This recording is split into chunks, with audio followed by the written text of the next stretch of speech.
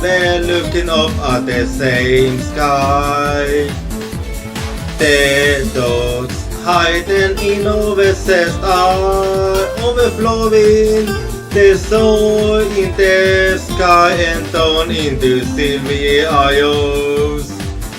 Over pain of not being able to find disorder is making the path of the dude become hazy.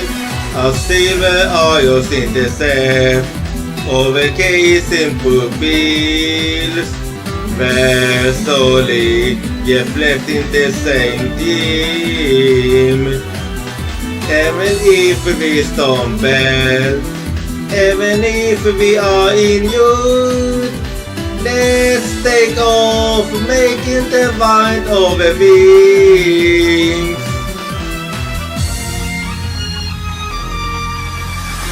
In a faraway place where not even our voice can reach, we are solely looking up at the same sky. No, I can finally feel it upon me again. We will meet again. I don't ever need a reason. When through a tempting hearts become closer, they will illuminate the path of you. As the yellowest silver isles beast overseas, let's make a nod to the blood dripping from our wounds. Even if we inflict pain, even if we inflict injury, we will not let go of our bond.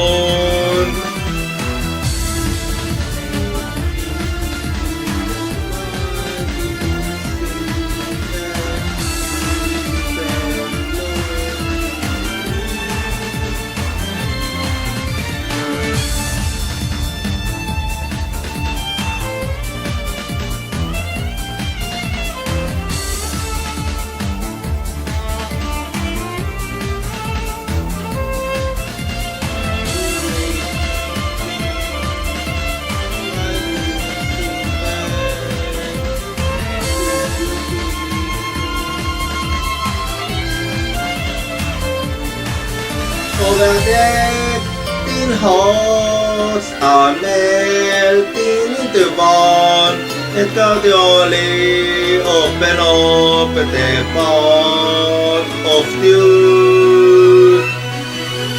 As silver isles in the sea, overgazing pupils, where solely reflecting the same dream.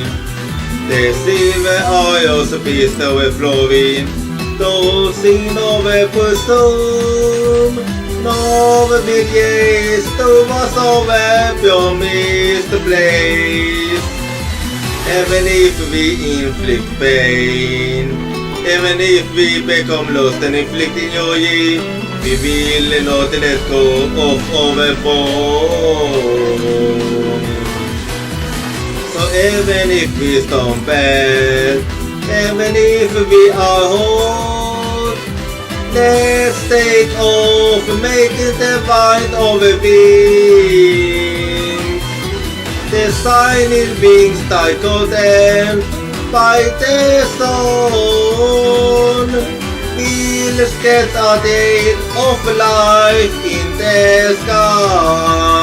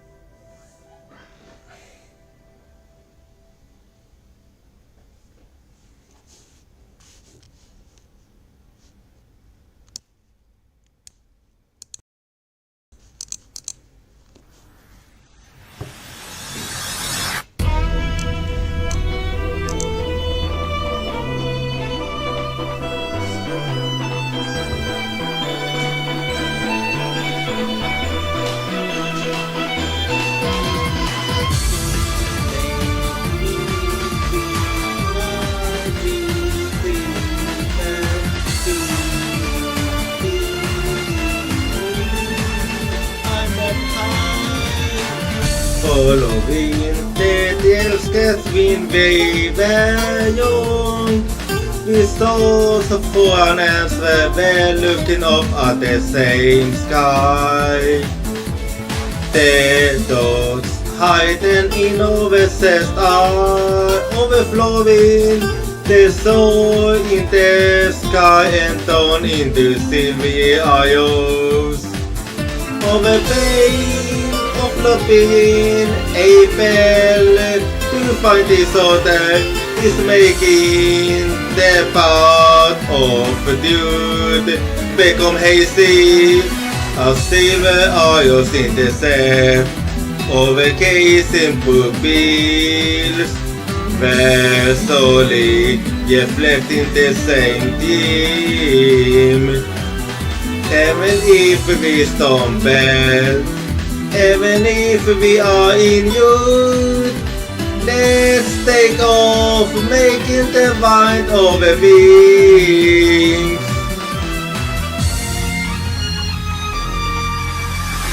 In a faraway place where not even our voice can give, we are solely looking up at the same sky. No, I can finally feel it upon me again. Meet again. I don't ever need a reason.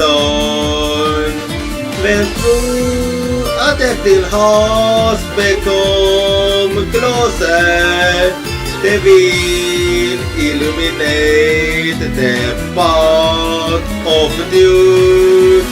As the yellow silver eyes feast over says, let's make a note to the blood deep in from our wounds.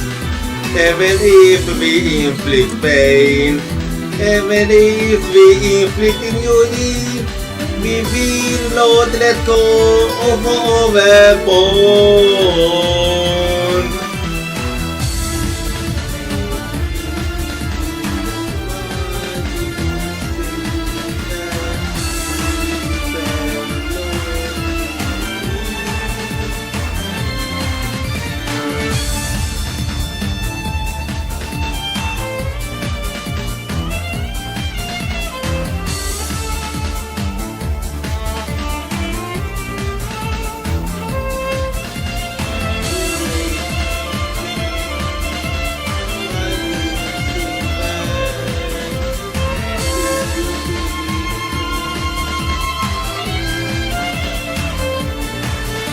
Over there, in hearts are melting into one, and gradually open up the path of truth.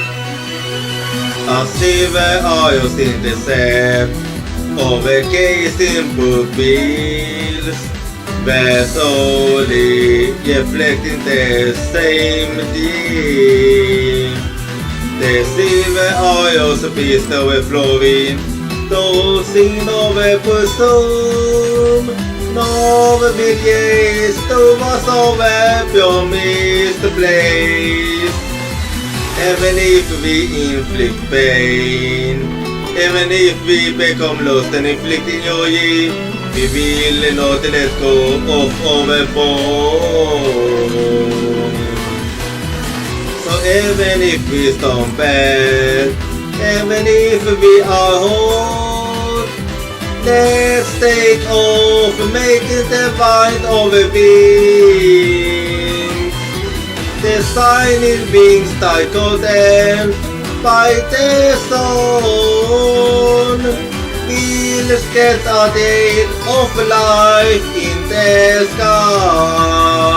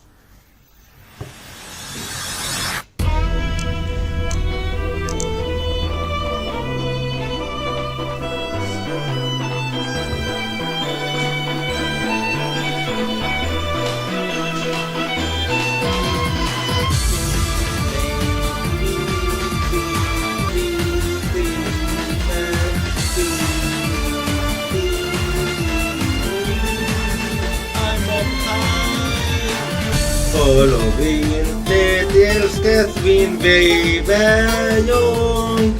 We saw so far and we're looking up at the same sky. The dogs hiding in overcessed are overflowing. The soul in the sky and down into silvery eyes. Over pain of loving April to find disorder is making the path of dude become hazy as silver eyes in the sea over casing pupils where slowly reflecting the same theme. Even if we stumble, even if we are in youth, let's take off making the mind over wings.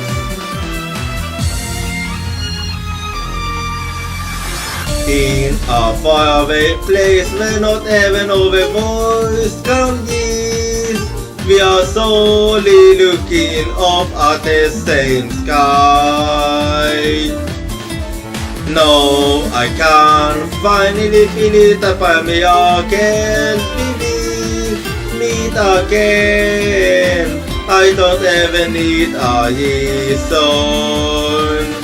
When through a tempting hearts become closer, they will illuminate the path of duty. As the yellowest silver eyes beast overseas. Let's make a note to the blood deep from our wounds. Even if we inflict pain, even if we inflict injury, we will not let go of our bond.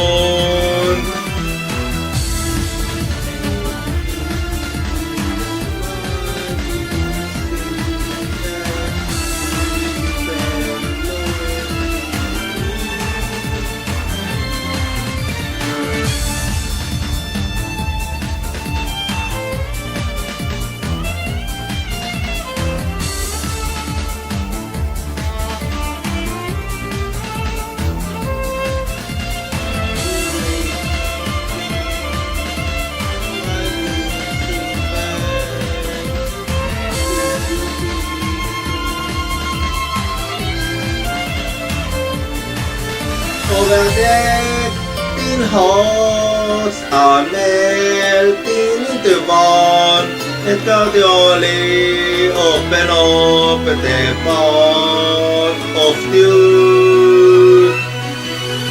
As silver eyes in the sea, over gazing pupils, where slowly reflecting the same theme.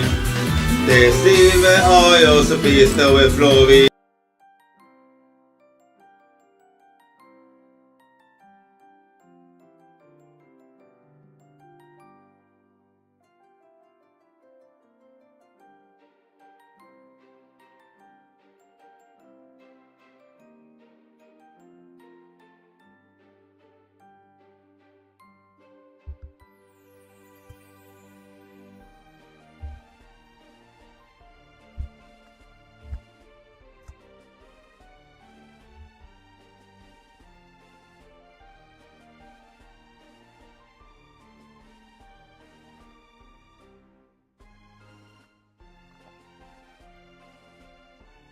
Hello, good evening, konbanwa, and how's it going for you?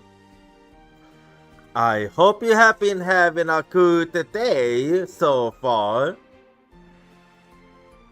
For me, it's actually been, well, I would like to say it's been a good day since så you remember how I talked about that extra job earlier Well, I was speaking a bit with the recruiter for it, and well, I was actually interested at doing some extra job, so he have signed me up as interested, and next week, so will we have a little online meeting, and he will tell me more about the work and what I'm expected to do and all that. Because honestly, it really does seem like a good one for me to get some extra cash while I'm looking for an actual job within gardening, hopefully. So it's actually going quite good because extra money is always nice, especially if you like me on a tight budget, then you need the extra money. Anyway, and also, so the weekend is almost here, so how have your week been for me? For you, I mean. For me, it's been quite a good week actually. Basically, I've used to be in job hunting, but I have also helped my dad a bit with his garden. And do you have any plans for the weekend? For me, well, so I know I haven't really talked about it that much, but I did actually talk about it a bit earlier this week. But anyway, it's Diwali this week. This for the ones wondering, Diwali is the light festival that we celebrate in Hinduism. So I was thinking about going to the temple to celebrate Diwali tomorrow evening. Because I actually like going to the temple. If I haven't told you before, there just is something about the temples that I really like. Anyway, so today we're gonna be playing some Ace Attorney Speed of Justice. But before we do that, so today I'm 21 Bruni, and I'm also 8% delicious. And also for the question of the day, do you have any phobias? For me, well, I don't have any phobia myself. However, when I was a teen, so did I actually have 2 phobias, which I managed to overcome. So, my first phobia was heights, but that's basically what most of us have or had. And my other phobia was I had a phobia towards the wasp hornets in the past, which actually isn't really that surprising, because we all know how wasp and hornets can be like, but I managed to overcome that too, so now I don't have any, at least as far as I'm aware. Or if I was to say that I had one, I'm not really sure if it is I don't really know if it is autophobia tire or not, but I actually suspect that I have some kind of phobia towards love. But that's hard to say because I also have some interest in it. So it's really not easy to say if I have a phobia for it or not. Anyway, and since it's Friday today, you most likely wondering what thing I have today. So today, I'm actually not big, I'm not really big on yet wine, but I decided to go for something different. So this time I went for yet wine from Argentina with does it say how well it says 2022, but I don't know if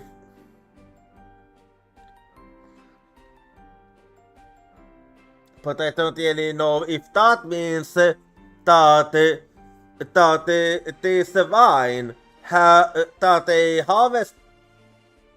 No, I really don't know why it says 2022. Anyway, so I went for some yet wine from Argentina, some Pumemillo Malbec. So if you wondering why I'm not big on yet wine, it's because unlike white wine, yet wine have this kind of burning feeling, burning sensation. So let's see then.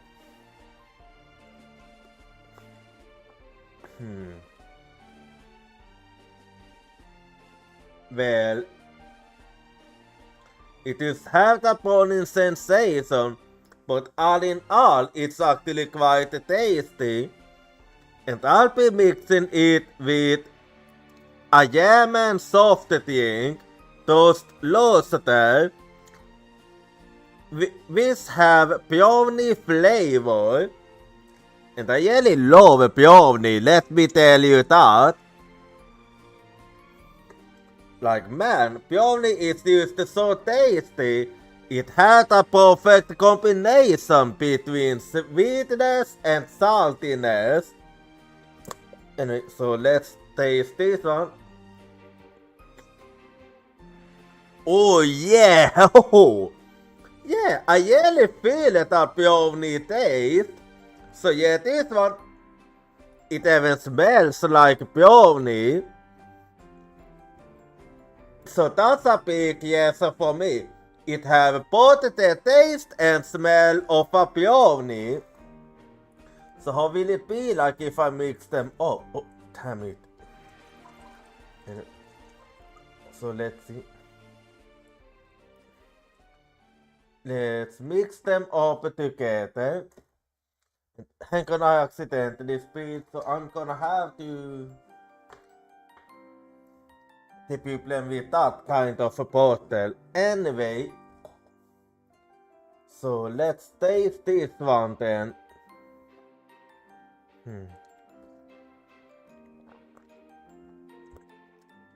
You know what? It's actually really tasty. Anyway, so now that I have fixed my thing, it is now time to play her.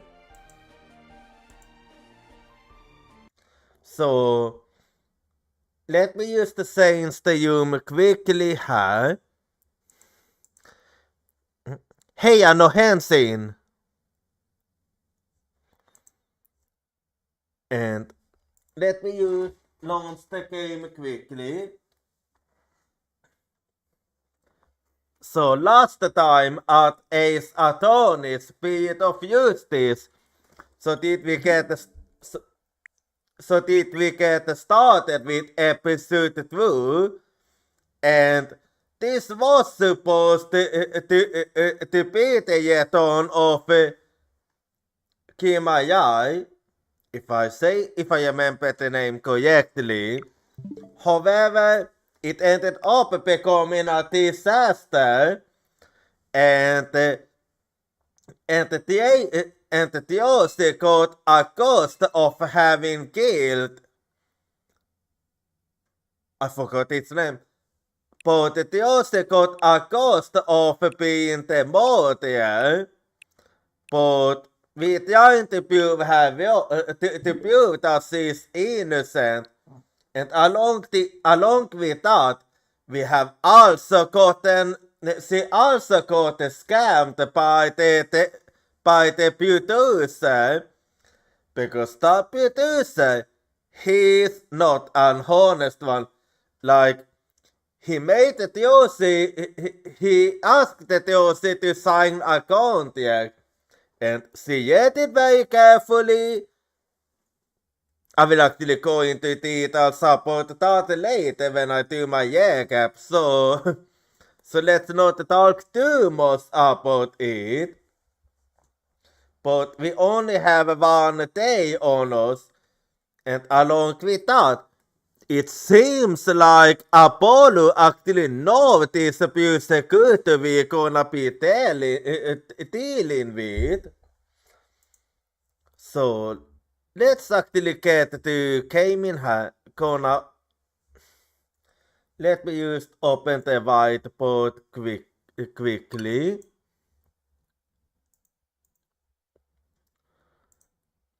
There we go.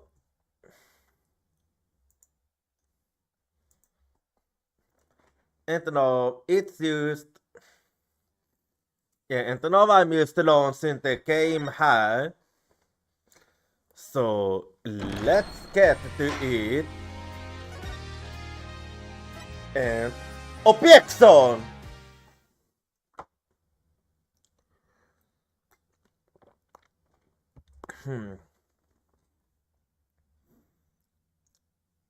Oh, and this attorney, he's from I'm gonna say Kenya because I keep forgetting the name. But yeah, he's a foreigner, this attorney. Anyway, April 28, 9:15 a.m. District Court, Defendant Lobby, non-petit. As per usual, I'm gonna have to remind myself of everything so far. So they use the attorney's page, the usual, and has the diagram of the states, which also shows the on the states, and this is where the victim was killed. And oh yeah, camera. And this is actually a poster from 13 years ago with camera and he's the one that created the tube camera, and he happens to be Theos's father. But he's sadly dead, and he's, if I'm not mistaken, at prison, and he's the victim of this case. And actually, we didn't get to know him most because he wasn't part of the Tube for long, and since Theosis murder, and also Apollo's murder, I can mention. Yeah, Apollo and Theosis are siblings, and this is the soul script for Bonnie. So at 9:30 a.m. so was Mr. Yoss. At 9:30 a.m. så was Mr. Joyce, vissa kan mention he's Mr. Joyce. That was how it was. He's Mr. Joyce. Just so you know. Anyway. So at 9:30 så var sitt akt 1 vid vem Mr. Joyce transformed into a dragon and Joyce performed her hot trick to defeat him. And at 10:20 so did Polly do her teleportation trick because she wanted to revive Mr. Joyce, and she was gonna use Joyce as sacrifice, but Joyce was supposed to use her escape trick, so she wouldn't get sacrificed. However, after she did that, that's when the incident happened in which Mr. Yeos got killed. And at 11, so was it the final act with the final battle. And Mr. Yeos was supposed to pull off a fire trick. However, because of the incident, this final act never happened. And this is Kamaya's notebook, which belongs to Kamaya. And it's very important for you to do. And and apparently so was Mr. Yeos attempting to steal it for money. Because this one is highly valuable, because there are lots of people that are prepared to pay tons of money to get their hand on this. And has the crime photo, but you know, there's one thing that's very strange about this one. So, do you see? When Joyce stabbed the sword was supposed to go on the side of him, like it was supposed to go here, but for some reason it went there instead, and that's actually impossible well inside the coffin, which can only mean that he was killed before he entered the coffin. And here are the various fingerprint results. So, naturally, since Bonnie didn't wear any clothes and we can see that she did actually touch the lid during her act. So, finding Bonnie's pins on the coffin lid, nothing usual. Finding pins on the side panels made by Mr. Joyce? Well, that's not really that bad since he was in a very cramped space, so that does make sense. However, here comes the interesting part. So on the top panel, so did we also find some fingerprints. However, we couldn't find a match, so who that belongs to, we have no idea. And Joseph was wearing clothes, so that the only she would believe in any fingerprints. And something important to note here is that Mr. Yeo's palm prints was actually reversed, as you can see here. And this is the fire bucket, which was supposed to be for the final act. But since the final act never happened, it ended up becoming unused. And has the contract that Joseph was signing. So, Article 1 basically say that the first party, which is the program broadcast, was was supposed to pay for all the expenses, but but in but because yeah, so the first party, which is the broadcaster, was gonna pay for everything, but in exchange, so wanted the broadcaster gain the rights to broadcast the magic show on their own channels. And this was in the contract that Jochira was signing. And then for Article 2, if it was the fault of the second party, this meaning Jochira and the rest of the magic show cast, if it was their fault that the show got cancelled in any way, so would they have to pay $3 million to the broadcaster. And this one, according to Jochira, so Article 2 wasn't in the contract when she signed it, and she said that she read the contract carefully many times,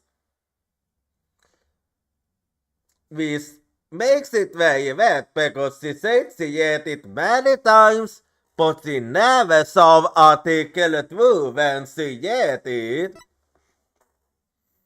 But it is a fact that they did sign it, making this contract valid. And has a Jochira's statement about the second act. So Bonnie did mess up with Mr. Hat's position and placed him on the wrong side. And because of that, so did Jochira have to do some quick thinking, since he had to adjust for a flawless performance. And because the lift was at the wrong place, she had to move the lift herself too. And then has the clipboard. So this clipboard is actually connected to the contract. And you might wonder why. Well, when we investigated this clipboard, so did we find out that this clipboard was actually used to scam orders, because Jochira was telling the truth when she said that she had never seen Article 2 before, because there wasn't an Article 2 in the papacy yet. However, right below the papacy sign, so was there another paper, and the signature she made on the first paper was also left on the second paper. And we will have to prove that, because if we manage to prove that, then we can make the contract invalid, because doing something like that is actually not allowed. And this is the stage lift that the Jochira moved. And also has the sword stand, so Jochira used a Uber sword. However, after the incident with the dragon falling down, Så dit det aktuell kulpit switch the djupesvåt vid det gällsvåt. Vi satte blut in it. And that was how they thought that Joseph was the murderer. And has the soul footage that solves Joseph escaped it. So, yeah, Bjorny managed to brainwash him, and he was supposed to sacrifice Joseph. And however, right when he was gonna do that, that's when Theosis escape happened. And there wasn't supposed to be anyone inside the coffin at this stage. Oh, and she's holding the djupest what I wanna mention.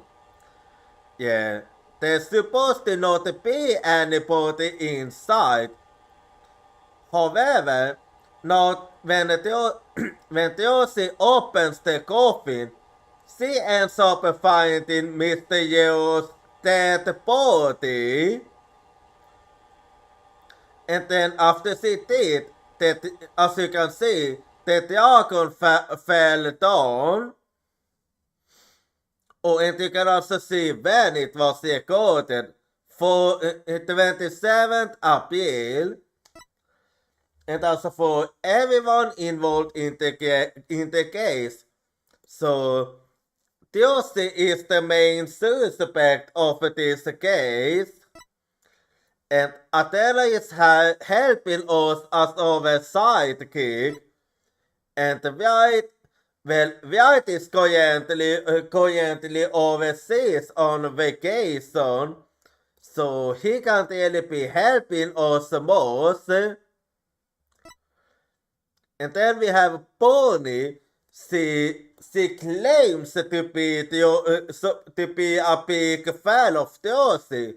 However, in reality, she's actually working together with Jochira since she belongs to the studio Jochira is the producer of. And she actually hates Josie with a passion. Or more like, she's jealous of Josie. So she wanted to do everything for her. And then we have Joachim Jetings, who is the producer of Take Two TV. And he's also known as Jetings Yaya. And apparently he's famous. And he's the one that scammed Josie. And we are about to lose over office to him. And here we have the great Mr. Yoss, who is the victim of this case. And then we have Emma Sky, who in this case is the detective and also a forensic investigator, which means she can finally do forensic job legally without anyone telling her off. Now it's up to her. Anyway, and that's enough of the year cap. So let's actually get to it then.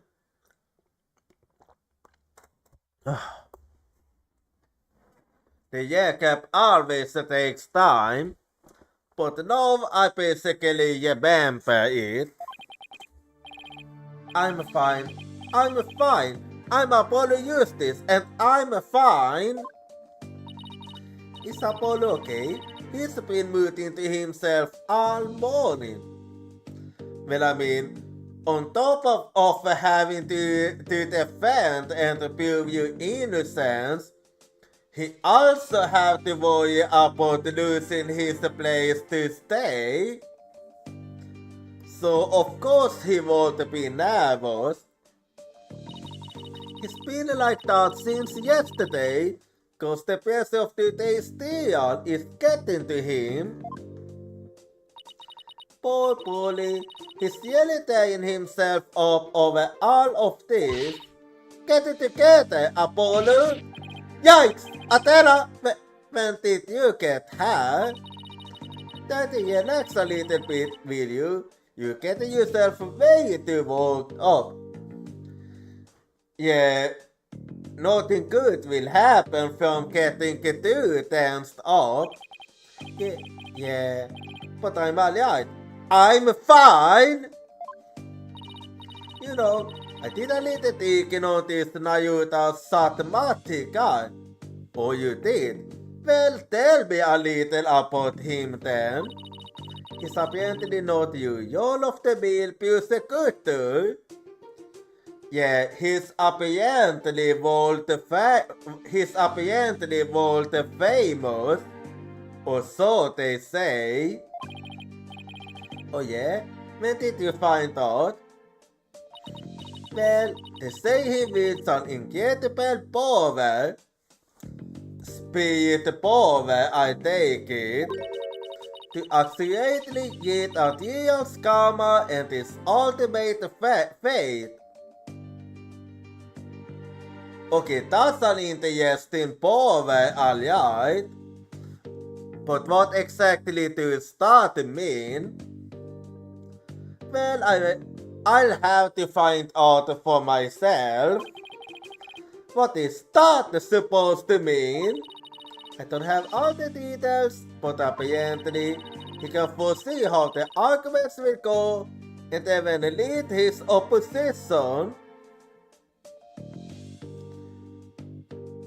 You mean, basically, it's gonna be what I'm used to dealing with. Not an easy battle. So the defense basically ends up going in whatever direction he has in his head. Okay, well I really have to be careful then. Man, this isn't going to be a cake of a wall. Wait, no, man, this is I promise that I can eat. Man, this isn't going to be a cakewalk if that's true. Emma did say she'd talk to him for all stuff. Has hoping that went well. Well, we can only hope, but I'm not gonna be holding my breath here. In any case, it sounds like he's going to keep us on overdose. That's why I know you, Yeti. Why I know I can leave Josie and the office to you. I believe in you, Apollo. Yeah, White did say that. Since I know he can't do it since he's away. Mr. White is putting his faith in me. I can't let him down now. Yeah, let's not disappoint him.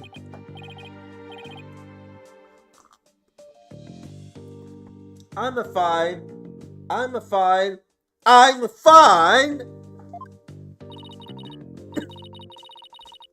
There he goes again.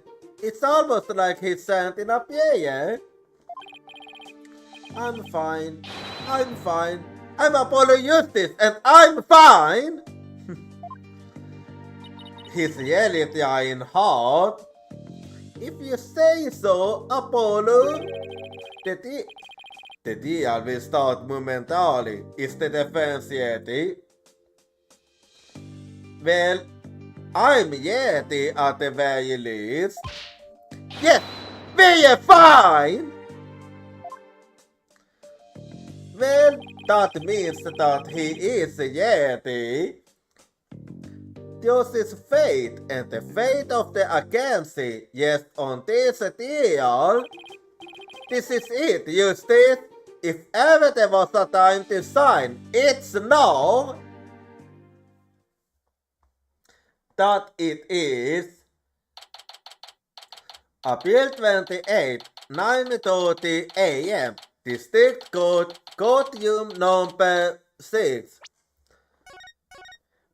And also, we have to finish this case today because if this gets extended by another day, then it will be too late because then we will have to pay up with money we don't have, which means that we will be losing everything.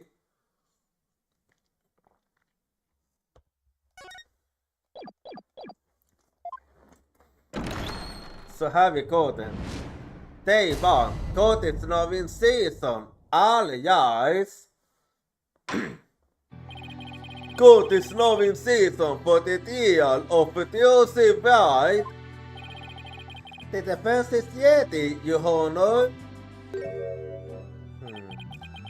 Så gärna gjort den. Inte byxekursen. You're not gonna... Don't tell me that you're meditating right now. Byxekursen satt Marty. 1,000 pardons. It was rude of me to keep you waiting. I was praying for the victim.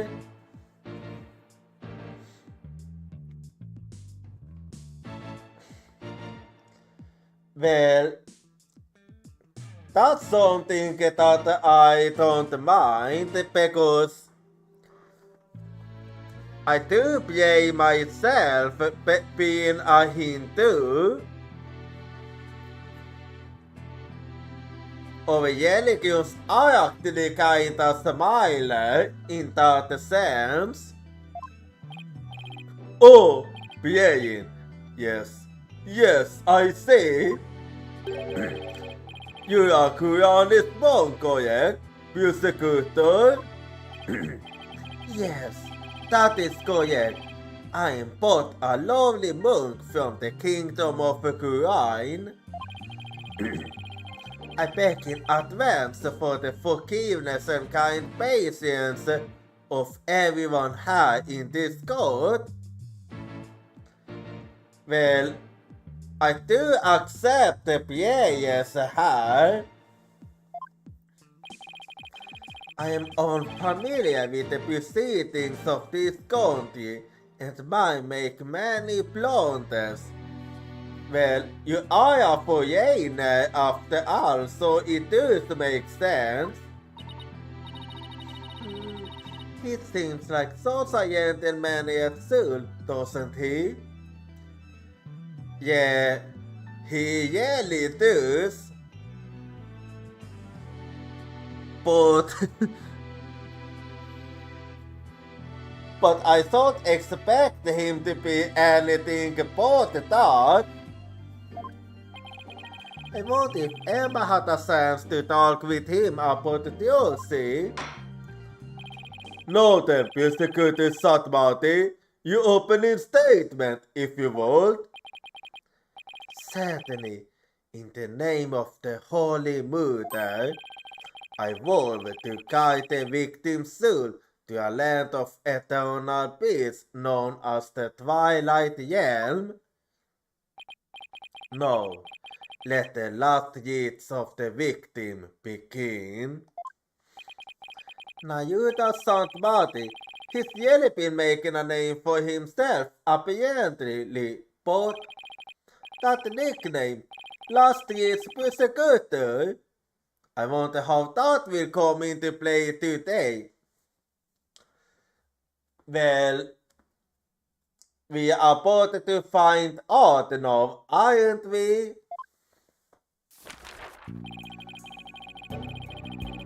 A long scroll, huh? The incident took place in the middle of a spectacular magic show. The accused performed a magic trick in which she thrust a sword into a coffin, which was supposed to be empathy. A coffin film with the body of the victim then spilled out, death from a fatal stabbing. The victim's name was Mano Misty. So that's his name. I actually never knew his actual name up till now. Otherwise known as the Great Mr. Yeos. His blood was found on the sword that was used during the magic trick. Except for the fact that wasn't the sword that he used. But I have to prove it somehow. Just knowing it isn't enough. I have to prove it. At the fire pot, the victim's yellow name was Manu Misty. His blood is on the motor weapon. At the fire pot added to the court record. So his death was just an unfortunate accident? That was the first claim, but not anymore. Mano Misty's at the fire pot. Time of death, April 27, approximately 10:30 a.m.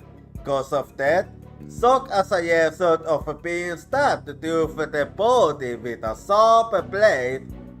The victim's real name was Manu Misty.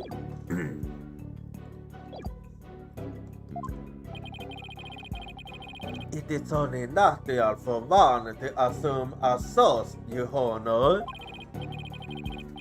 However, it was no mere accident, but rather a homicide. The prosecution's position is thus that this was a murder made to look like an accident. I see. And you believe this crime was committed by the defendant? After a thorough consideration of all possible scenarios, I unfortunately had no other choice but to conclude as much. But is that really the case? So that's how it's going to be, ho? I guess Emma couldn't convince him after all. Yeah, he really, from what he said, he really tried thinking of other ways. Very well, and now let us hear from the defense. Naturally, we maintain that the defendant is innocent, Your Honor. If the defense wouldn't mind. Don't tell me that's gonna come into play now, one of his skills. Could you please explain your reasoning? My reasoning? Well, that's actually something we never have had to do. That's actually something we never had to do before. So that's gonna be a bit different from the usual. I would have to say that my main reason is because I believe in the defendant. I see. So you find it difficult to come up with anything more concrete than that, do you?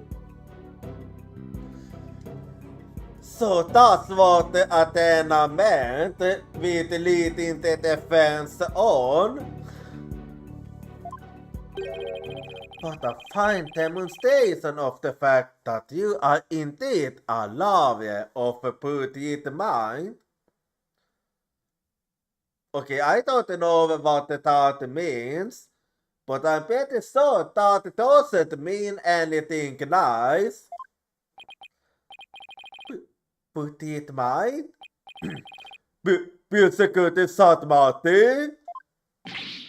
Excuse me, but I don't...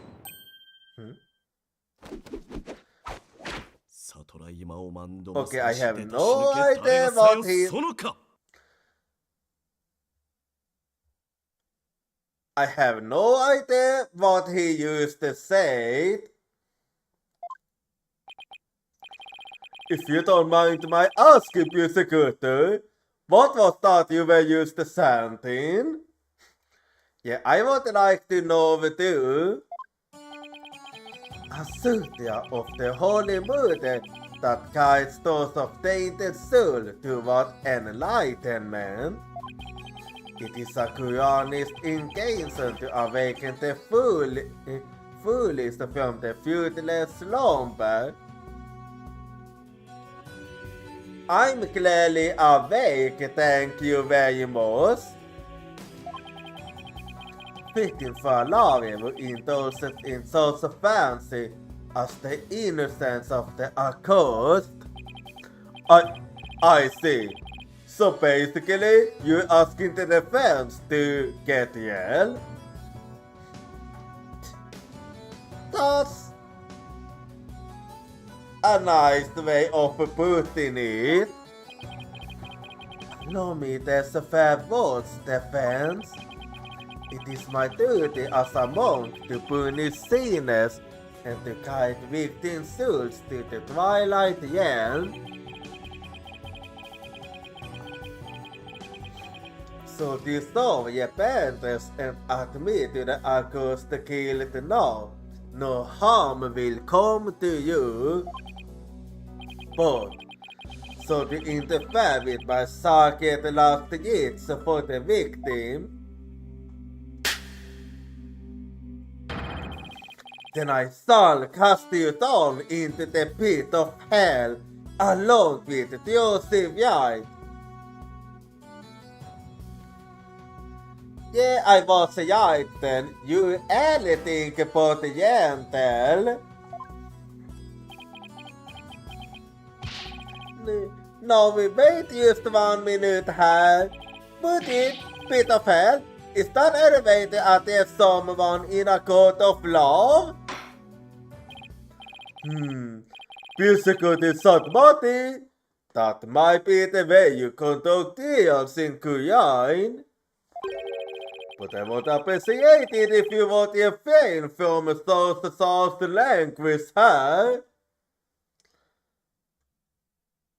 I mean, let's face it, soft languages have been used all the time, huh? Your Honor, that was but a Quranist sermon for those who have strayed from the path. Harsh words are often necessary to admonish condemn people deviants who cannot see reason. Oh, I see. I didn't realize. You point it so easily, man. Like always. I constantly do hate the defense attorneys in Quran, huh? And still, that was way over the top as far as weapon apples goes. I don't know. I'm actually used to eat myself. But then again, I do have a sharp tongue. And the deers only used bacon. Well, defense, I suppose the way up is to good to these things varies by county. Can I ask you a question, George? Have you heard this saying, when in human, do as the humans do? Why don't we look at this as a cross-cultural exchange and try to be open-minded about it?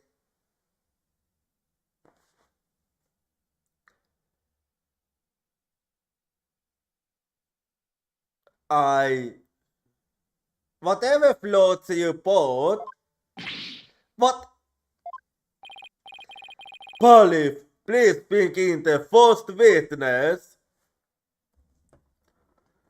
Vänta. What? Uh-oh, it's back. Her old habits are back, and she's a grumpy like always. Hi, I thought that the grumpy Emma was gonna be gone forever. But that doesn't seem to be the case. Also, hang on, I'm just gonna fill up quickly here.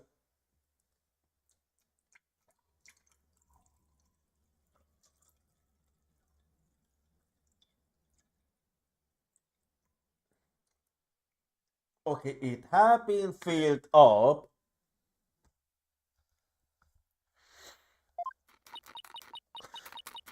Okay, how much are you gonna eat? Detective Sky, the costume is no place for costing yourself. What's wrong with having a little snack?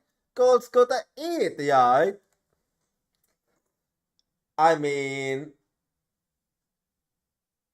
couldn't you have eaten earlier? Theo seems a little stressed out. I would say a little more than little. Detective Sky, your testimony, please. Yeah, yeah, about that. Oh, hello there, Maxie.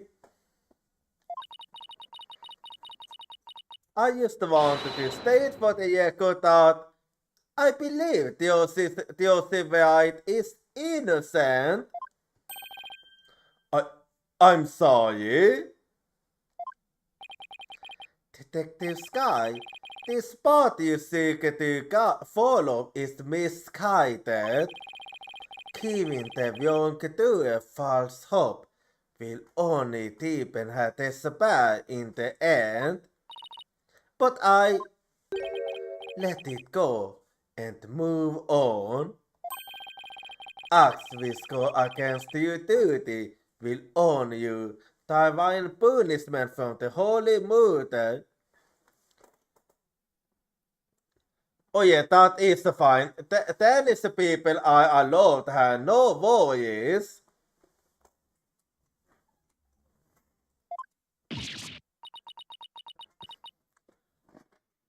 Yeah, he's been like that all the time. Take it easy with the eating now. Fine, I don't know about the divine part, but I get the punishment bit loud and clear. Because Emma got assigned tons of paperwork or something for sticking up for the OC. Yeah, that might actually be it. See, and persecuted South Marty don't seem to get along very well, do they? Shall we continue? The persecution contends that the accused had a clear motive. The evidence, if you would, Detective Sky. Alright, please take a look at this poster. Yeah, that one got cancelled, alright. It's a typical Maya poster from 13 years ago.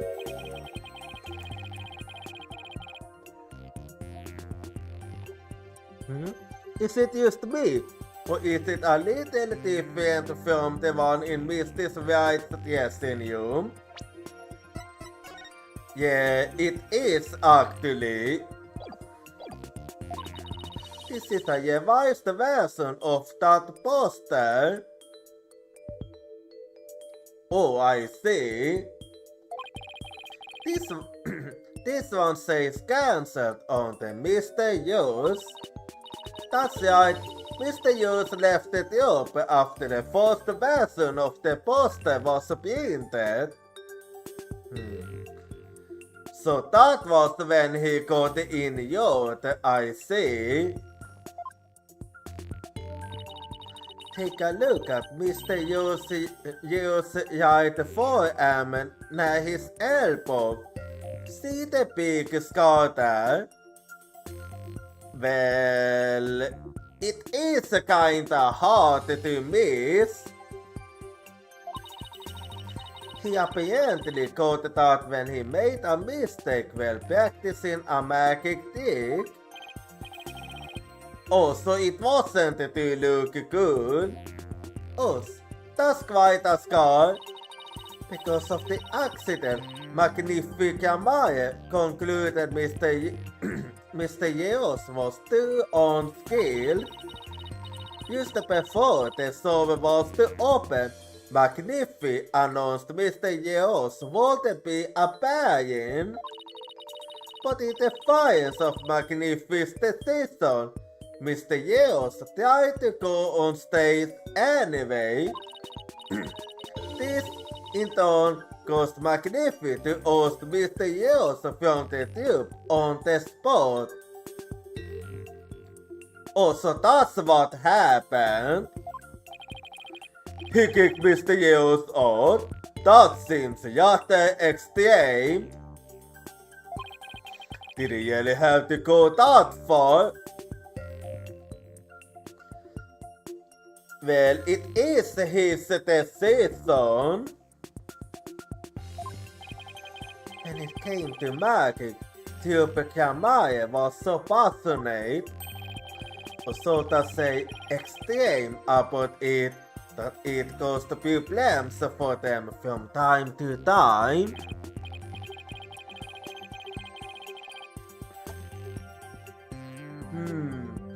Yes, they even caused this quite a mountain of trouble with the extreme antics.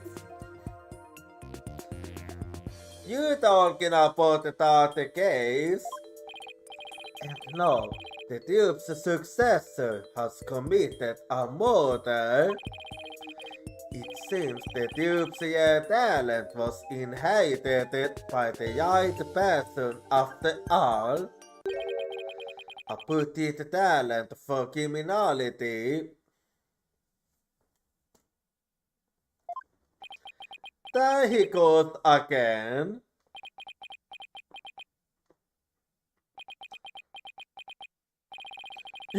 You stormed out the extreme yourself, prosecutor. Criminals with impulses do not deserve sympathy, Your Honor. Sold a monk really be saying that? Ahem, as I was saying, after his expulsion, Mr. Yeos apparently went on to hold a grudge against the Duke. He would tell those close to him, I will get my revenge on Duke Kamaye someday. Revenge, That certainly sounds antagonistic. 13-year-old poster, Mr. Yeos was apparently ousted from Duke Kamaye 13 years ago due to an injury he sustained. 13-year-old poster updated in the court record. And then, his chance for revenge finally came, if you would be so kind, Detective Sky. Alright then. I guess I don't have a choice, do I? You really didn't want to do her. The defendant's motive. The victim planned to get his revenge on Duke Kamaye during Theos's magic sword. Mr. Yeos was going to force steal the Kamaye notebook from the defendant. Well, I can testify to that he did actually attempt to. He then intended to reveal the secrets behind the magic tricks to the soul. That was the victim's plan for events. And when he did in fact steal the notebook, the defendant murdered him before he had a chance to reveal the secret. But Joseph wasn't even aware of this.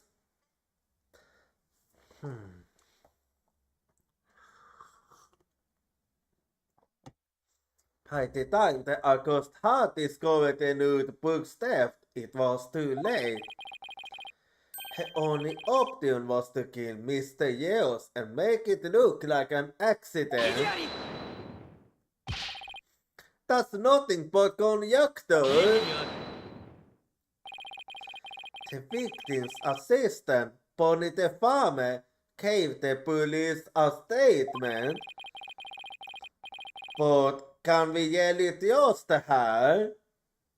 She testified that just before the start of the show, Mr. Yeos said, I'm going to reveal all of Kamaya's secrets on stage today. But did he not? Well, that isn't exactly a great starting point for a portal, is it? Yeah, it isn't.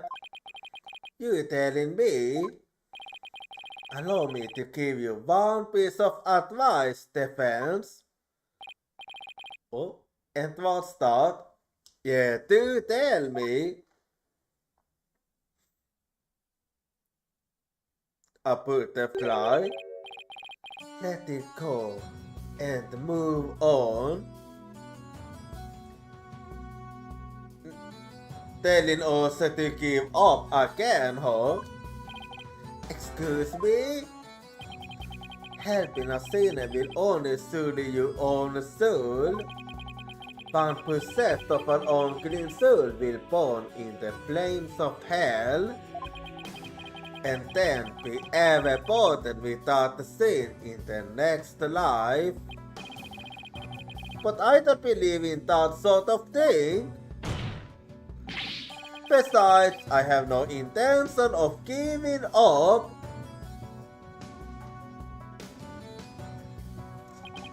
Oh, holy mother, can't me the strength to deal with this booted lawyer? All actions have consequences, and yours will solely earn you the honor of being a mere stinkbug at best in your next life.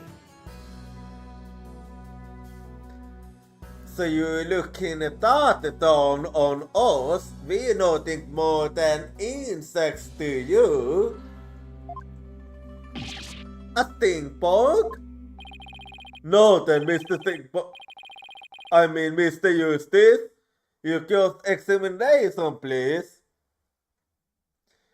You was not literally gonna call us about it too, was you? Anyway, cross-examination time then. So here we go now.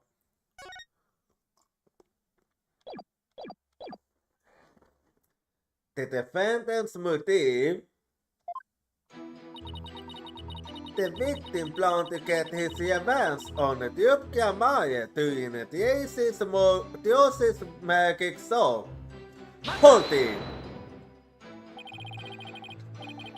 Even after all this time, it's been 13 years already.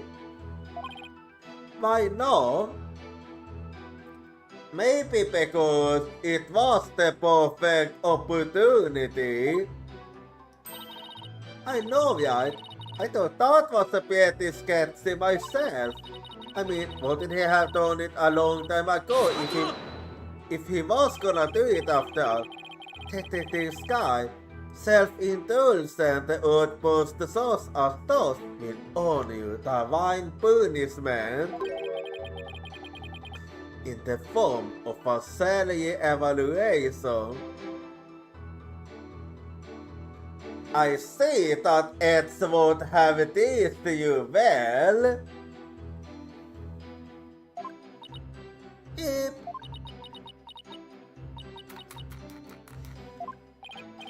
wait, that's what divine punishment means? Apparently, let the detective have her snack. This humble servant of the Holy Mother shall explain. Over a decade ago, typical Maya was at the height of their popularity, but then the repetition declined and they had all but faded from public memory. Until recently, that is, when Joseph White sought to recapture their former glory. The defendant, and at such a young age too, how impressive!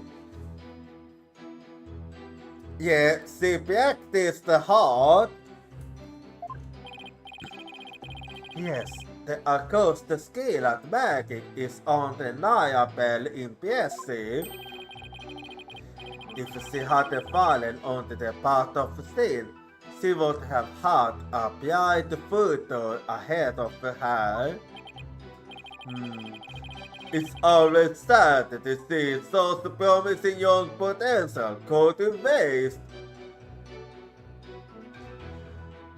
Isn't that too early to say? No, then this guy. How did Mr. Yale's plan to get his revenge? And please put down the snacks before you continue with your testimony. Yes, Your Honor. Okay, those are puppy eyes. Mr. Yales was going to force the steal the Kamaya notebook from the defendant. Hold it!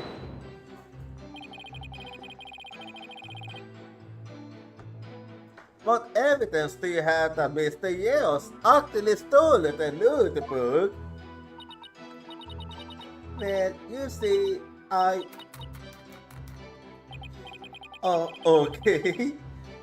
Well, take your time. Whenever you're ready, detective.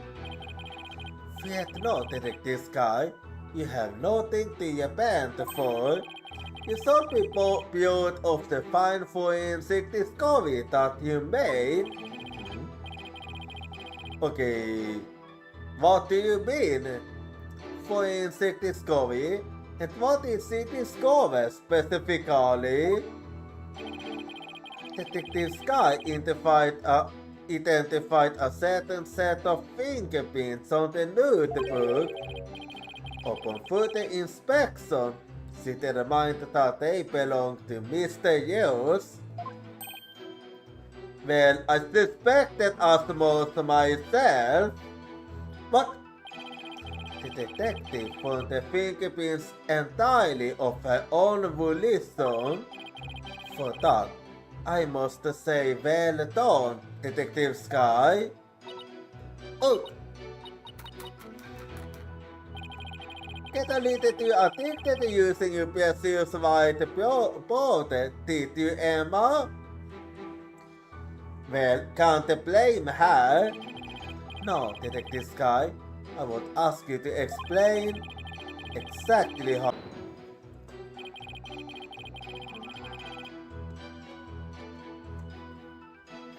I'm going to reveal all of the Dupka Maya's secrets on stage today.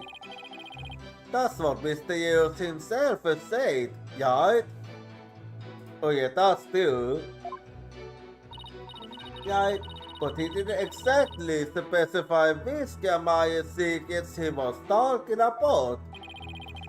But the prosecution thinks he was referring to the secrets behind the Dupka Maya's magic. Yes, that is the prosecution's assertion. When the August realized that Mr. Yos was the evil, her family's most closely guarded secrets initially panicked. So basically, Josh's notebook was hidden in Mr. Yo's things because he had stolen it himself. Basically, yes. I see. Julie, a mutant that only a magician could have. Yes, that's what the persecution believes anyway. That was the victim's plan for events, and well, he did in fact steal the notebook. Hold it!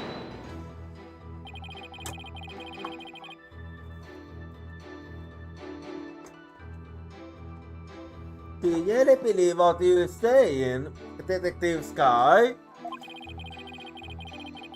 Do you really think Mr. White killed Mr. Yos to stop him from getting his events? Of course I don't think that.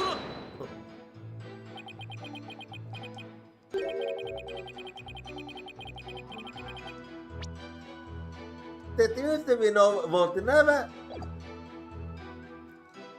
keep your private consideration separate from your public duty. We're not even allowed to have an opinion now. I want you to put this very thing before the trial began. Did I not, Detective Sky? Yes, you did. Please recite my exact words to you. Emma Sky, you are a detective first and foremost, not a ghost friend. Remember your duty and fulfill it faithfully. Excellent. So you do remember what I said to you? Your devotion to your work will be rewarded, for the holy murder sees all. This holy murder is no scientific concept I've ever heard of. Those two really don't get along, do they? Yeah, they don't. Well, Science and religion go together about as well as oil and water. I mean, depending on how you do it, they can actually go hand in hand. As I was saying, the defendant murdered him before he had a chance to reveal the secrets. Hold it!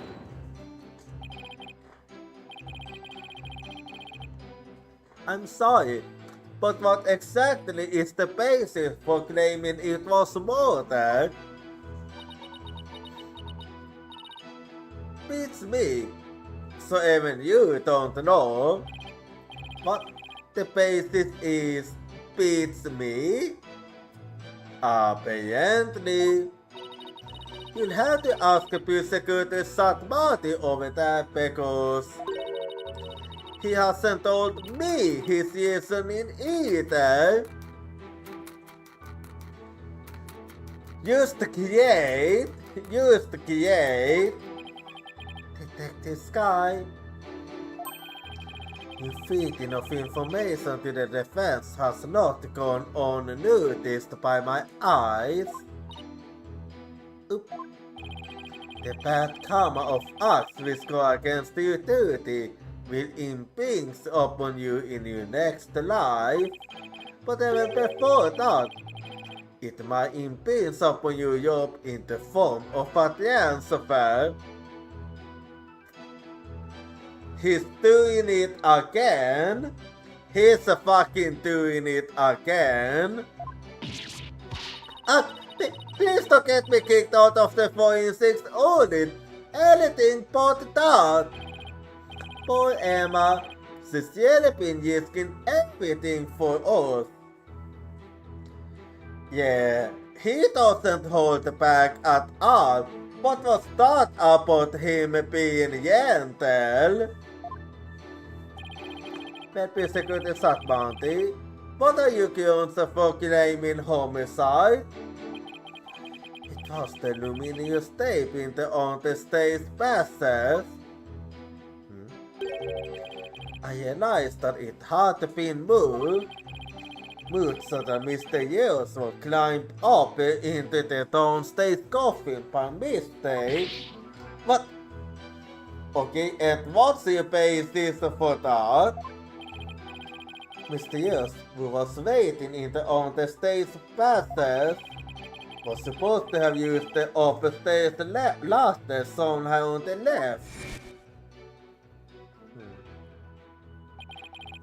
He was to climb up into the coffin that had been set up in the backstage area.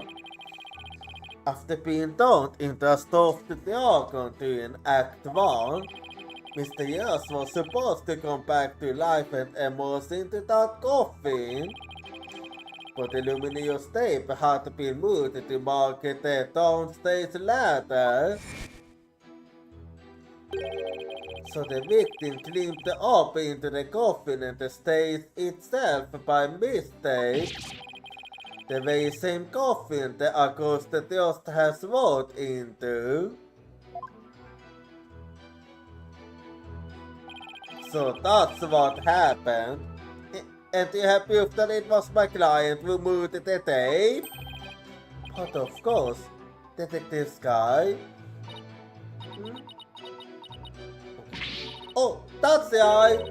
I identified the defendant's fingerprints on the luminous tape. You what? He actually had proof? Very typical. Well, defense, are you finally ready to let it all go and move on? Absolutely not. Detective, please add the information about the pins on the tape to your testimony. The defendant's pins were on the tape. I could see most removed it during the song. Hold it!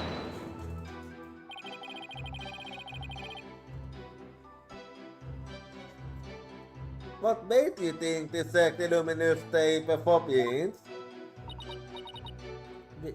Well, because you felt like it. Please don't tell me it's because you felt like it. I bet it was detective's intuition. I just noticed the tape, but used about everywhere for fingerprints. Oh. I tossed pretty much every single surface into the other. I mean, it was so nice to be able to toast for being sweet and anybody getting mad at me. It's great that you're enthusiastic, Emma, but there is such a thing as too enthusiastic. Yeah, I've been accused of being too enthusiastic myself, so I do get what you mean. The tape was moved to guide Mr. Yos into the coffin that was downstairs. If that's true, it does sound like a murder rather than an accident. Certainly doesn't help that Yos's pins are on the tape. Exactly.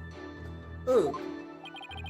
I wish I know what sound would ever be appropriate to make in this situation.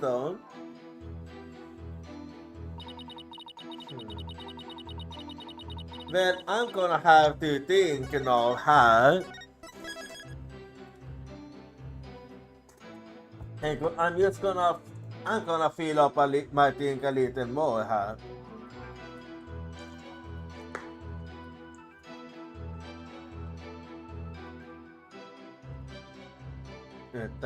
Okay, there we go.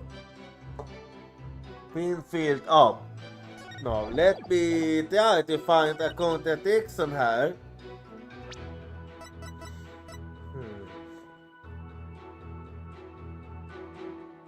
Well,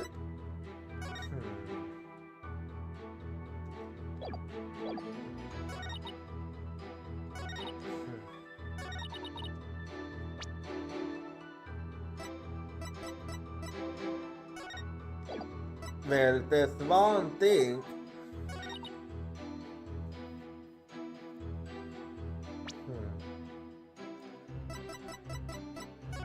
But there is a problem here.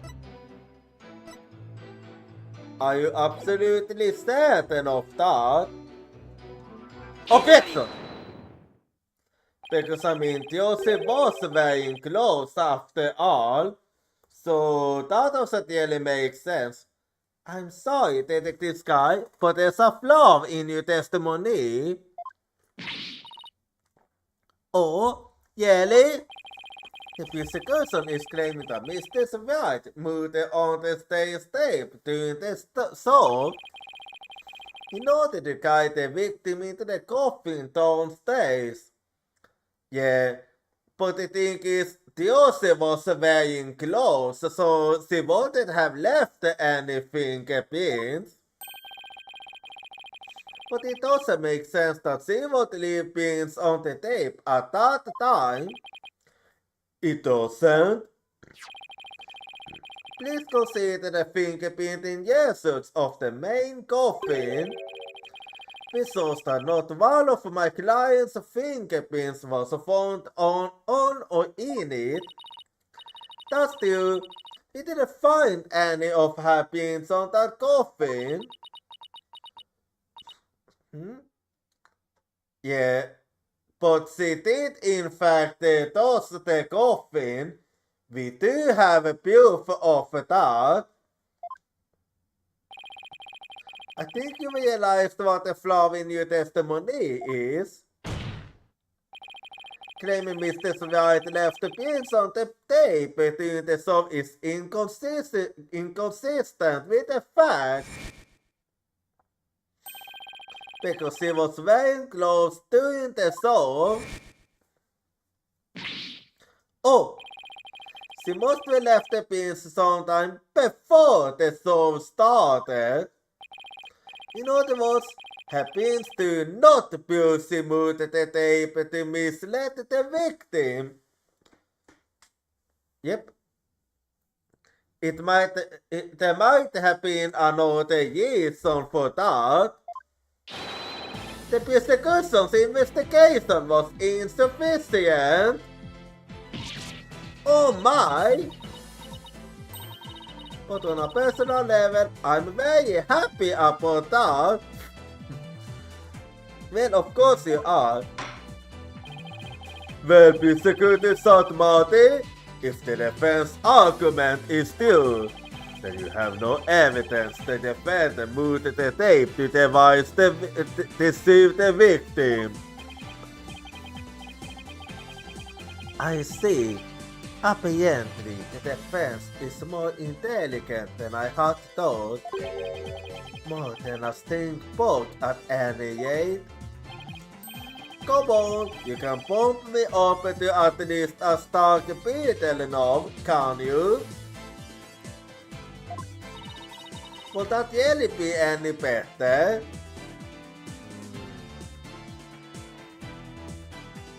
If you ask me, I want to say yes. Of course, way better. Stark beetles are cool with those huge multiples of death.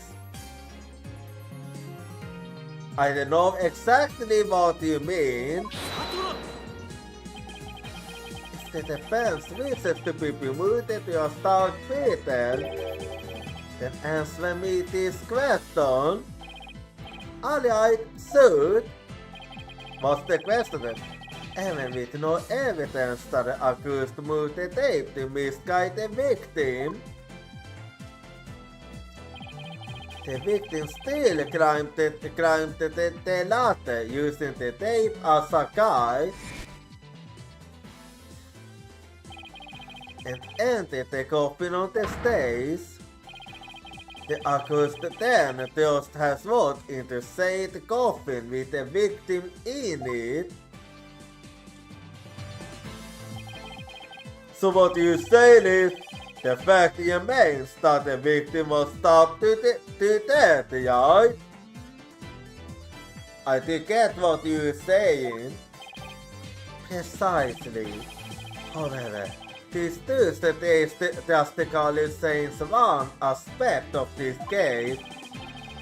If the accused did not lead the victim into the coffin on purpose, then it means the victim's death could have been accidental. So we are back to that now.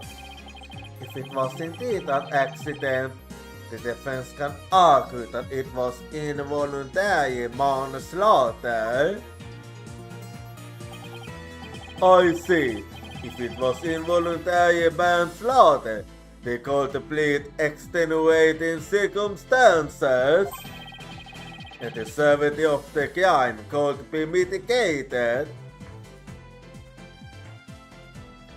Well, I'm not satisfied with that. Defense, if you believe the accused did not murder the victim, then do you argue that it was an accident? It wasn't an accident neither. This is it, the all-important question. The defense argues that Mr. Yu's death was... I would like to believe that it was a murder, but not a murder committed by Jochira, but a murder committed by someone else.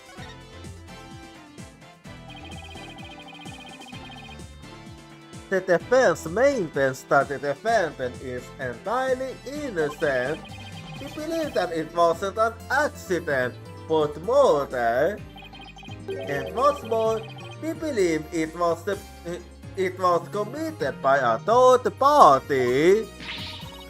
A third party? As in that you could be someone else? Yep, we did manage to find the evidence of that too. I mean, of that possibility too. So I'm not speaking Gibbs, I do have a proof of that. That is quite a blatant claim to make, and one worthy without grounds. Oh yeah, now. Your voice is as loud as you should, and your mind echoes just as loudly in emptiness.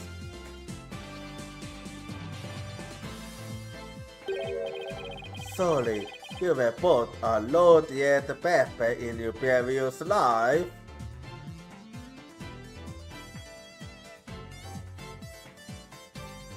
I see that as a honor myself, because I do love Pepper. I've been demoted to a vegetable. Don't you mean promoted? Wow, I didn't know a person could be reincarnated as a non-sentient plant. In any case, I do have grounds to make this claim. And that is it. Let us hold this reasoning of yours then. Alright, but before I give it, there's one question that we need to address. If the victim was killed by some third party, then the sword the defendant thrust into the coffin wasn't the cause of death. If that's the case, then how did we wind up with a dead body inside the coffin? Good question indeed. A very good question. Now, let's hear your opinion, Mr. Eustace. How did the victim's body wind up inside the coffin? Well, I do have a speculation about that. Because from everything I have seen, I do believe he was actually killed on the stage before he entered the coffin. What if the victim was killed onto the stage before being put into the coffin? In other words, what if the victim was already dead in the coffin from the get-go? Oh, I see. In that case, the defendant's vote wouldn't have been the cause of death. How do you respond, Prosecutor Marty? That is the third time. What do you mean? The third time of what? Here! Okay. But what the heck is this? Oh. 悟ら今を何度も覚まし出た死ぬけ誰がさよそのか Okay. Him. Oh, my head hurts. What do you think you're doing? Well, that sounds a bit påverkat där. Även the merciful Holy Mother loses patience if she is struck 3 times. Since you never learn, you needed to be punished. Why don't you let me worry about what I need and don't need? It is what it is so for interfering with my sacred last rites for the victim. You are a painless lawyer, chasing phantoms. You know nothing. Let this humble servant of the Holy Mother give you an edifying sermon. A sermon? No. So we're getting a sermon now, I see. There is a passage in the sacred scriptures of Guianese. A cornet frog will swallow even a snake. Okay, I have never heard that saying before. Huh? A cornet lawyer has unexpectedly struck back hard against the prosecution. Did I get it right? Ah, okay, yeah. Well, that is true. No, for I am not done with my sermon. And yet, the frog still dies, its belly biting and torn from within. Just great. So you're telling us that we're gonna die? And in this case, you are the frog defense? What exactly is your point anyway? Let us assume for a moment that the victim was killed on the stage, who then had the opportunity to do so during the show. Let's see, the people in the show were... I have to think. Only the famous, the victim, mysterious, and Joseph White. Yeah, that is true. Only the fame was on stage still for the entire show, as easily confirmed by the footage from the show, which leaves us with only one suspect, Joseph White. Yes, he wasn't on stage, that's true. Now, do you see? The accused killed Mr. Yost as he waited on standby on the stage passage, and then placed his dead body in the coffin above, thus making the murder look like an accident. No!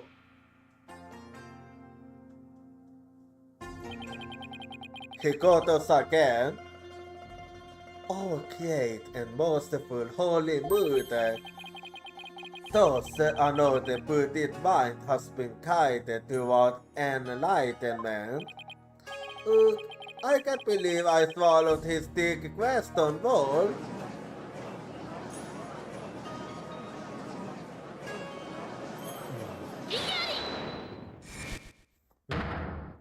Athena? Sorry, but I have to raise an objection here. Athena, what are you? There's something I want to point out, Apollo. And that is, and who might you be? You strike me as a man child incontinence. I might be young, but I have an attorney's space used the same. And you won't contribute to this discussion in the capacity. That's right. I must certainly vote.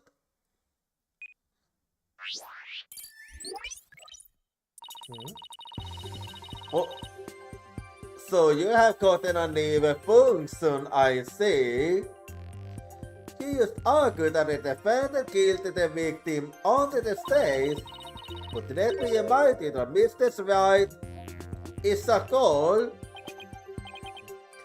Clearly, solidity is an objection simply to point out certain obvious facts.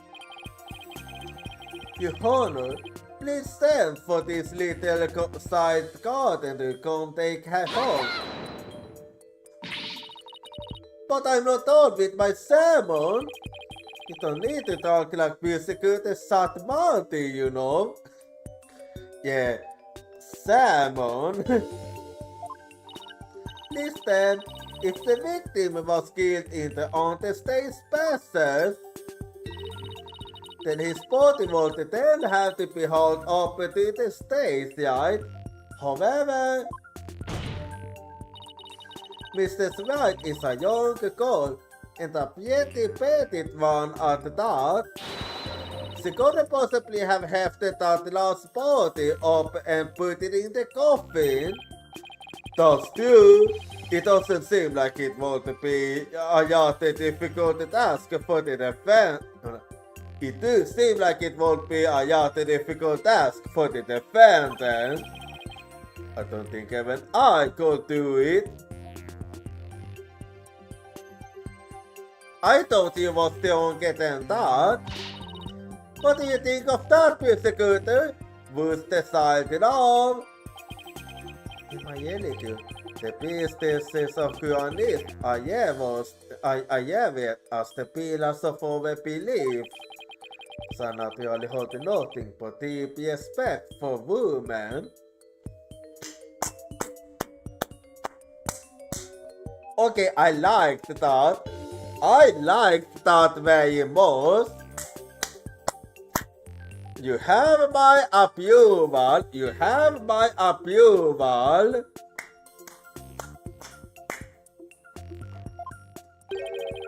I also think highly of the female perspective. Okay, what do you mean with that? Since the man who called his fair maiden a little child, well, I think in your case it was more because of your age. Who's a fair maiden? I agree that your point is worth discussing, defense.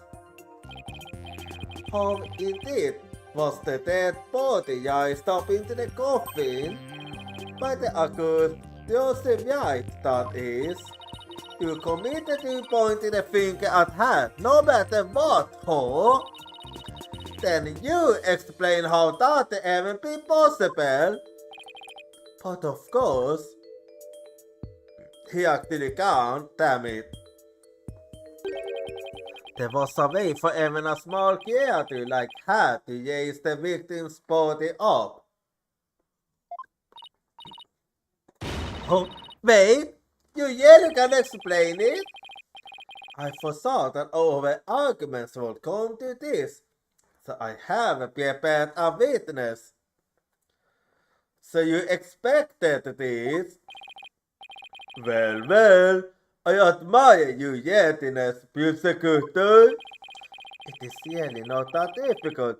when one can eat the ultimate outcome of any deal.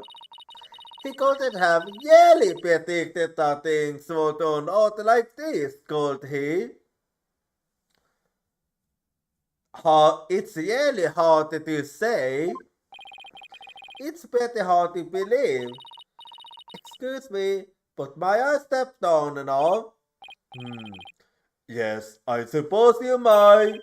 One moment, Detective Sky. Okay. I'm sorry for, the way I handled all of this. You did a fine job, Detective. Your testimony was invaluable. It was? Yes, you thought well as a detective and did not allow your personal feelings to interfere. You overcame the conflicted emotions you felt and performed your duty admirably. You will be awarded for your fine work. Oh, thank you. I hope we can work together again in the future. Don't tell me he's trying to get her to his side. Emma seems provided by the unexpected place. Because he's a pretty nice person, like they say.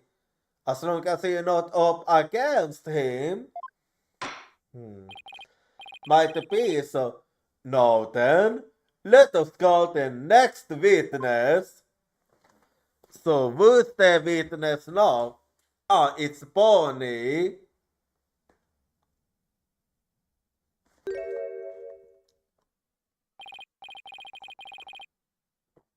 Witness, please state your name and occupation. Hello, ladies and gentlemen of the court. It's very nice to meet all of you. I'm a locomotion illusionist from the land of fairy tales, Puni the Fame. I can't wait to do some magic tricks for all of you. Please, witness, there is a time and place for all things, including magic. But it won't be okay if I do use a little magic, right? Come on, please.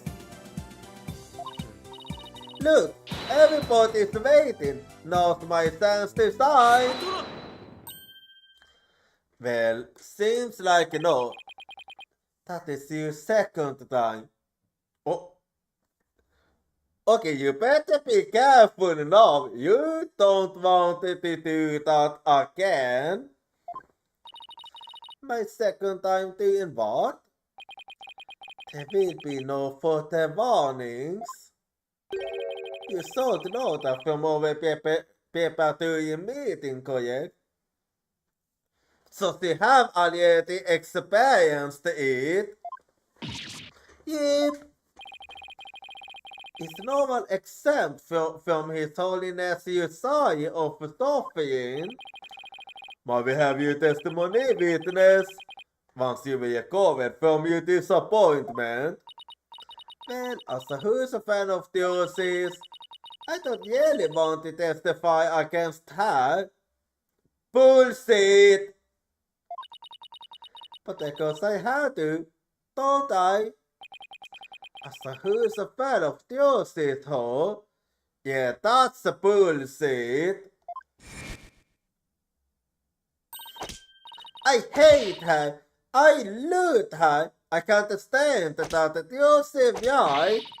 Just because she's a little good at magic, she thinks she's all that. So this is exactly what has never yet the souls. So, you are a real fan, alright? Of the story Tuesday, you mean? Basically, yes. Anyway, so an outbreak is coming up, so we're gonna go be right back and I'll see you in 3 minutes.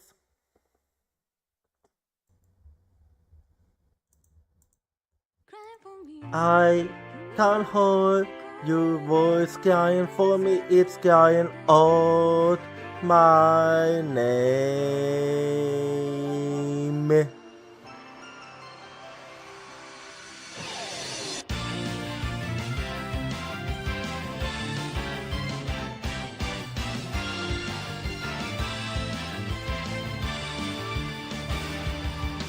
I was acting tough by saying that I don't team because it's scary to lose my team. I have a feeling that by abandoning my team, I'll be able to make up for something else. Tuesday is the determination to say after intangible things like business or love. I can hold a voice crying for me, stand up and fight. Don't deceive yourself. Cry for you in order to answer your voice. I know cry out your name.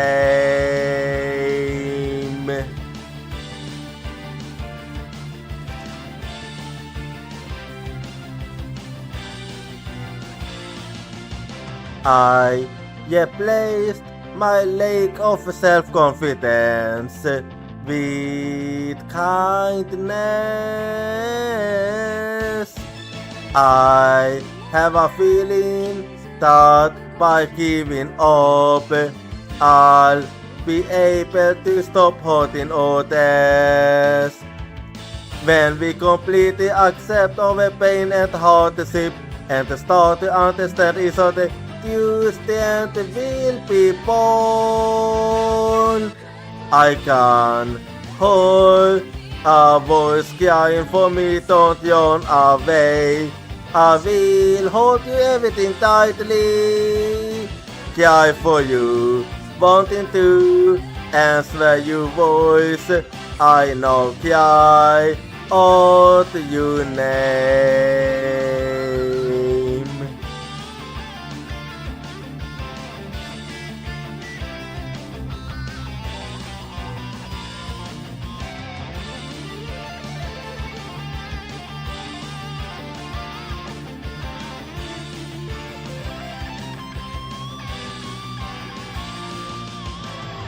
Let's never forget the fact that we can't be healed by overwhelmed of contact and sadness. I'm hearing your voice crying for me. It's crying out my name. Cry for you in order to answer your voice. I know cry out your name. I cry for you.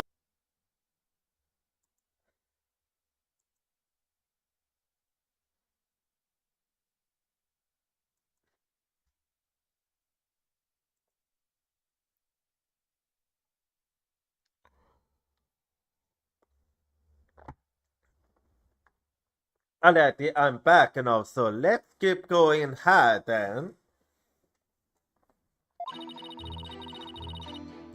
I really can't believe that you killed Mr. Yeos, because it's possibly for a small girl to lift the dead body up if she used a stage lift. Is it possible? Could Josie really have? If Josie did use a stage lift, I think she must have used the stage lift number 2. I was on stage for the entire show, by the way. Well, it is true for Act 2. You was indeed on stage the entire time. You were on stage the whole time, and you saw about that. There is no question. The entire audience could testify to that fact. Yeah. The same goes for me. What's more, See some clearly in the TV show footage as well. I could possibly have killed Mr. Yells, not a little old to me. Therefore, the only person who could have killed the victim on the stage is the accused. Furthermore, by using a stage lift, even a petty young lady could have raised the body up to the stage without difficulty. You gotta be kidding me. Sadly, he isn't. Very well. The defense might now just examine the witness. Well, have we go then.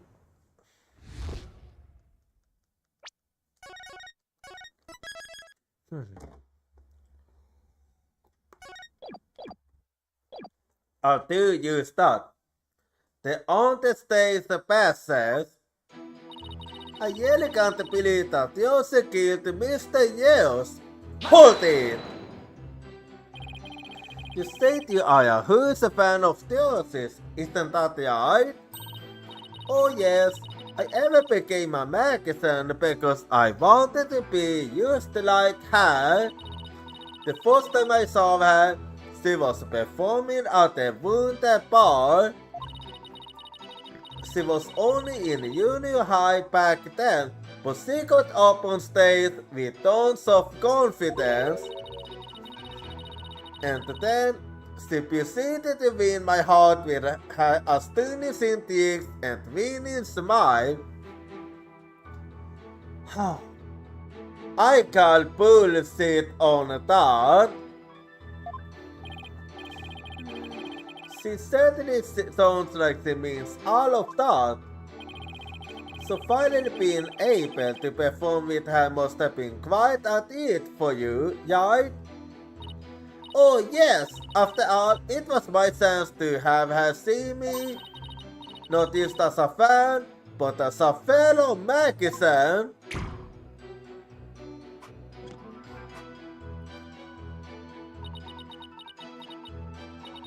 But then that horrible accident happened. It was not an accident. It was murder. Witness, please explain, if you would, how a small young woman such as Jochira White could have raised the body. Because it's possible for a small girl to lift a dead body up if she used a stage lift. Hold it!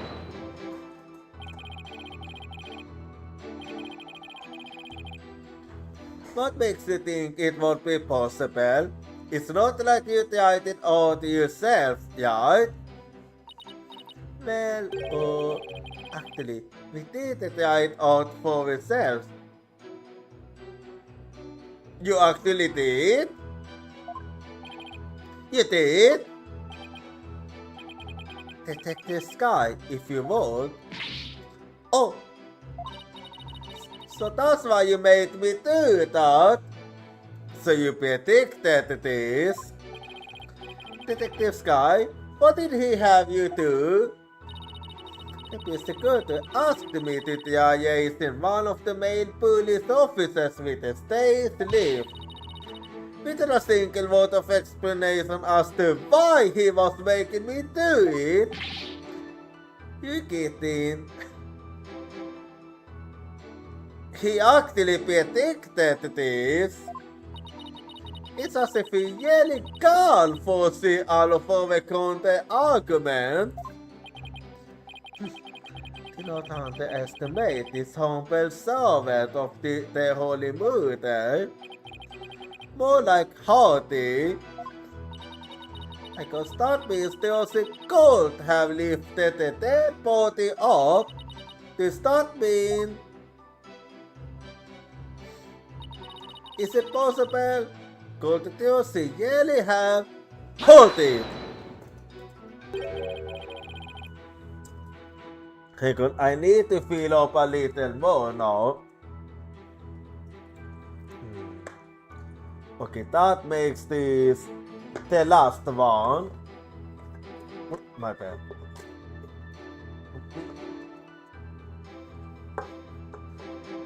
I dropped my balls. Just kidding. I dropped my gun. Good thing it was empty. Anyway, it's not possible. Could it also really have... What? Mr. Stefame? Please finish this sentence. Well, I... Don't try to beat on the boss. Come right out and say it. My loyalty got what you really believe.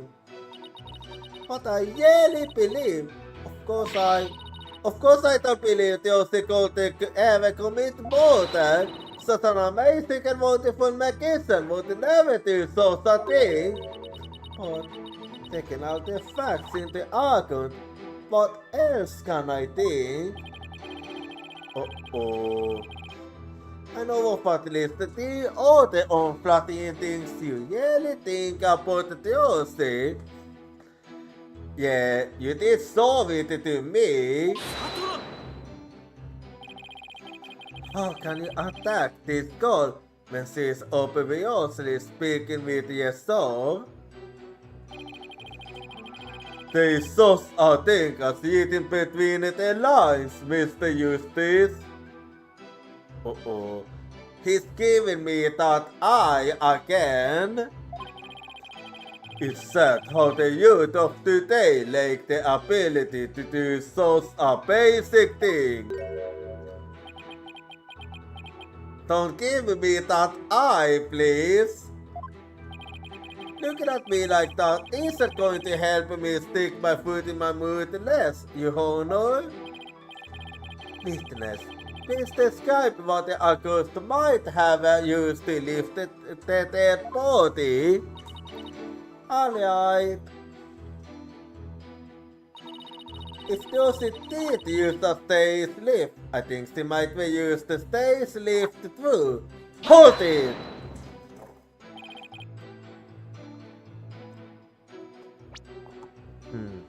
Hang on, just gonna take a little...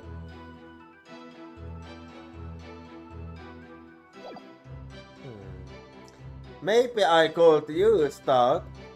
Stage lift through.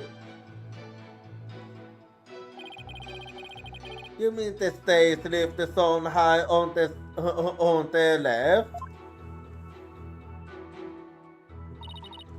That's right. With a stage lift, I think even a small girl could easily lift a dead body up to the stage. And so that makes her the murderer in your opinion?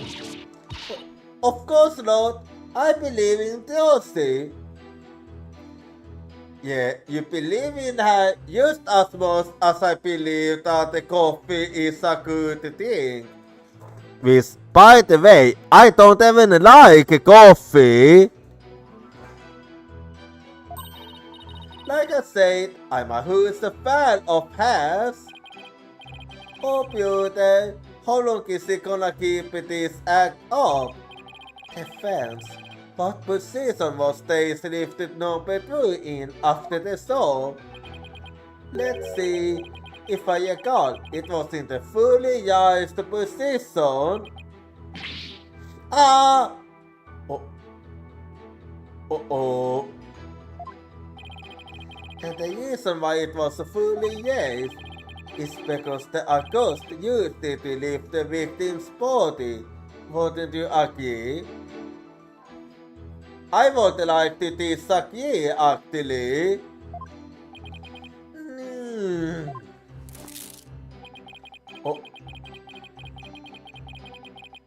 I don't like how you're holding it.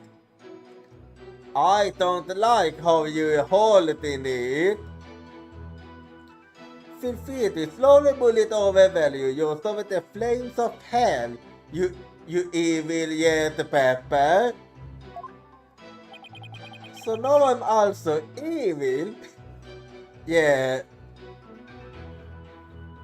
So we officially evil. I was on stage for the entire show, by the way. Hold it!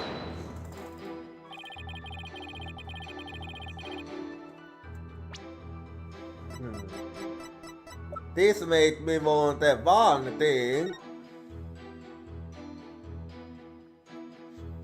Yeah, I might be able to use this one here. You didn't have a single spare moment to slip down to the stage passes. Oh, don't tell me you suspect me, no? I'm just trying to do my job by fully examining your alibi. Depending on how solid it is, I might have to suspect you, yes. You gotta be kidding me! Don't spit on my head and tell me it's raining, love ya boy! Hat you color is starting to solve. I'm yelling the footage, or are you too much of an idiot to see? Huh? Mr. Stefan, are you feeling alright? You seem certainly different. Yeah, you certainly do. Oops. Where did that come from, right? Oh my, I seem to have snapped there for a second, didn't I? Teehee. Well, you're gonna be slapping some more. You didn't use the snap. Your character used to know. In any case, I was on stage the whole time performing magic. I mean, you saw me in the footage, right? My dazzling and flawless performance. Flawless. That's odd considering what you told me. You say that you'd made a mistake with where you positioned Mr. Hat. Mr. Stefan, what is the reference you're saying? Well, I made a little mistake on stage. I was in charge of operating Mr. Hat, you see. According to the script, I was supposed to place him to the left of the coffin, but instead you placed him to the right. But I flopped it up and made him stand to the right of the coffin instead. And that is true. And because of that mistake, Josie had to move the stage lifts around. I feel really bad about messing Josie up like that with my goof. Do you really know? Teehee.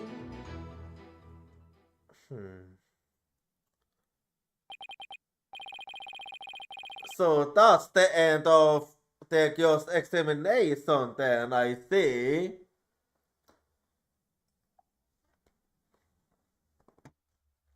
Darn it, I don't see any inconsistencies in her testimony. No, do you know who the real killer is? Come on, Camps, don't just sit there. Hand down your yelling, beyond do. Do it quick, before you kill over up there. You saw when you do colors again. I beg your pardon? Oops, oh, what's gotten into me? I'm so sorry. I give her another 5 minutes before she takes off that mask. Yeah, she's really happy about getting Ketiosi guilty. Well, defense, are you ready to let it all go now? No, I don't think so. Of course not, I'll never give up. I see. I suppose this too is fate. The sacred scriptures of Quirinius describes a variety of hells for the damned. For someone like you, who still gets carelessly against his fate. Purple Bullock seems most appropriate. And what exactly is the thought? People what? People what? Oh wait, that's good is.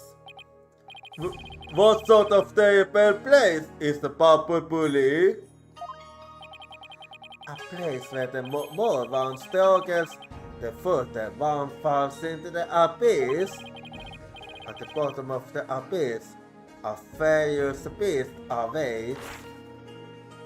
Think of it as something akin to an antlion centipede there. I think I get a picture then. Oh, there's one of those in my backyard. Well, good to know. Well, Granny's the hell is closer to home than I thought. Yeah, apparently it's in his backyard. No then, it was a better witness testimony supposed the prosecution's claim. Oh, I finished my thing. So the defendant is the only one who could have killed the victim on the stage. How are we supposed to get out of this, yeah? Well, where there's a will, there's a way. Hey Apollo, if you can find any contradictions, maybe it's time to use analytical psychology. So it's time for that again. You mean, I heard something Scott in Bonnie's voice while she was testifying. See, Vincent is picking up on the noise in her heart too. That's right, Adela can hold things all the scant with her super sensitive hearing. She can hold the emotions people suppress as a kind of noise or discord in their voices. Alright, Athena, let's give it a try. You got it! Well, you honor, I'm afraid of a witness, Mr. Stefano, is suffering on the table traumatic stress due to this horrible incident. She is. Well, you know that it's reliable. Yes, but with a terrible death on stage and her beloved Tuesday getting arrested, she's on the awful strain and soul. In fact, I don't know how much more she can take before she's unfit to testify. What? Oh, I've heard that. What is it called? Postal stress disorder? No, it have nothing to do with postal.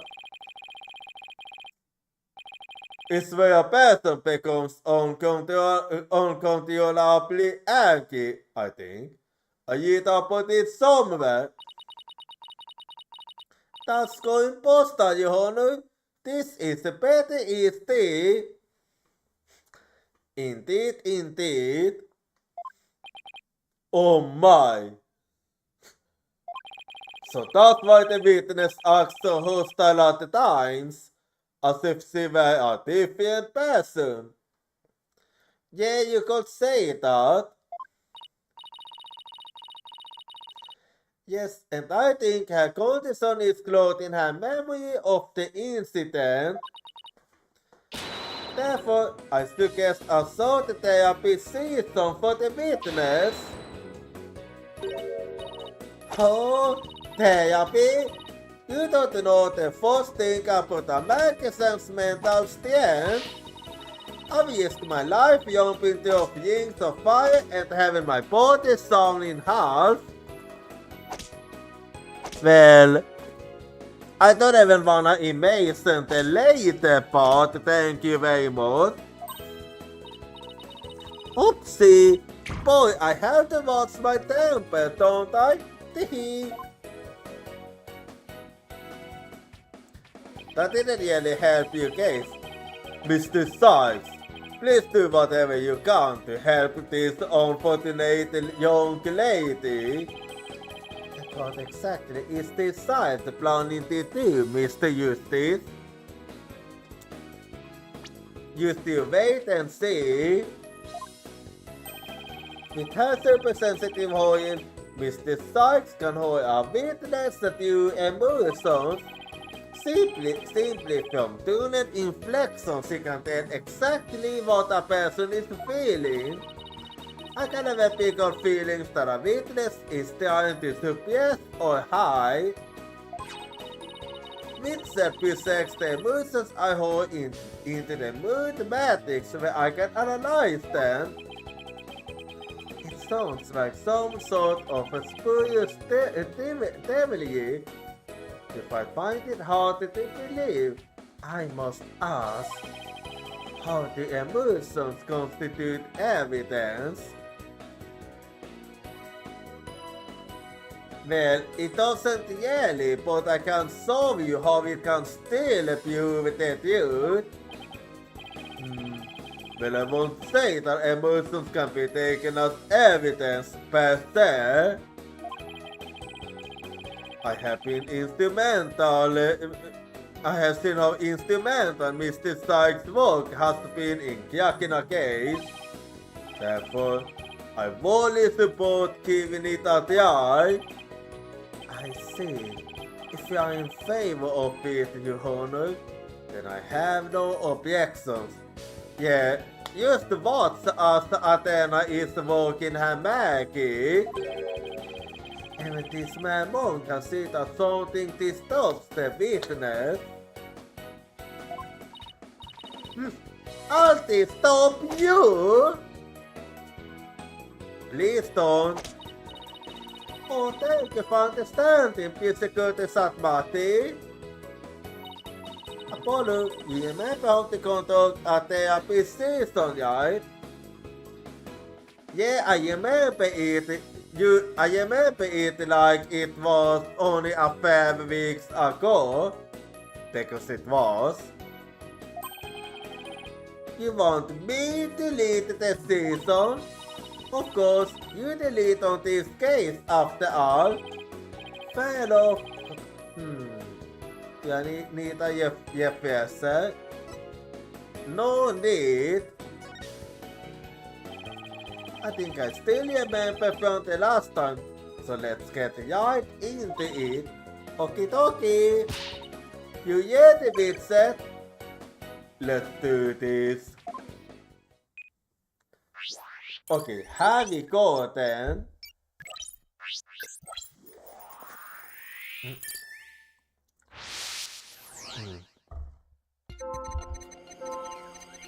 So, I'm just gonna be saving quickly here. I could still see is the one who killed Mr. Yes. Even she got moved the body without the lift. I was on stage at the whole time, but that a mistake. My stupid fluke because the theory is so much trouble. I feel so bad about it. Okay, now that's bad. Okay, so I look for inconsistencies between her testimony and her emotions, right? That's right. Like if she says, I was so happy when the sad market is lit up. Or if the sad market doesn't yet ever do she says she was feeling down, when you find an unexpected emotion, go ahead and pinpoint it. Okay, I'll give it a try. Well, I did find one such thing.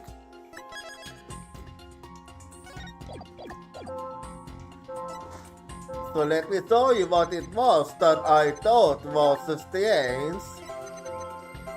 It was actually in fact that you feeling happy here. So got it! Got it! I have to say, Mr. Stefame, you certainly are a strange one. Even though you said I feel so bad about it, it seems like you were feeling happy about it. Were you do? Us. I think I can guess why you were feeling happy. It must be because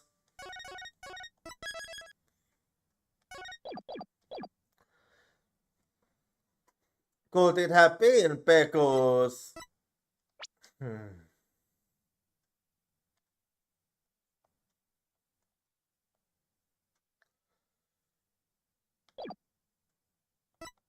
No, this is a hard one.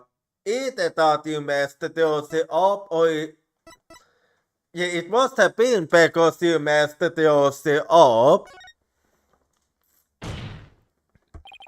I think you were happy because you messed it. I think you were happy because you messed the defendant up. I'm right, aren't I? You gotta be kidding me! Why would I be happy I messed yours up? I'm a big fan of hers. Because we saw you. Yeah, that is the... I hate her. I loathe her. I can't stand that it used to be right. Just because she's a little good at making, she thinks she's all that. So this is exactly what that sniveling bad shows. We saw how you said you hated the CBI, how you were glad she was in trouble, and even how it was what she destroyed. Yeah, that is very true. It looks like I hit the pony on the head, so to speak.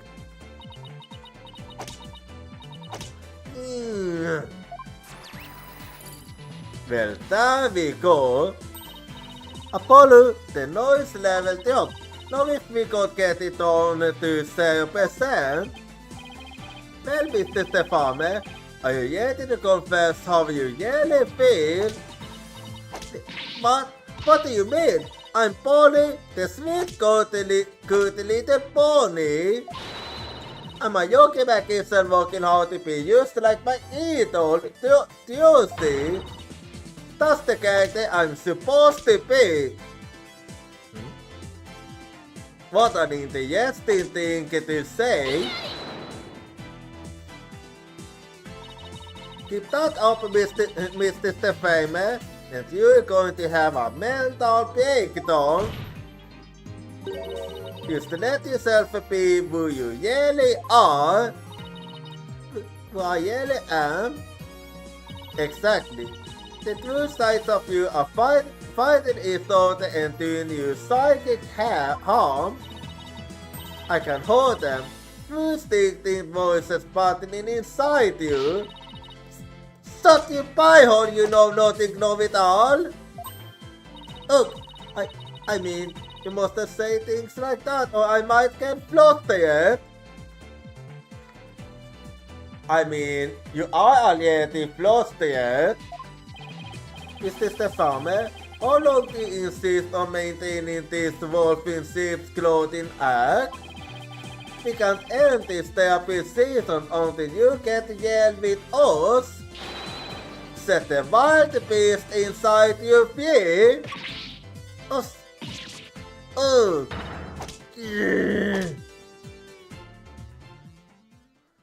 Well, I'm waiting.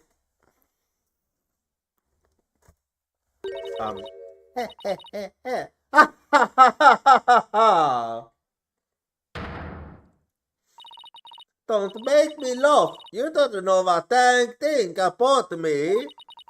You wanna see who I really am? Fine. Take a good look. I'm waiting.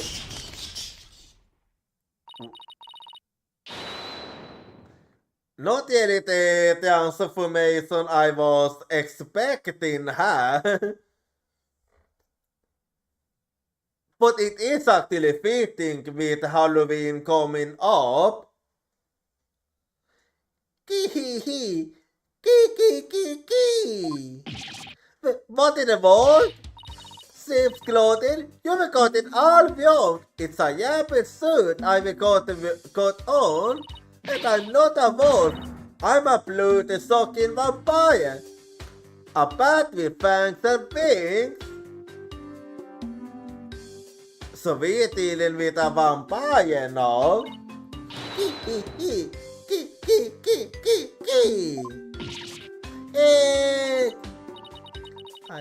I think we used to open Pandora's box. Oh yeah, I would like to say we have opened Jochira's basket. I mean Jochira's coffin. I'm filing it on with a good Truso's cotton tail act. I feel free as a bat.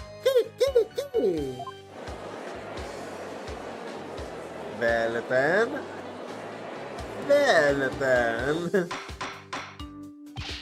Defense! You therapy season has taken a toll for the walls from the looks of it. There's a perfectly good explanation for this. Isn't that Mr. Sykes? Beatings against a monster. Yeah, a monster has been created, alright. We play with. Hey you, lobster boy! Woo me? You think I'm glad that Jose is in trouble? That I think she's getting her used to the swords? Well, guess what? You're not even trying to deny it. Does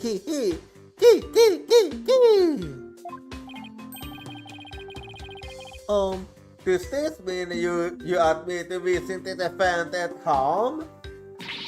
Well, the bat is out of the bag, you know. That mistake of mine was a work of art.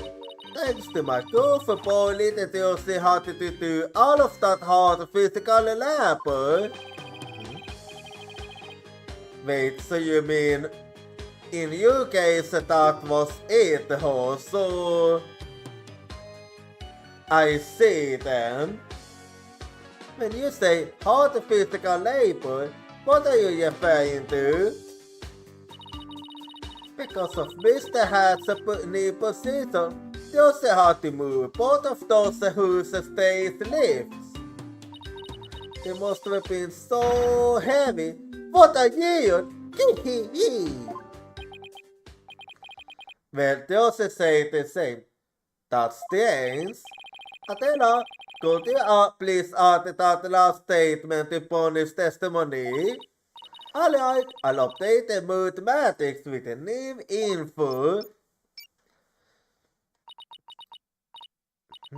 Hey Apollo, notice a new inconsistency in the testimony. Yeah, I was waiting for that one actually. Yeah, she finally slipped up. So what do I need to do now? Well, from this point onward, you just do what you do best. Find the contradiction in the testimony and present evidence to refute it. Alright then. Alright, I will got you now, Pony the farmer. Yeah, how we got them?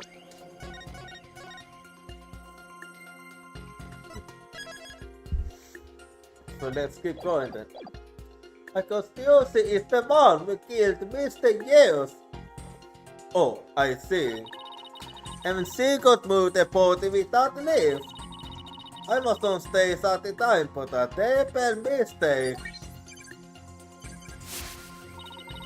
You know what? So say I.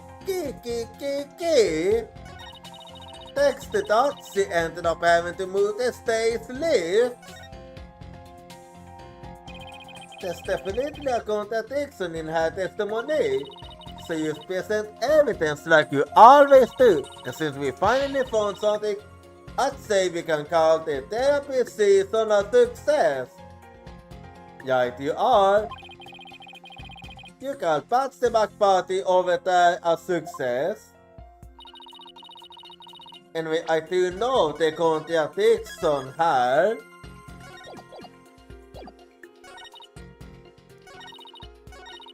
So I'm just gonna be skipping her. I'm just gonna have to make a little shorthand.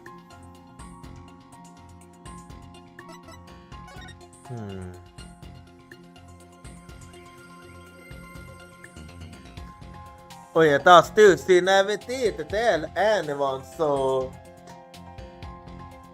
Objection! How do you even know that the pony? That doesn't make sense. What? So you think I'm crazy now?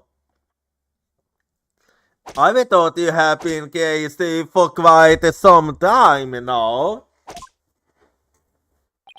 No, that's not the point I was trying to make.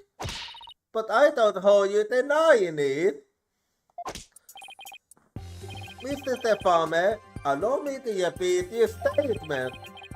Thanks to that, she ended up having to move the stage lift.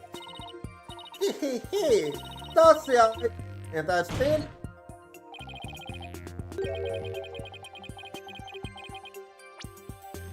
And I still say that's just what it is. But how did you know? How did you know Mrs. White moved the stage lift? She never told anyone after all. Huh? According to her own statement, she didn't tell anyone that she had the tone, so... What? So how could you possibly have known that she had the tone on it? You saw her? You saw Mrs. White moving the lips in on the stage passes, didn't you? Yeah. So it's still huh? Oh.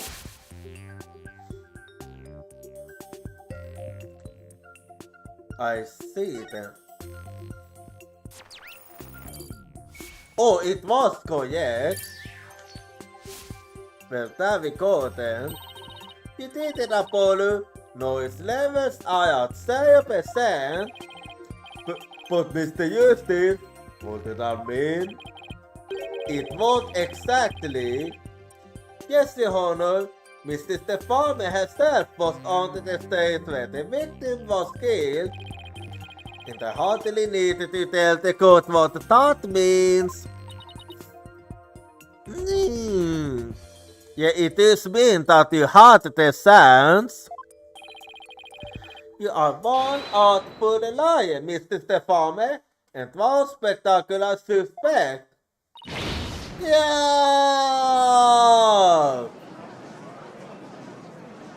Well, there you have it.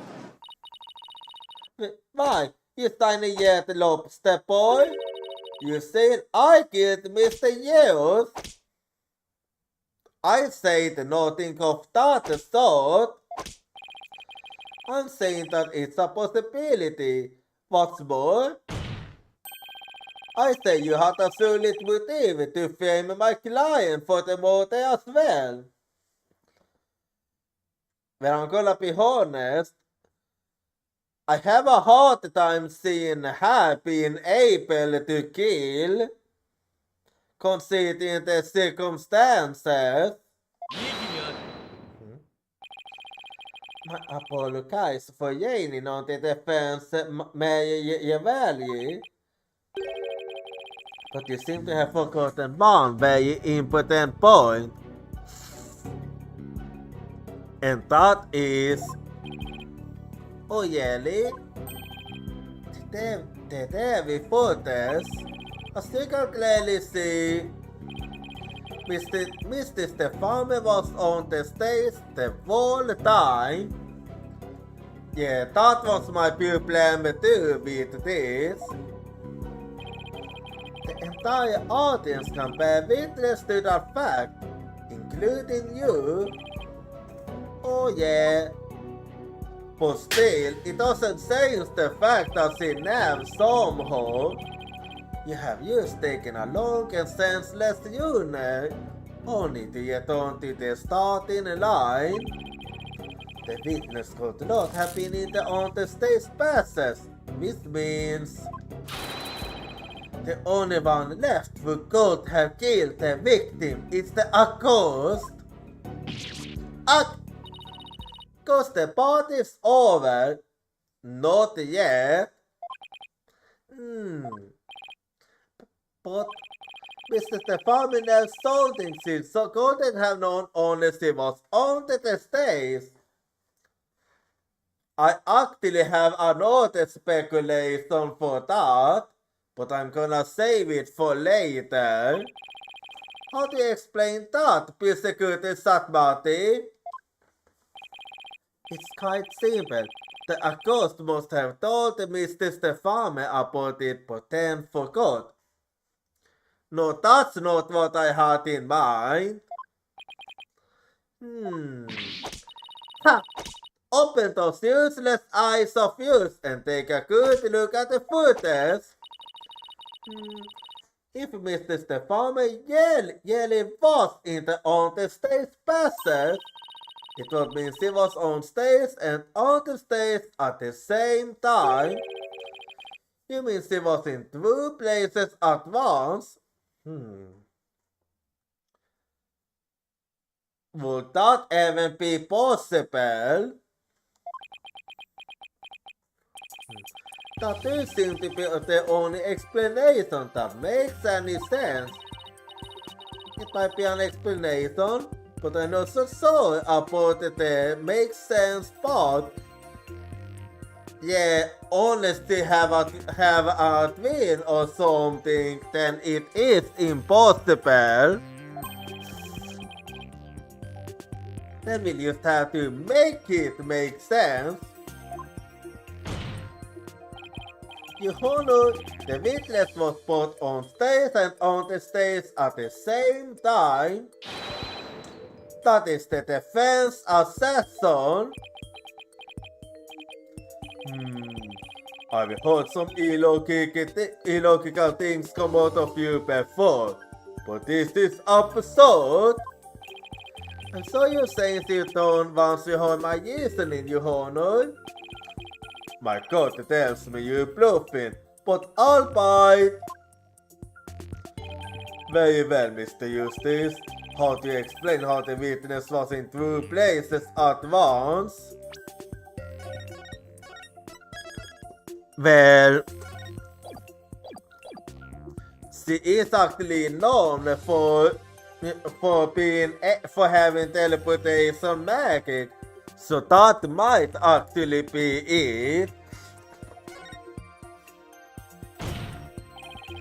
Let's not forget that Mr. Stefan's specialty is teleportation magic. With teleportation, she can be in two places at practically the same time. I know what you're gonna say, but it is something she takes pride in. So you believe that teleportation actually exists? Hey, you never know.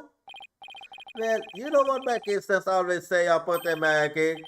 It's all yell, no tricks or gimmicks involved. But I have listened patiently to your reasoning, and the only thing dispelled is the false air of competence you try to present. Haha, I see what it is there. Good one, Your Honor. Ho ho ho, you might be surprised to hear this, but I used to be known as the Jochira. Actually, no, I can actually see it. Well, at least I avoided a penalty with some well-placed piano noise. Okay, that one was wrong.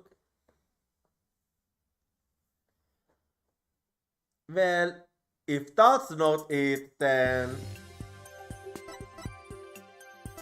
true bonus is basically impossible for the one on stage. For all we know, it could have been a fake.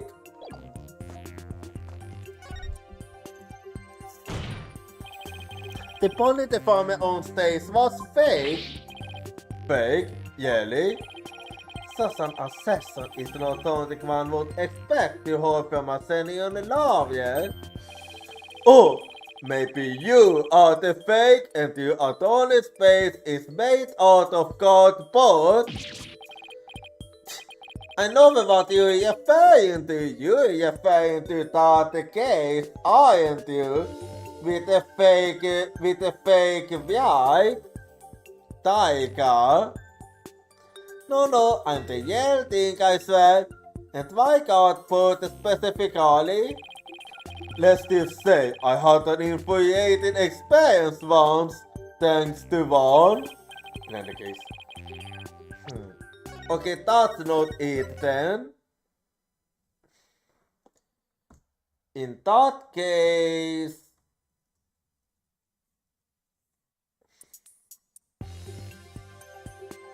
there were two ponies then. There were two ponies, Your Honor. If that were the case, it would all make sense, wouldn't it? There were two of them. Yes. I suspected you had a fair scarce loose, but now I see some are missing altogether. Is there a toolkit in this courtroom, Your Honor? I suppose true. No, these scarves to the head, so the item is the booty brain.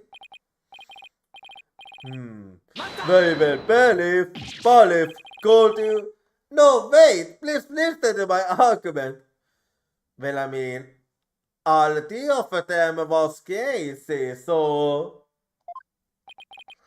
Very well, I suppose it wouldn't hurt to at least give it a listen. As was argued earlier, Mr. Stefan is only the furthest of all the time. But at the same time, she was also watching Mr. Right in the on-the-stage process. The only possible explanation is that they are true ponies. That almost sounds like it makes sense. What do you think, Mr. Curtis Sackbarty? This humble servant of the Holy Mother is of the opinion that we sought to lose no time in replacing the defense manly lose the scarves. But I mean, it is a bit crazy and far-fetched, so yeah. But Apollo, it goes against reality itself to say that one person is actually true, but we don't have to be bound by reality. After all, we're talking about magic here. So if the pony deformed in the footage is the real pony, then the pony high on the witness stand, the one who must have been on the stage. This pony deformer is our second pony. Yeah. Oh, is that really the case? Hard to say actually. She is. Say we call it the one in front of us, pony number 2. I believe I have used the piece of evidence to prove that our Mr. Pony number 2 exists. Wait, we do?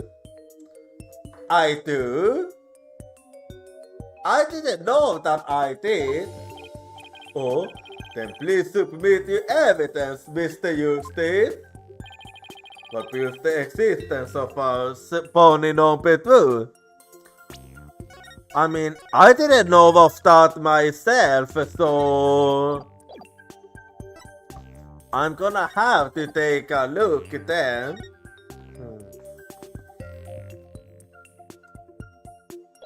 Because potato jelly, no. Yeah, that can be it.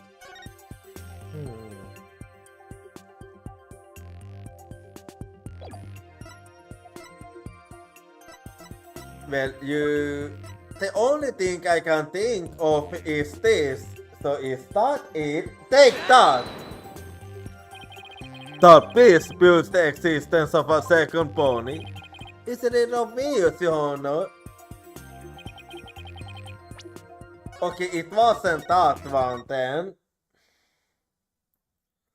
Well, the only other thing that comes to mind in that case is this one. And by this one, I mean...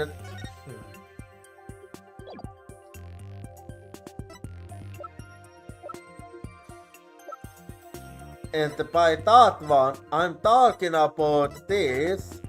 So let's see. Take that! Okay, maybe not, but I did get another idea while I was thinking about it.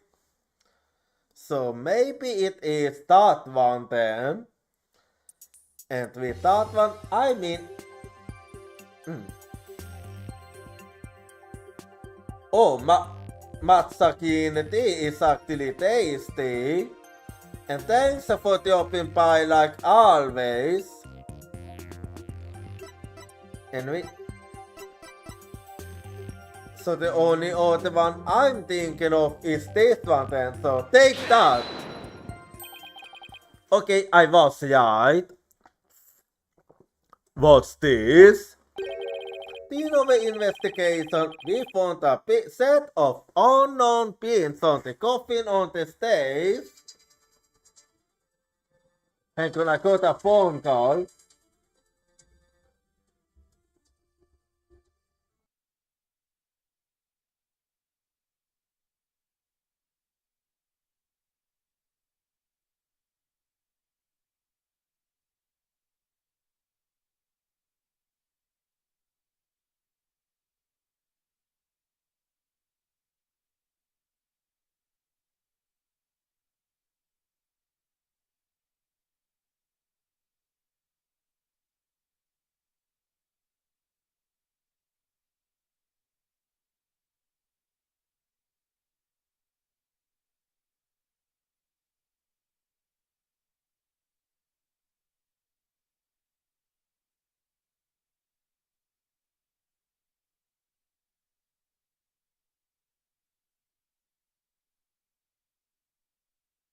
yes, sorry about that, but okay. But well, an art pack is coming up anyway, so I'm actually gonna go be right back and I see you in 3 minutes.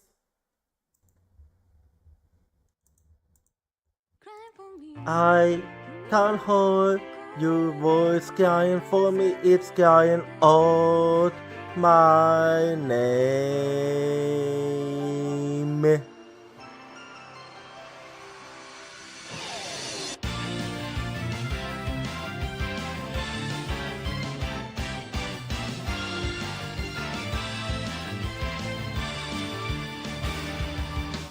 I was acting tough by saying that I don't team because it's scary to lose my team.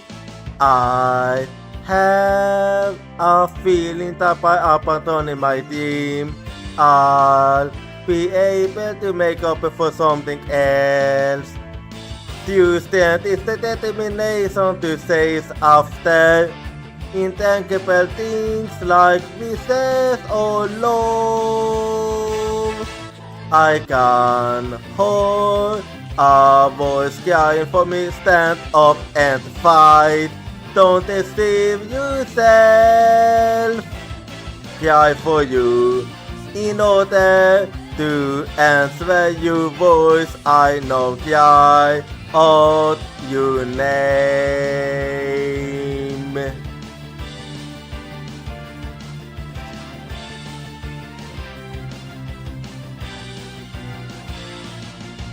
I placed my lack of self-confidence with kindness. I have a feeling that by giving up, I'll be able to stop hurting others. When we completely accept our pain and hardship and start to understand each other, new strength will be born. I can hold a voice crying for me, don't yawn away. I will hold you everything tightly, cry for you, wanting to answer your voice. I know cry out your name.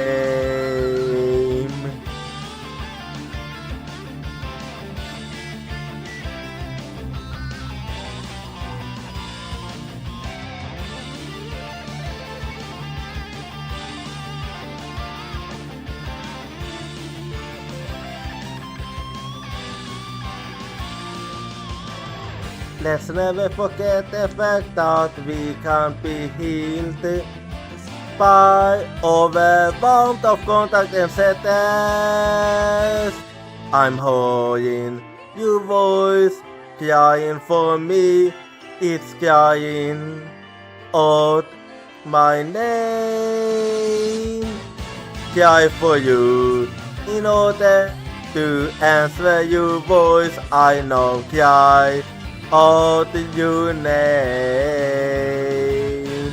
I cry for you. Are you hearing my voice? It's crying out your name.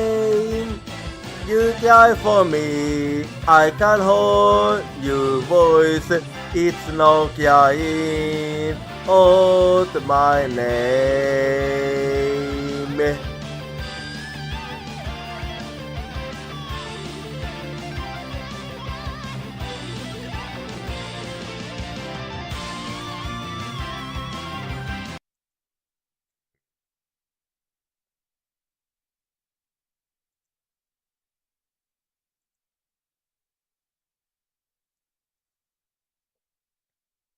Alrighty, I'm back now, so let's keep going here.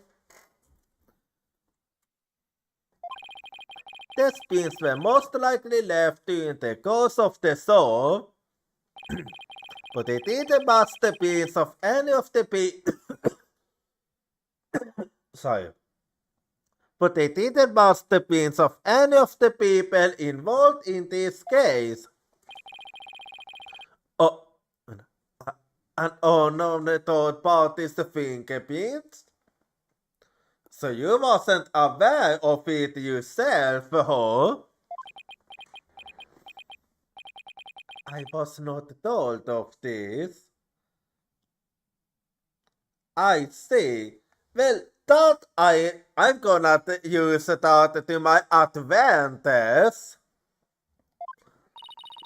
Emma must have kept it from him. So the question is, who could the spins possibly belong to? You seem to have an idea. Mr. Stefane, or should I say pony number 2? These are your fingerprints, aren't they? Kia! Well, have we got them? Enough of this foolishness. One person could not possibly be true. Or you won't be surprised. It is actually possible in some cases. I can think of one case where it's possible for me, because I do have a look-alike myself. I used to get And now, a question to that. So, I use the mention that I have a look-alike. Now, Seth, why do you believe that I mentioned that? You are about to find out. Those fingerprints could have been left not only during the song, but at any time. It's not like you to lose your cool like that, security sat Marty. That is true. And I'm sure you know that exactly when the fingerprints were made is not the main issue. Yeah, the issue here is that we can't identify it. What do you mean by that, Mr. Eustace? The issue is who do these honor pins belong to? They certainly not pony the fames. But what if they belong to the person standing right in front of us? Oh, you mean pony number 2 is the second pony? Exactly. Is that what you're implying? We started to get to that look alike now. We're supposed to guess that those pins belong to the witness. I say they must belong to some other unknown individual. We should go to South Marty. Can you really look at her and still say that? What are you looking at? Take a picture, it lasts longer. Well, from that outpost, I do say that I'm right about this look-alike. How could this be? If we check her pins, I'm so much the unknown said. Well, Pony, the pins that don't belong to the yellow belong to you, don't they, Pony number 2? Okay. Witness is what the defense has said to you. Fine, I admit. So I was right about you having a look-alike. The fingerprints are mine. So it is so. Then does that mean you aren't Pony the Fame? What? Ridiculous! I finally made you lose your cool.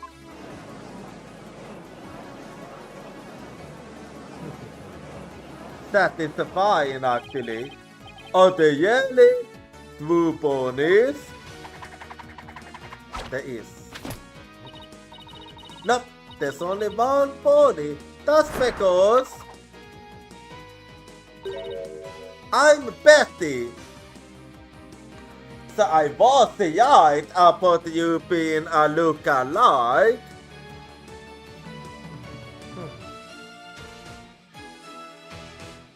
Maybe it's a dude then, so maybe it is something like this. Bonnie Yelly is a fan of Theosi. Well, Betty hates Theosi. Could it be something like that? Most likely that's the case. Betty the farmer? What? Ladies and gentlemen of the court, it's time for a wondrous magic show. Gasping amazement as this logomorphine illusionist performs her teleportation magic. Wait. So that's how the teleportation magic works, I see. I finally get it. Watch closely, it's showtime. Will I know the secret behind it now?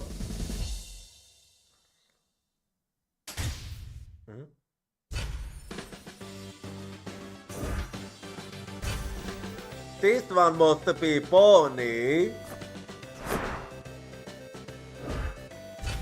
And that one is Betty.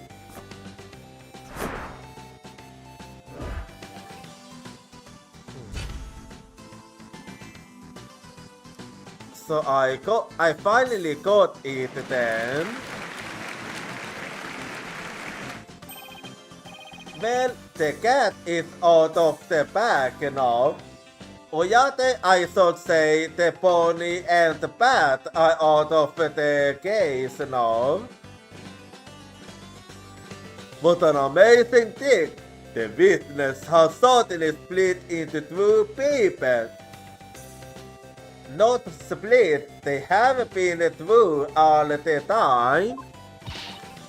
It's not a trick, no gimmick to it either.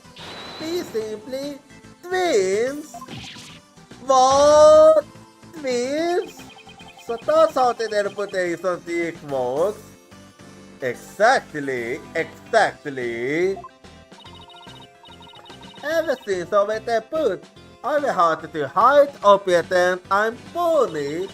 All good and sweet and goody. All good and sweet and goody. I can tell you how stressful it's been, but I don't have to hide anymore. That's right, all the days of sneaking around are finally over. Takeover is strong, but they actually seem pretty happy about it. Yeah, they seem almost thankful, oddly enough. So which one of you is the nice pony the farmer we met in the dressing? That would be me. And the soft dog pony we saw with the yachting Jochira on the stage was... Hey, what are you calling soft dog? I figured as much. It's all starting to make sense now. Fingerprinting Jesus, in addition to pins from the victim body, but the farmer's fingerprints were found on the top. Fingerprinting Jesus updated in the court record. So, Mr. Justice, this changes the facts of the case yet dramatically, doesn't it? Yes, it does. Because now it is actually possible for one of them to commit murder, and that them being Betty. Fingerprint analysis, pins on the coffin lid, Pony the farmer, pins on the side panels, Mr. Yeos, pins on the top panel, Betty the farmer. Those were close to the soul, so none of her fingerprints were found. Mr. Yeo's palm prints are Yeo's. See emails.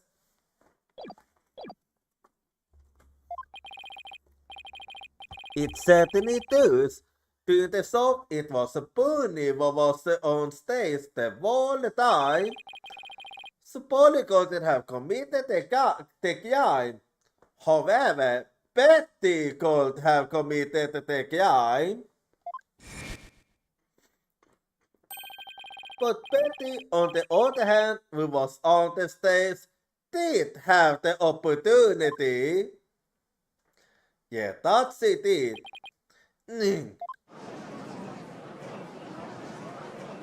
And you can't even get food that. Well, so we now have two suspects. Wait just a minute there, lobster boy. I didn't do it. And do you have any proof of that? That's right. Betty might have a full mood, but she'd never kill anybody. Hey, Who's got a full moon hat?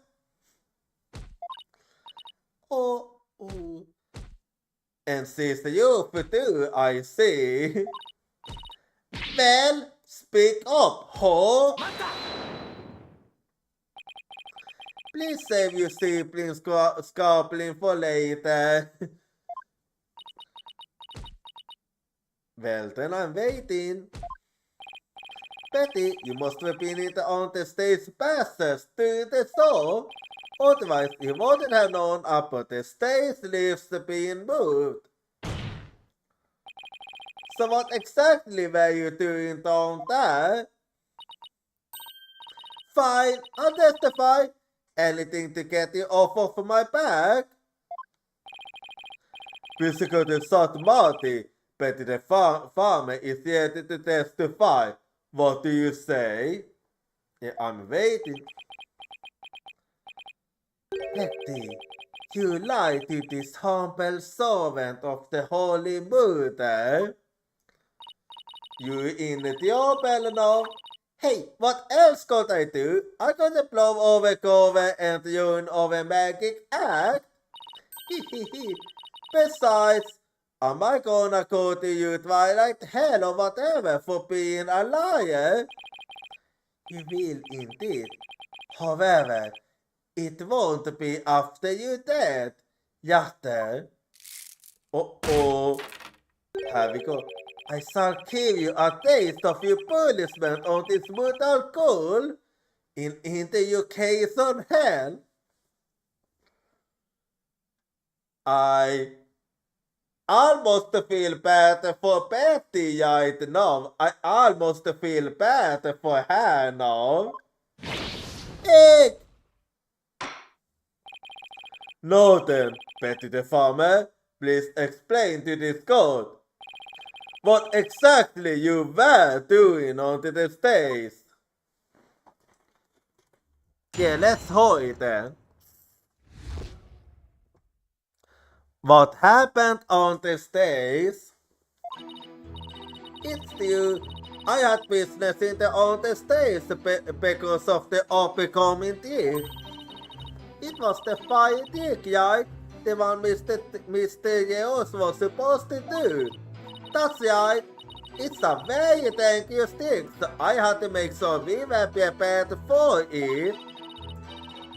It wasn't the script, and I really wanted to see it, but I got it because of the accident. Shut up! You're gonna give it away! Anyway, I was really busy.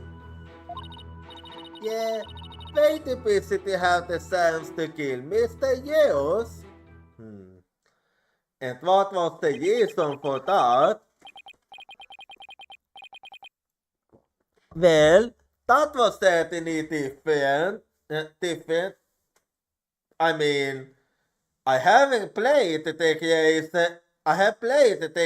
a Satonis, so I'm used to there being more than one witness in a single testimony. How's that for a flawless testimony and alibi? What do you mean with flawless? You did leave me with quite a fair questions here and there. Okay, what now? Over magic is the end. It's not a thing or a gimmick. Oh my, she's floating. She's not.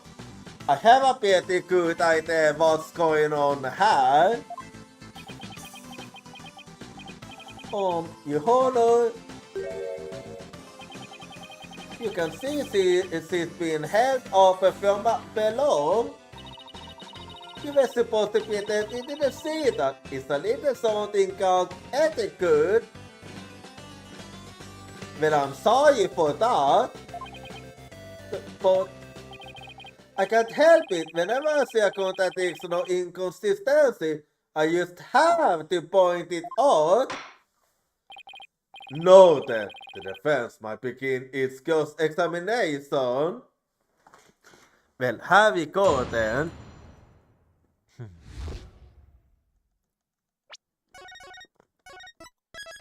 Well then. What happened on the stage?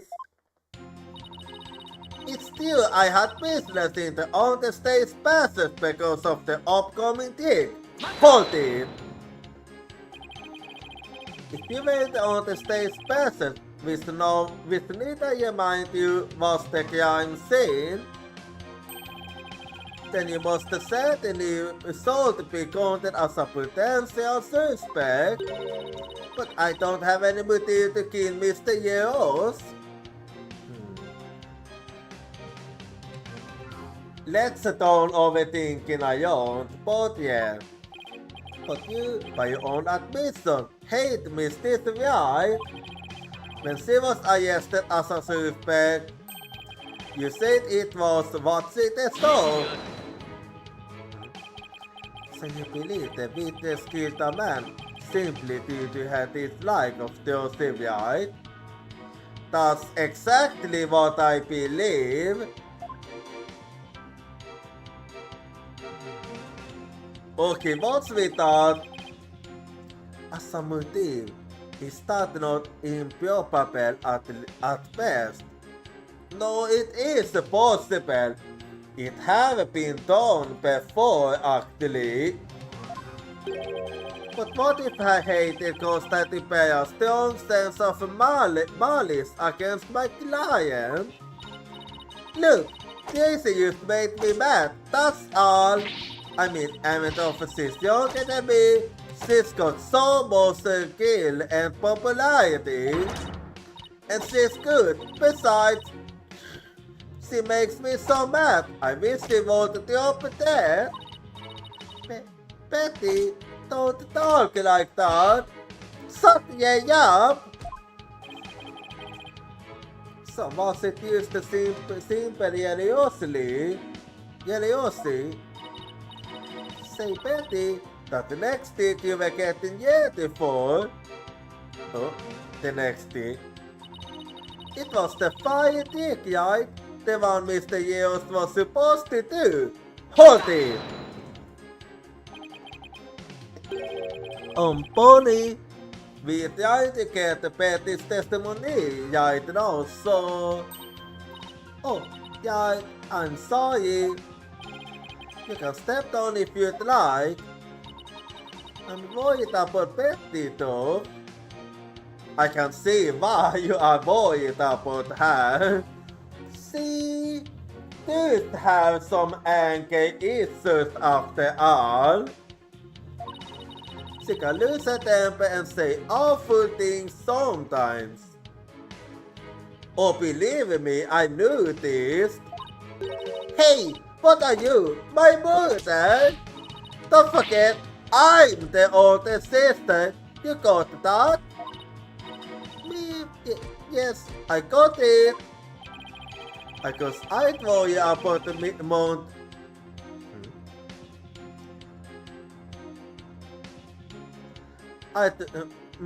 About Mount Betty constantly blowing her top if I were pony too. Yeah, understandable. So Betty, you were thrown on the stage getting yeti for the fire dick, were you?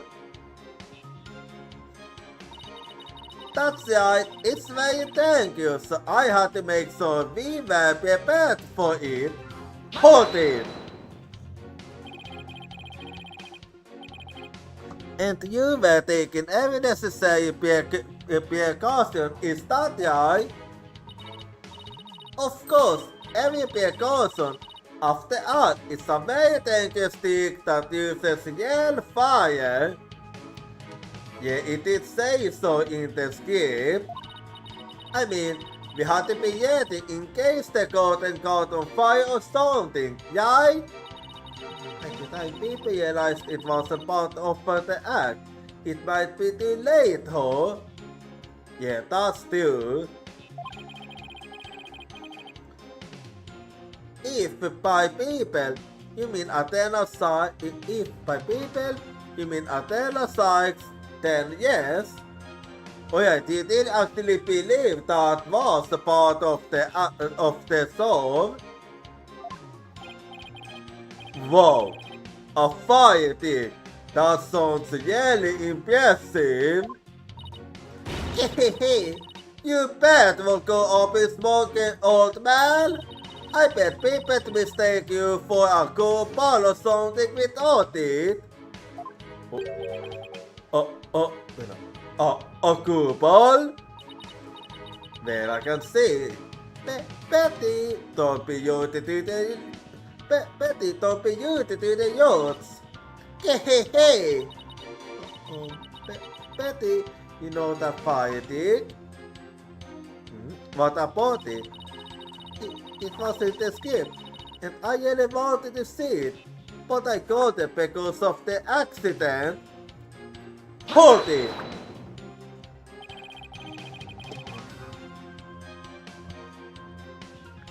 I see the fighting was a part of the skip. It seems Mr. Yales was scared to perform it later in the show. Did you not get to see him practice it beforehand? No, Dilly Hawson, he said he didn't feel well, so he couldn't beat any fire for me.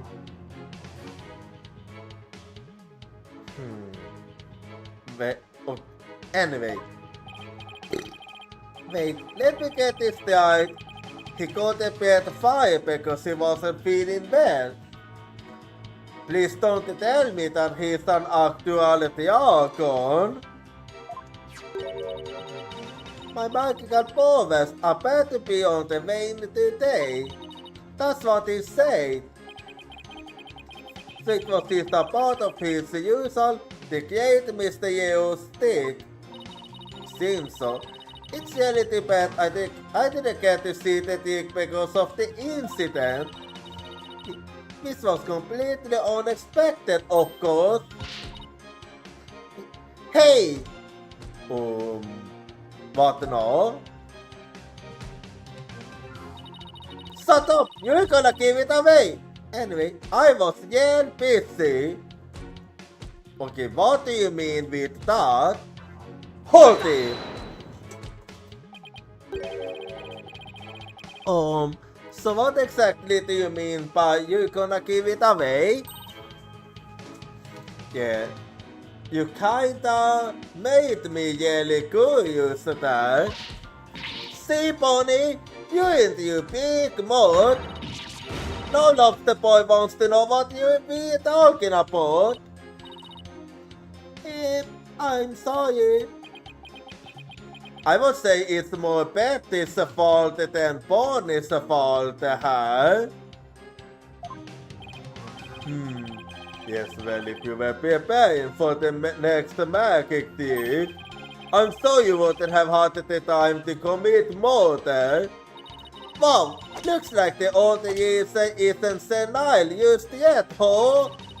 I bet you'll live a good long life. Ho. I plan to be sitting up here at least another 10 years. How old was you again? 10 more years? I don't know about that. What did we discuss about in the monologues, Athena? Yeah. But more poverty, yeah, I guess. In any case, I was so busy, I didn't have the time to offer any party. Yeah, way too busy to have the chance to kill Mr. Yeos. Hold it! Are you just trying to cover for Betty? Won't it surprise me? No, of course not. I believe in my sister. I know she'd never murder anyone. But do you think my client would?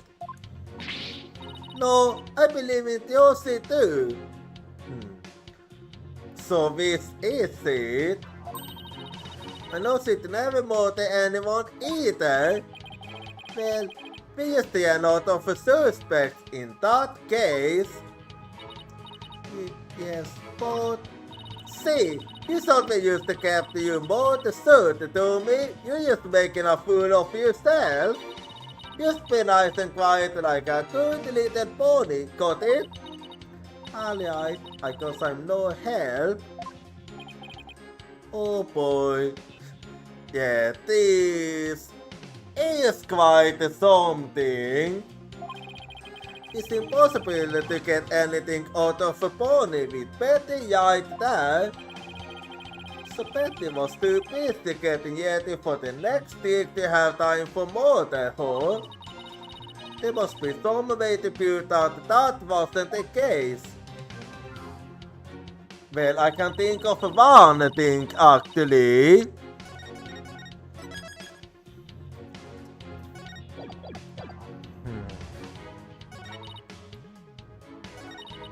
Yeah.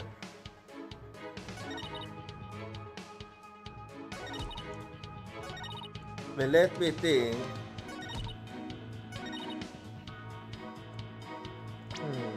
Let me actually, I'm gonna double check här.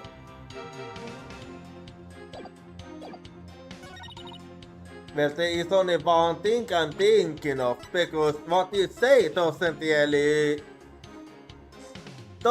make more sense with this one, because if you was really preparing it, then there won't have been water inside, so...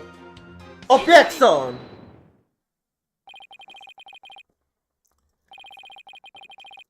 I hate to break this to you, Betty, but there's a big flaw in your testimony.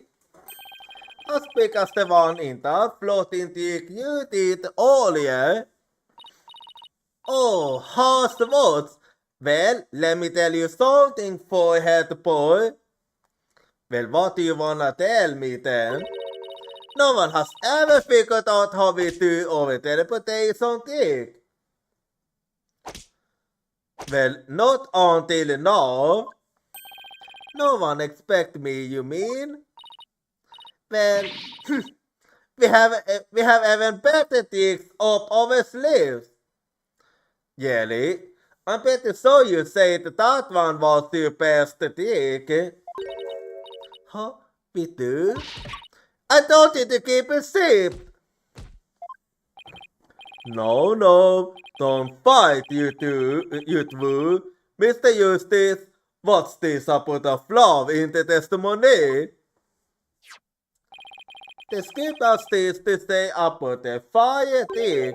This will be thank yous. Make sure the fire pocket is ready, which it clearly wasn't. However, we found the fire pocket lying empty backstage except for a layer of dust.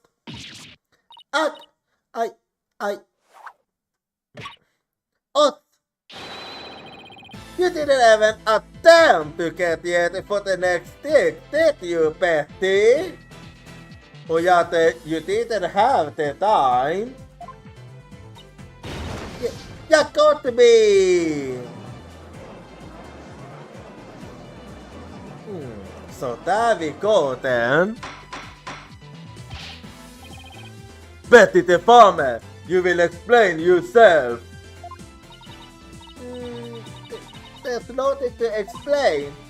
Come on, Betty, we can't hide it any longer. We might as well tell them. Tell us what? Shut up! You can barely take care of yourself. Don't try and tell me what to do. Well, if neither of you will explain, I guess I'll have to. The reason Betty didn't prepare for the trick is because she... Yeah. She didn't because she knew that the show wouldn't go on. You didn't prepare for the fire trick because you knew, didn't you? You know that the party would be fun and that the show would then be cancelled. Oh! So I was right then. Don't be ridiculous, you insignificant speck of a man. I'm gonna yank those lame bangs of you off. Is that what you want, ho? Whatever, they can kill back. Now stop stalling and use statute alliati. I can't reveal my secrets. I'm a magician. Well, the secret behind your best deed is already out, so... You have been saved in the shadow of an illusory good with defense. What do you mean with that? You haven't changed up on a convenient target. You have let yourself get carried away. Exactly, vestibule, ho! And yet, I consider a witness based for false words has also been proven. I advise you to confine your deceitful dicky to magic act, witness. He's not happy, you know. Deceitful dicky.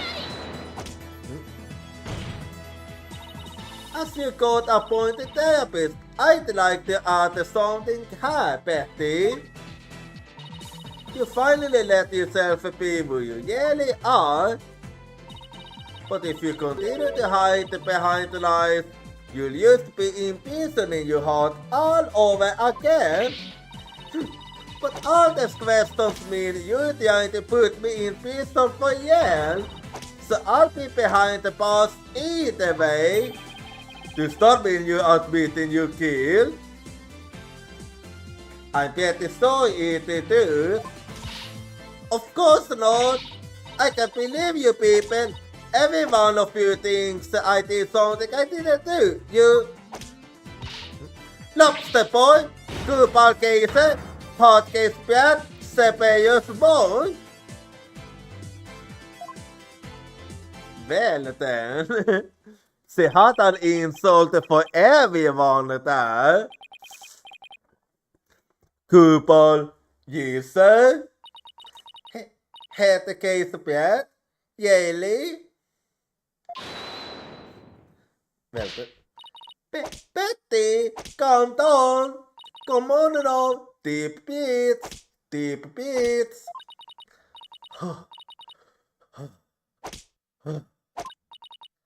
Look, I'm not a body, I tell you. Then how did you know the sun would be cut off before the fire did? A good question indeed. I told you, we can't reveal our secrets. We're on the contract. On the contract, ho, I see. Contract. Wait, could it be that you have fallen for the same scam as Jochira? Contract? What is he talking about? Without us by, you obviously a suspect in this case. What is it this time?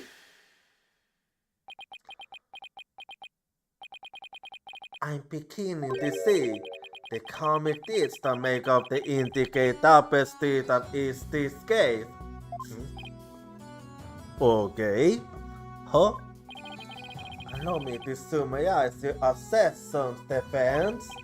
First, that the victim was killed in the on-the-stage passage. That is correct. And second, that the witness and the accused are the only two who could have done it. That is also correct. Exactly. What's more, Betty knew that the body would be found and that the magic sword would then be cut off. Therefore, it's reasonable to conclude that Betty killed the victim on the stage. But what if Betty knew that the sword would be cut off for some other reason? I see what you're trying to say. Like what? the course of my investigation, I found instead att jag kunde sett vissa fel med 91. Yeah, I still find it a bit strange too, to be honest. That in conjunction with the body dumpling from the coffin in such a dramatic fashion, I seem to do perfect for my happenstance.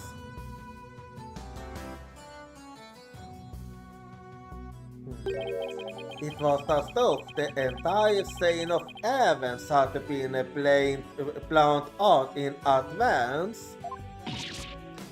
Okay. Wait. From this reaction, does it mean that they really knew that was gonna happen? Planned out? After deciding to take this case, I curiously studied everything I got about the mass media in this county. I read the newspaper, all the news reports, I even browsed the tabloid magazines. How very industrious of you! I'm impressed.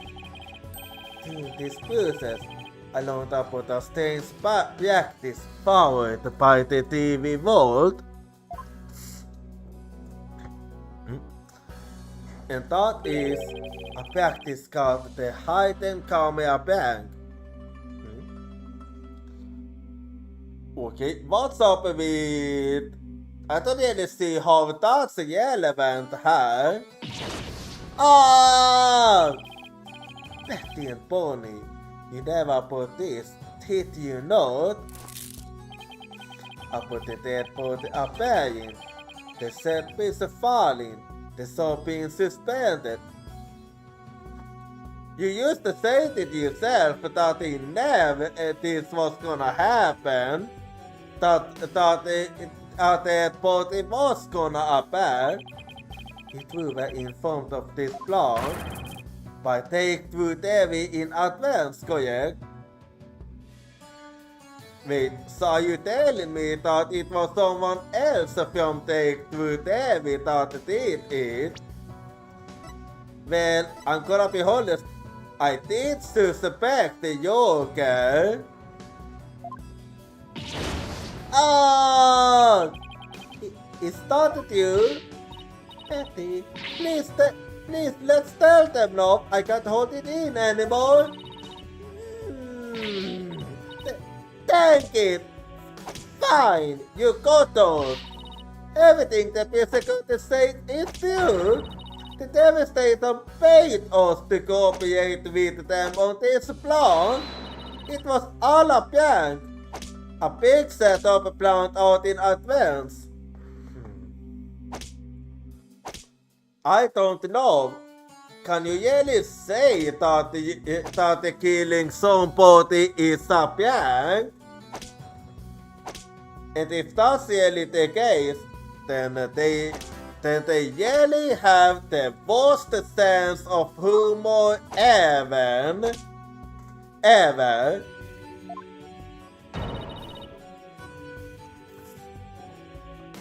Mr. Yale shoving up that in the coffin.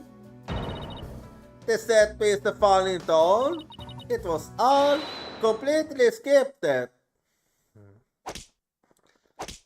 Why am I not the point is? Like, honestly, it used to seem like bullshit.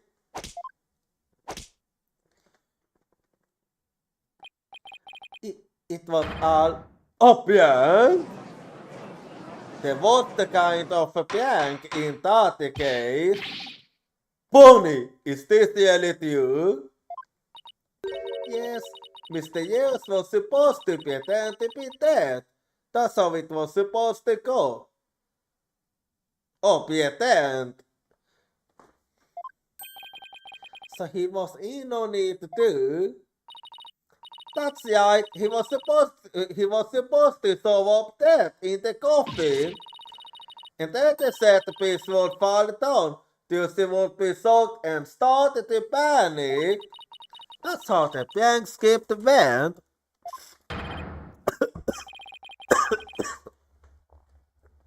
Sorry.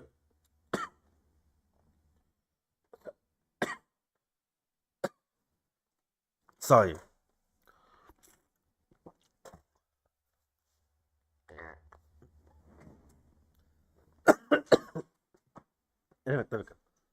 What? What the heck kind of a bank is that? It's a psycho bank, let's just say that. But we never thought he'd actually wind up dead. Yeah, that was the only thing that was different from the script. Boy, Mr. Yeos. I'm so completely lost right now. Well, let's just say it was a prank in bad taste. Well, Betty and Pony, it certainly sounds like you have some explaining to do. Alright, I guess desperate times call for desperate methods. Hehehe, use this once, we'll say how it was done with you. So listen carefully, you never heard this kind of thing anywhere else. Well, I'm listening. After the teleportation trick, I went down on the stage. When Mr. Yeo supported up from the coffin on stage, it was the time for Betty to do her job in the on-the-stage passes. That's right, I used the remote control for the wheels connected to the dragon set piece. It made it fall down. And just before the dragon fell, I got Josie to the backstage so she wouldn't get hurt. After that, the plan was for Mr. Hughes to come back to life in front of a panic Josie. He was supposed to laugh and fly up and away. That was how it was scripted anyway.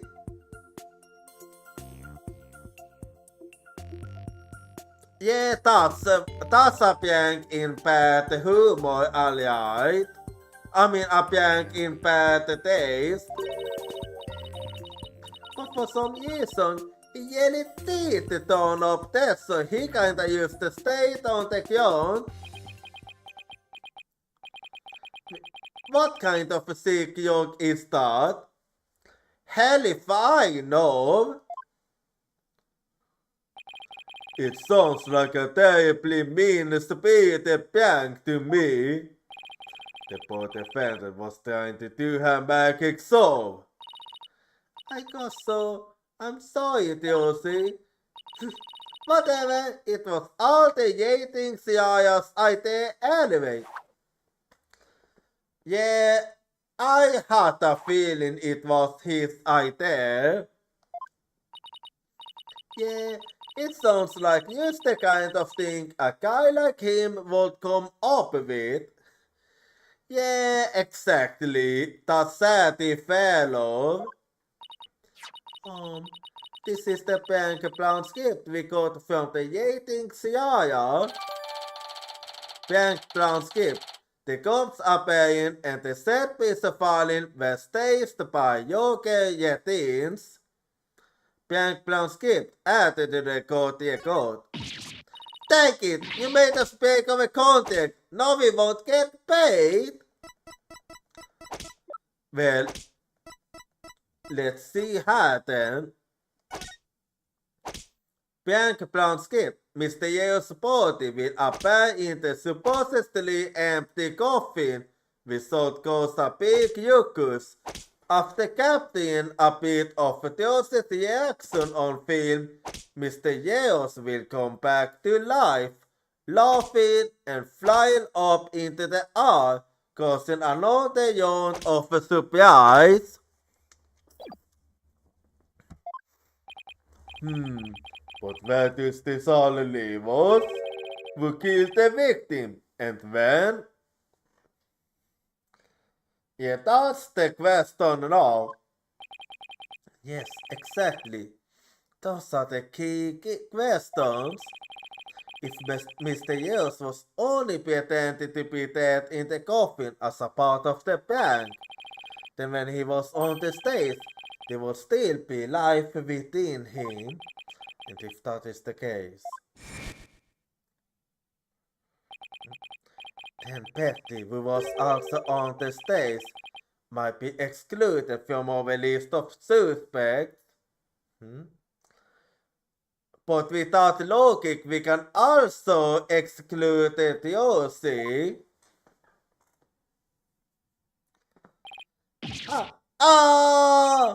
Witness, was the victim alive up until he entered the coffin?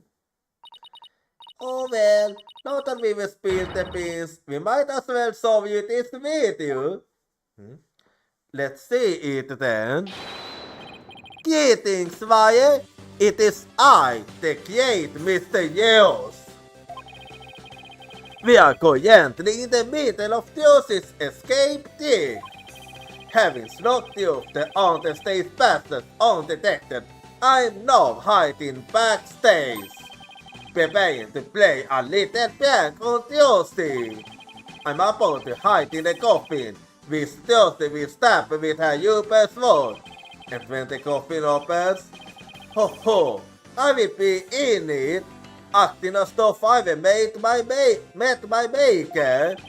Can you imagine the look on Theosy's face then? Ho ho! I can hardly wait! Well then, he's about to hide in the coffin? Yeah, that proves it. It would seem the deeds of karmic destiny have led us to the dude.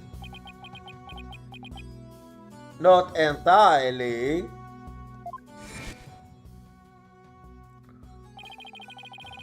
The victim passed off on the stage where Betty the farmer was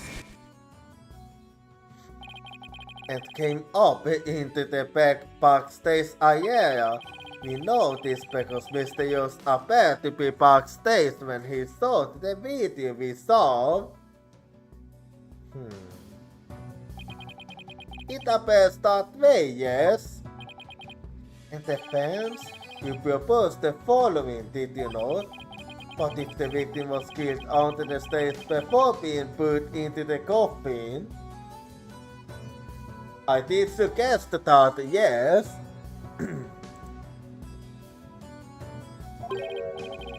But then, what about this video? This footage was taken just before Mr. Yeos entered the coffin. You're right about that. Oh, so does that mean?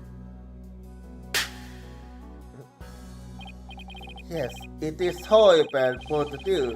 The tragedy did indeed play out right there on the stage.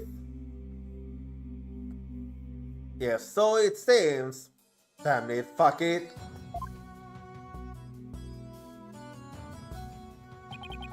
Went into the coffin where Mr. Yeos was hiding.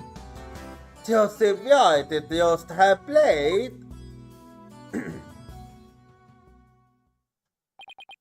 Oh! See? Told you so? So you say the incident was a tragic accident that happened to you in a prank? Yeah, it still comes down to that. It will be an accident if the accused had no knowledge of the prank beforehand. Wait, what do you mean? So let us ask the accused herself. Miss this right, did you have your knowledge of the prank? What? I tell him, Josie, you didn't know anything about it, right? Of course I didn't. I didn't know a single thing about it. What is it now? Still think you can play innocent, do you? In that case, you leave me little choice but to present you this piece of evidence. It looks like some kind of a nude. Ah! That's... What is it? I found this note in the dressing room after the incident. At the time, I did not understand what it meant, but all is clear to me now. Bonnie, get a video camera after Mr. Hughes comes stumbling out. Josie, right? About the placement of that signature.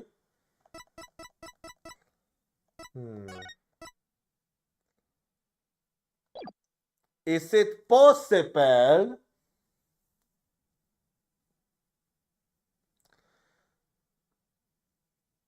Is it possible that might be the case? What's this? Let's see. It says, get the video camera after Mr. Yeos comes tumbling out. It is a note signed by the accused, instructing Bonnie to collect Mr. Yeos' video camera from him, it seems. I think I see what's going on here. I don't get it. It doesn't make any sense. I found it in the dressing room before the show. When I saw it, I realized that the Josie never the piano about the piano. This man has secretly. I'll give you that much. It certainly does. This is nude. A note put in the dressing room after the incident that passed the Jose's signature. Jose's nude added to the court record. So the defendant have been knowledge of the bank. Well, let's see then. Well, but it is still fishy. It was a peso, yes. When she learned about the planted ticket, she decided to use it to her own advantage. So she took the steel sword into the coffin where the victim stood softly to himself. Is that not what happened, Mrs. Wright? Of course not, and I didn't write or sign that note. But the handwriting matches yours. All of the evidence and testimony points to you being the culprit. But I didn't do it. It wasn't me. Then explain the existence of this note. You can do that, can you not? I can't explain it. I didn't write it, so I don't understand. Seems like I'm right. I didn't kill Mr. Yeos. You have to believe me. Don't worry, I believe you. I don't like this silence.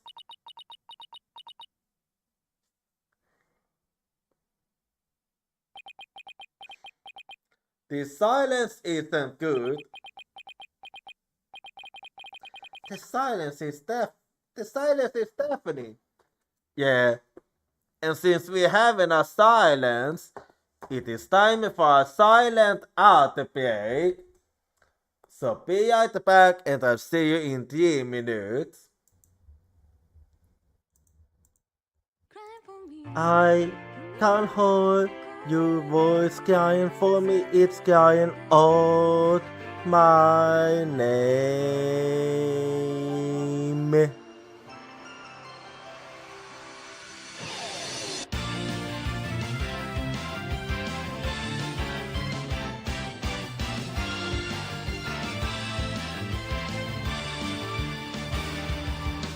I was acting tough by saying that I don't team because it's scary to lose my team. I have a feeling that by abandoning my team, I'll be able to make up for something else. Tuesday is the determination to chase after intangible things like business or love. I can hold a voice crying for me, stand up and fight. Don't deceive yourself. Cry for you in order to answer your voice. I know cry out your name.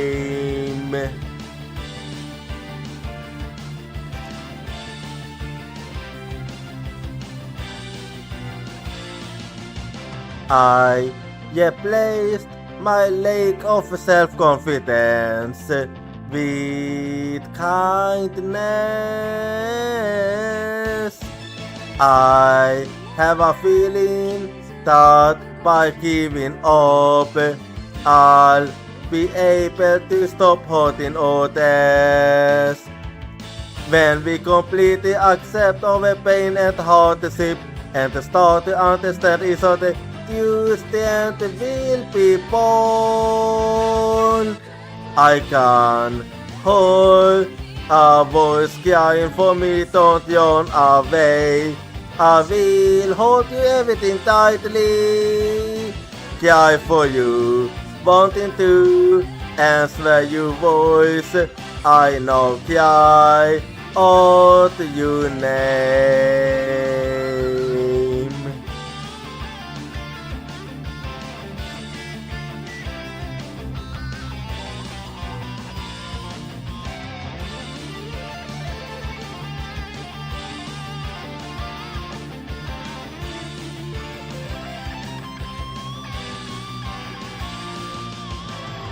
Let's never forget the fact that we can't be healed by overwhelmed of contact and sadness. I'm holding your voice, crying for me, it's crying out my name. Cry for you in order to answer your voice. I know cry out your name.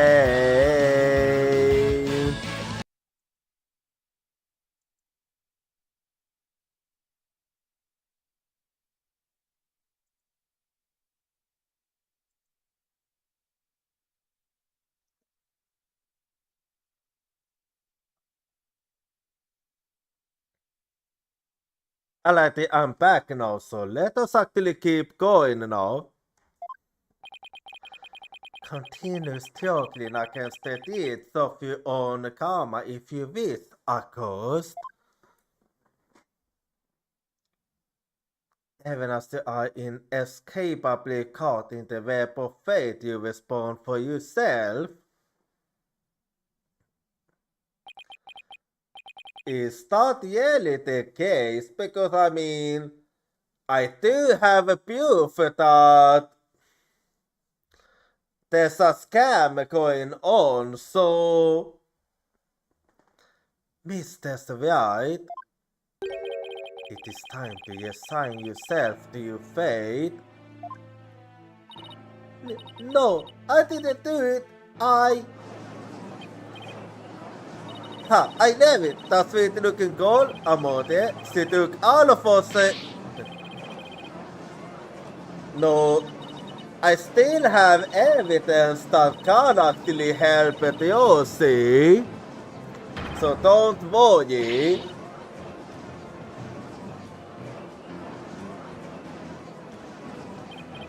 It's not over yet. It's not over yet. Anyway. Ha! I knew it! That sweet looking girl, Amode. She took all of us in with that act of hers. I told you, I knew she was a homicidal little bitch from the start. But I didn't do it. I really didn't. Why doesn't anybody believe me? Shut up, you killer! We won't fall for that anymore. This is bad. Well, all we can do is prove that she didn't even know that she was signing that one. Your Honor, I suggest we put an end to this tragedy now. Give you official ruling and let us offer the victim's soul the last gift it deserves. Very well. I suppose I have no other choice. This court hereby finds the defendant guilty. Good. Because we still have a fighting chance. The defense has an objection. Apollo.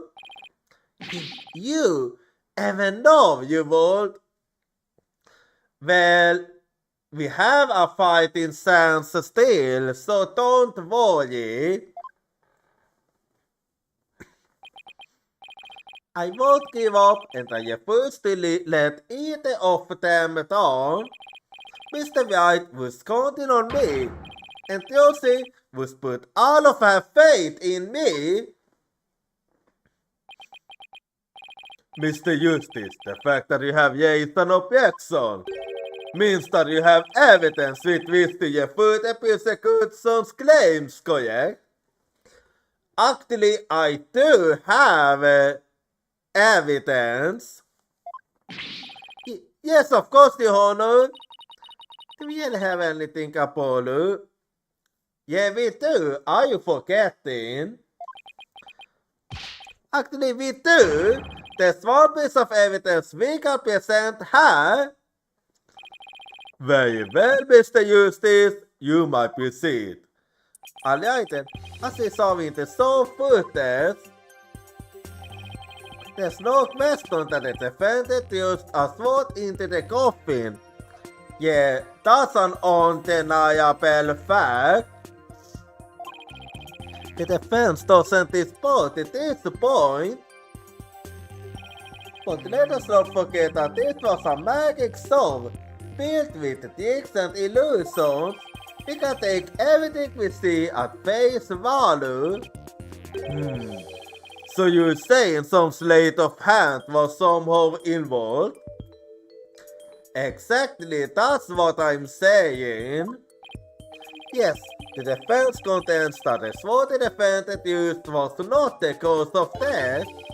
Now what was it Josie told me she did just before she tossed the sword into the coffin? Very well, let us see your evidence then, Mr. Justice.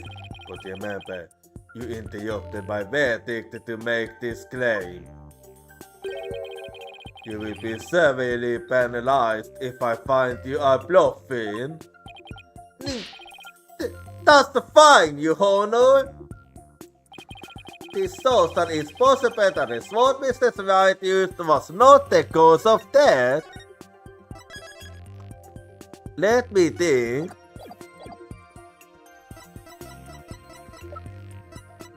Yeah.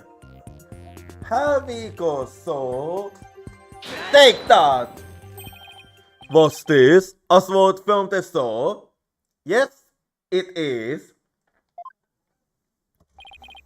That's right, Your Honor. The silver sword was in the sword stand on the stage.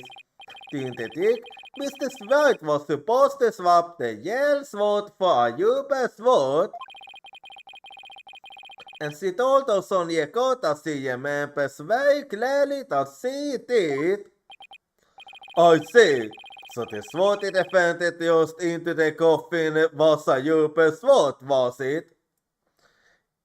Yeah, it was. But then why was a still sword font lying on the stage? Well, that was exactly the reason why the dragon fell down. Because in that panic, because when everybody else was panicking, the culprit would have the chance to swap the swords. Somebody must have put a steel sword there by swapping it with a upper one. Just after the incident occurred, the dragon centerpiece fell and the theater was evacuated. The yellow culprit must have used the resulting chaos to swap the upper sword for the steel one. What do you have to say now? Do you not know when to give up, Stinkbug? That is not possible. Okay, but why do you say that? I wanna hear you reason for that. Blood was found in the coffin hole that the sword was thrust into. It must have been left there when the accused withheld the sword. This is incontrovertible proof that the sword she used was the steel one. Not really, but that blood could be the result of someone tampering with the crime scene after the fact. Yeah, that's actually a possibility. After the set piece fell and the audience was cleared out of the theater, there was plenty of time for somebody to plant that blood there. What now? If the sword the accused used was a upper one, then when exactly two people the victim was killed, given that Mr. Hughes was alive when he entered that coffin, could it be... Oh wait, could it be that he was killed after the dragon fell down? Or... Finding the answer to that question is precisely why we need to continue this trial.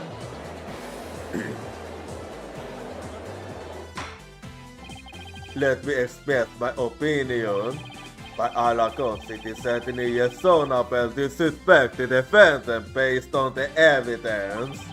But as to the question of whether the sword the defendant used was upper steel, I believe for the discussion is warranted. I suggest we hold from the defendant herself on this issue. Alright then. Very well, Your Honor. Yes, I said it. Somehow, too close for comfort, but still. Crime footage. There are traces of blood in one of the coffin holes. It's possible the blood was placed there after the fact. Crime footage updated in the court record. Let's adjourn for 15 minutes recess. A little break then, I see. I advise the prosecution and the defense to use this time to prepare. Yeah, we still got a long way to go. Appeal 28, District Court, Defendant, Lobby number 3.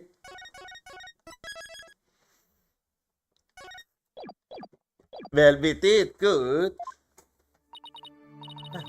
That was Harry. Tell me about it. We barely made it you by the skin of my teeth.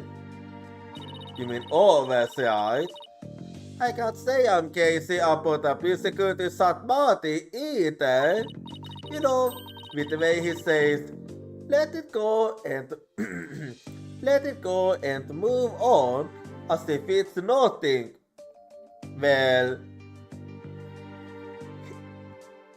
he must be very used to this, and that's why. Let it go and move on, huh? Varför? Är man inte gjort i något secret conclave of villains or something? Villains? Are you talking about yourself, Joker? like,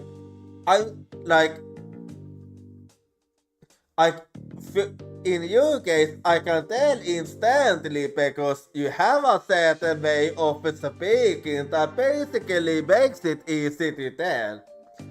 Got you next to evil scheme in the works, Alieti. What do you want? Heh, keep making that face, Sam, and everybody's gonna say it's the Samuel. Look this way, Josie. No, smile for the camera. Let's see those poorly whites.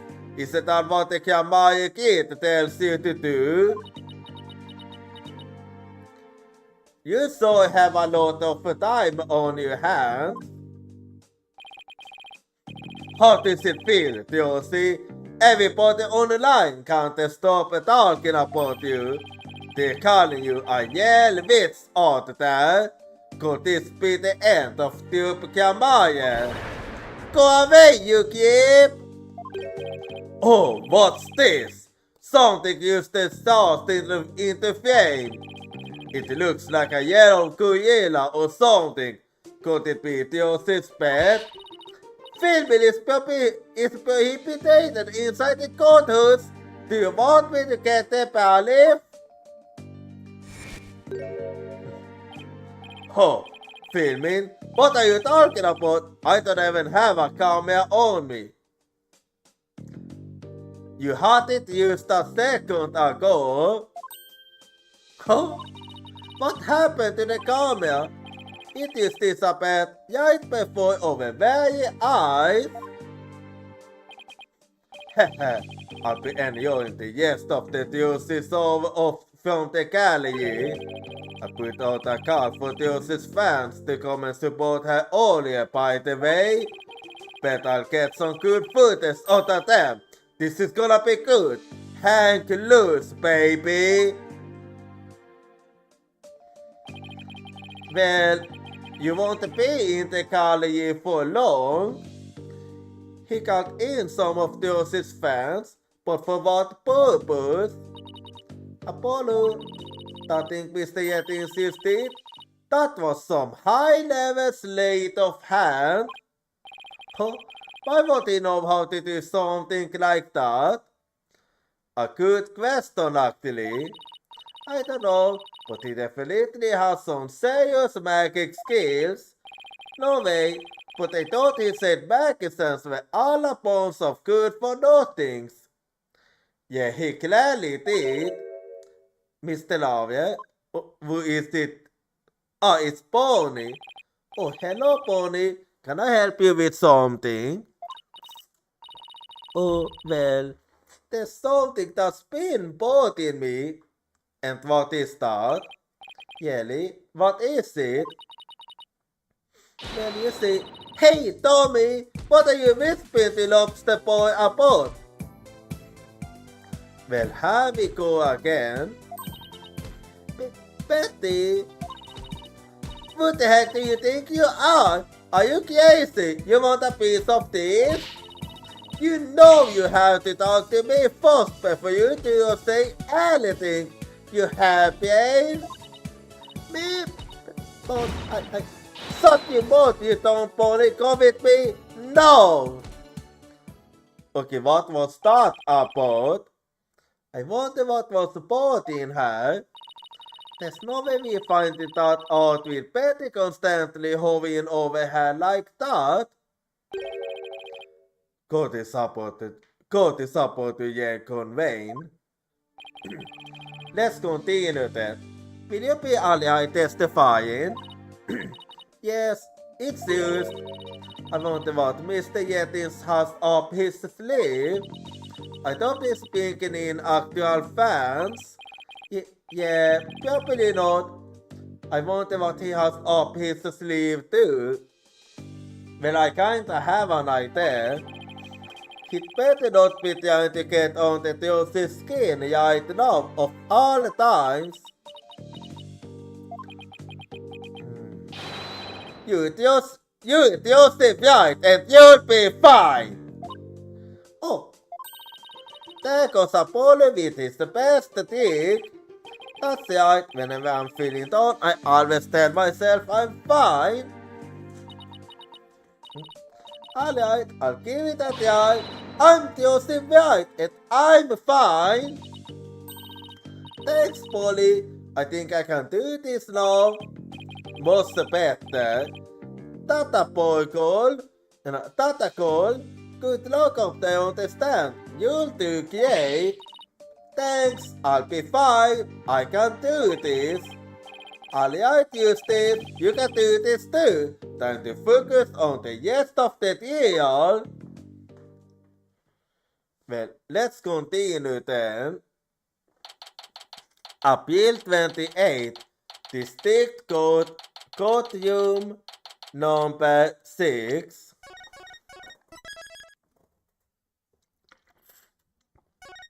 Harvey Gordon.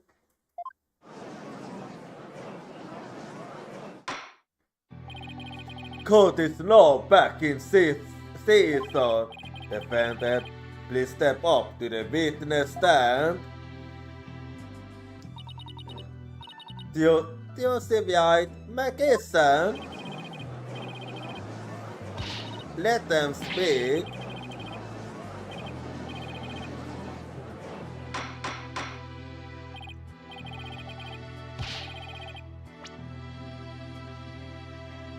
Här comes the liar, det är faithful wits. De are the motive in jail. The last member of that criminal group. Boo! We don't wanna see you on any stage. Order! The gallery will be quiet or I will have you all thrown out on the spot. What's with all the hecklers?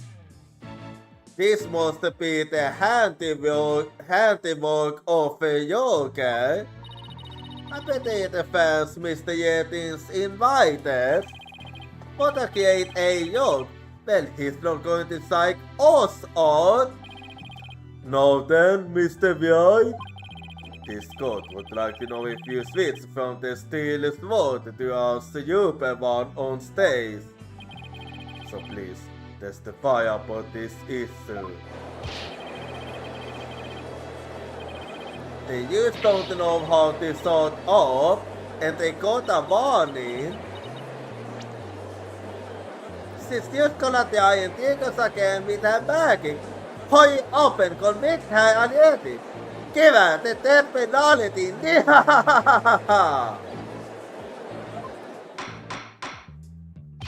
Silence, all of you. I want to tell you again. Mr. White, do you feel able to testify? Yes, I'm fine, Your Honor. You see, I never thought I'd have let her go to you with this. I'd like to make a small request.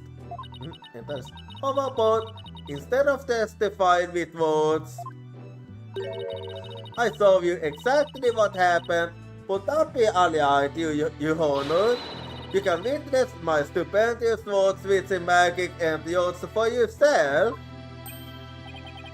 I like that idea. In spite of everything, she's still smiling. Oh, but this is amazing, isn't she? Yes, she is. She so is. She's doing used to find up there. A new entertainer always keeps a smile on her face. She's faithfully following the tube camera kid even now that she is. She really is something else. It's so time for magical call the OCBI. Must carefully love everybody. Well, let's see then. The stupendous sword switch. Ladies and gentlemen, please focus your attention on this sword. This is actually a new kind of testimony. Allow me to demonstrate just how soft this plate truly is. It's soft enough to piece an apple. See that? No tricks or gimmicks. A very soft sword indeed. Now then, ladies and gentlemen, what as I take this sword and yes to sword to. Then I will switch it. Have you now? And now.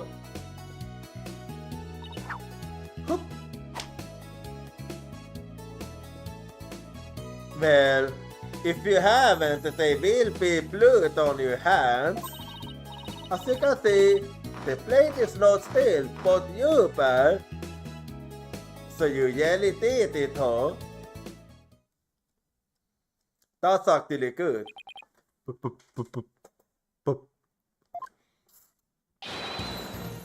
Bravo, Mr. Swine!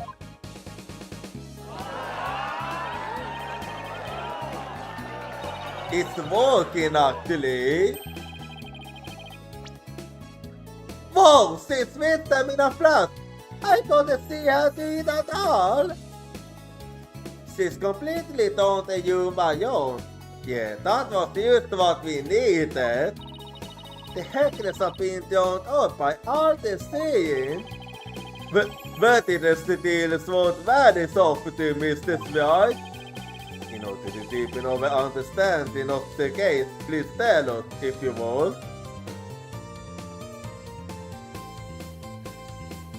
You just wanna know.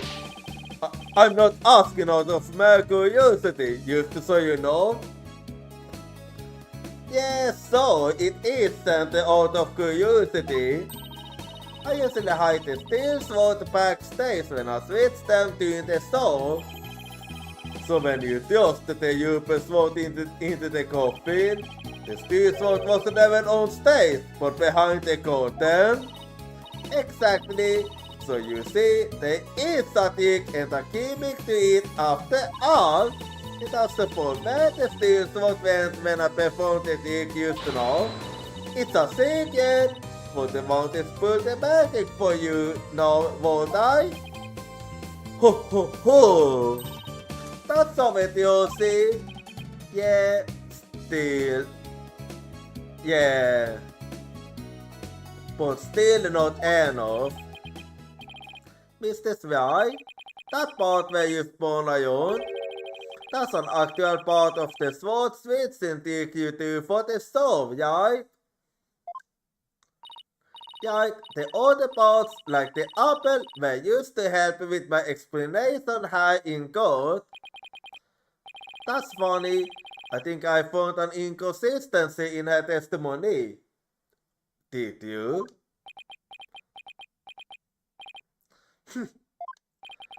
And it looks like I'm not the only one.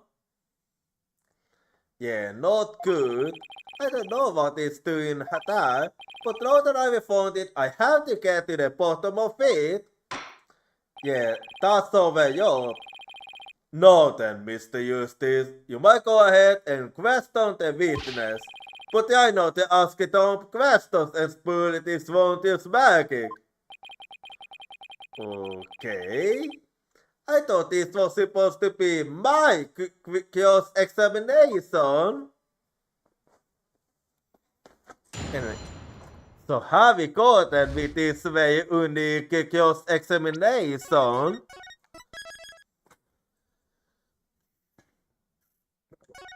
So let's see that. The stupendous sword switch. Ladies and gentlemen, please focus your attention on this sword. Hold it! Please be careful, Mr. Swine. Don't worry, I will practice this trick 1,000 times. That's right, Apollo. You have to give Josie some credit. She knows what she's doing. I know, but it still makes me nervous every time.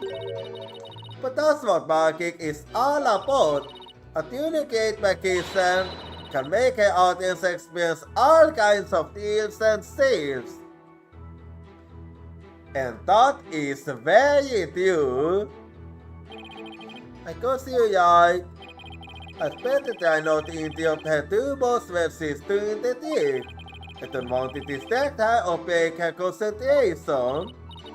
And now, ladies and gentlemen, back to the exciting world of magic. Allow me to demonstrate just how soft this blade truly is. Hold it! Mr. Swy? Please don't swing that big thank you stink iron. Somebody could get hurt. Apollo! Please don't shout when I am swinging, say the blade iron. Somebody could get hurt. Yeah, I would say Apollo is the yellow tank här. Oh, ha. Yeah, sorry about that. I couldn't help myself. It's no better than to talk to me when I'm on stage. Mr. Eustace, I'll see you in my samples of the Curtis Atrion. We are in trouble. I don't suppose somebody could make me disappear before that happens. Let's just watch quietly, sorry Apollo. And now, back to the show. See that? No tricks or gimmicks, a very sharp sword indeed. Hold it! So it's definitely a yellow sword, right? No, Apollo. I know you're excited, but you have to control yourself. Mr. Eustace, if you needlessly interrupt this wonderful magic show again, I will be forced to bring my very yellow gavel down on your head. Please don't. Theo seems to be completely taken in by Theo's magic. Yeah, it's like she's cast a magic spell over him. I better not interrupt her anymore. There's no telling what the yachts might do to me. Mr. Swy, please ignore any further outbursts from Mr. Eustace and proceed with the spectacular trick. Alright, here I go then. Now then, ladies and gentlemen, what does I take this sword and hold it?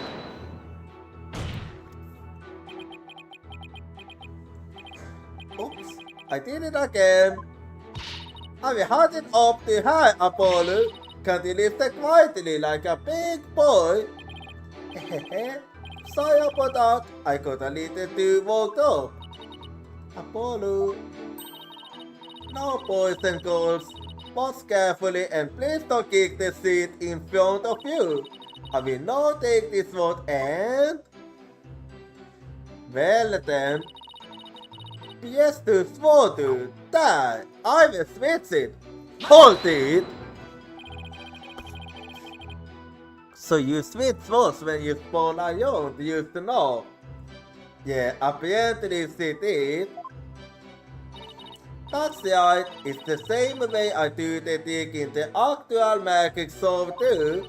But I'm also doing a lot of extra things that I don't do in the show right now though. The key point is the sword switching. If only we could use it during the actual show too. Right, you does she switch them during the show? What's the matter, Apollo? You look troubled. Oh, it's nothing. This is quite a big. How should I go about handling this? Mr. Swy, please continue with your trick. So you will always witness me switching the swords. And now, hope.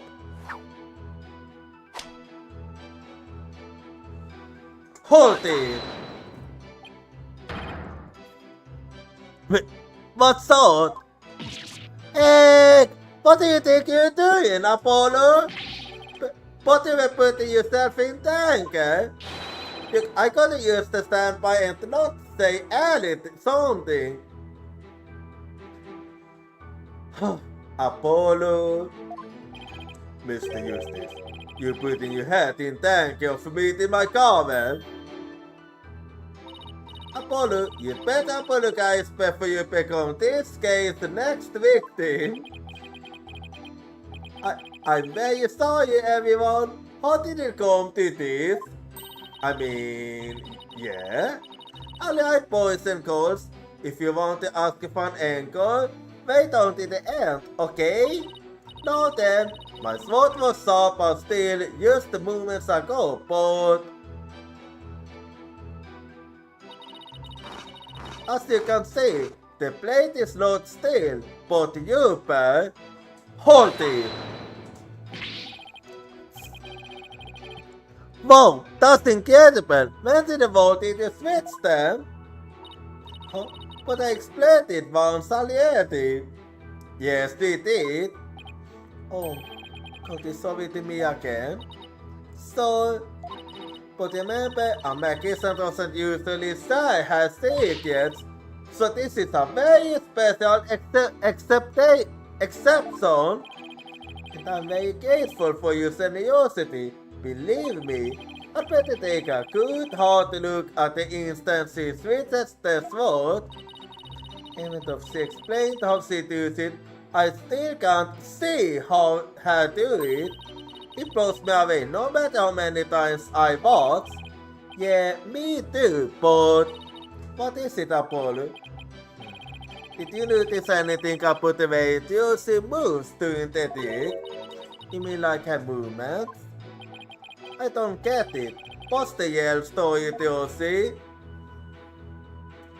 Well, let's take a look.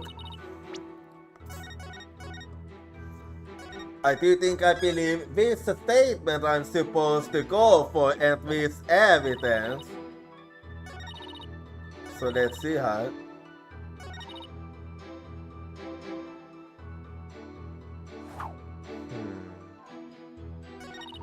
I wanna take a look again.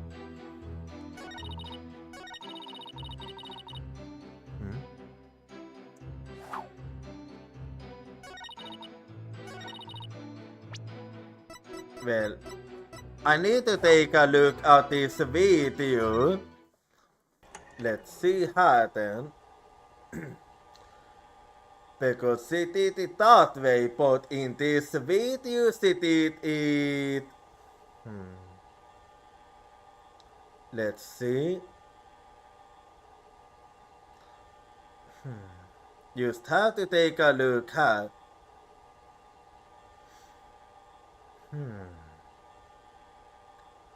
Let's see.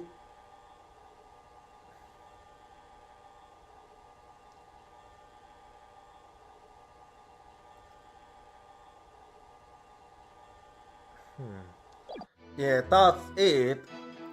It is different, huh? So, objection! Mr. Swite, there's something I'd like to confirm with you. What is it, Apollo? There seems to be a discrepancy between the way you perform the trick for us used now and the way it appears in the soul footage. Yeah, the movements are quite different. What? But that can't be. I performed it exactly the same way both times. I'm sorry, but you didn't. Then what's going on here? Mr. Swite, I have the soul footage right here. And the part where you twirl your cape around is missing from it. But I did it. You absolutely. Okay, you are absolutely sure that you did it, and yet, but we have to remember we did get it from the TV through, so there is a chance that it might have been edited and maybe got out even. So, it really is the exact moment you switch the swords. Yes, that's right. I know it. So I see how it is. The Aussie is telling the truth. Well, I certainly never expected the defense to expose the accused lie for me. No, that's not what's going on. Yes, I did expose a lie, but the lie belongs to the recording. It's the recording that's lying to us. Mr. Justice, does this mean that you are arguing that the defendant did not swap the swords during the actual magic show? No, she did actually do that. No, Your Honor, that wasn't my intention. I mean, I did swap them. I know I did. I'm absolutely sure of it. Human memory is unreliable at least, but in this case, I'm afraid that it is the witness herself who cannot be trusted. You can see the footage for yourself. The claims of this witness are false. You do know even footage can tell lies. But like, it's easy to edit it out actually, now that it has been proven that the accused did not swap swords. It means that the use of the steel sword to pierce the coffin was wholly intentional. Can you please stop jumping to conclusions? Look. And by the way, was it not you, Mr. Justice, who argued that Mr. Yu's death was not an accident, but murder?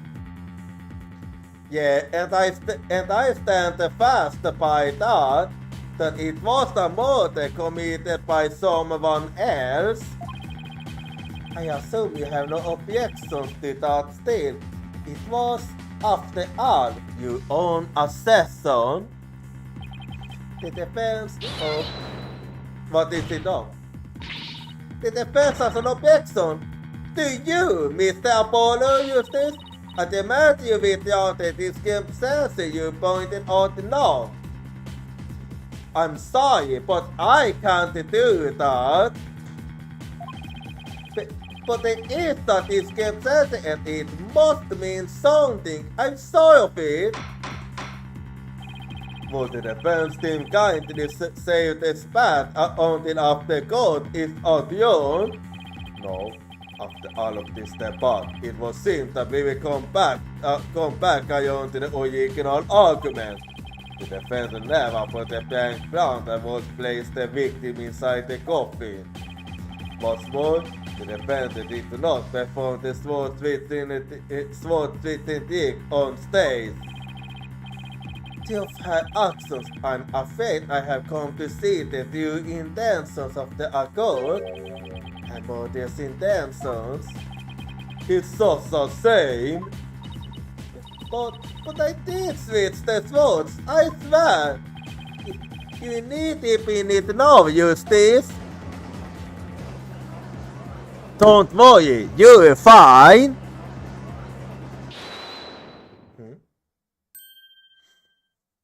What is it? Excuse me. Let's see. You are this one again? Penny?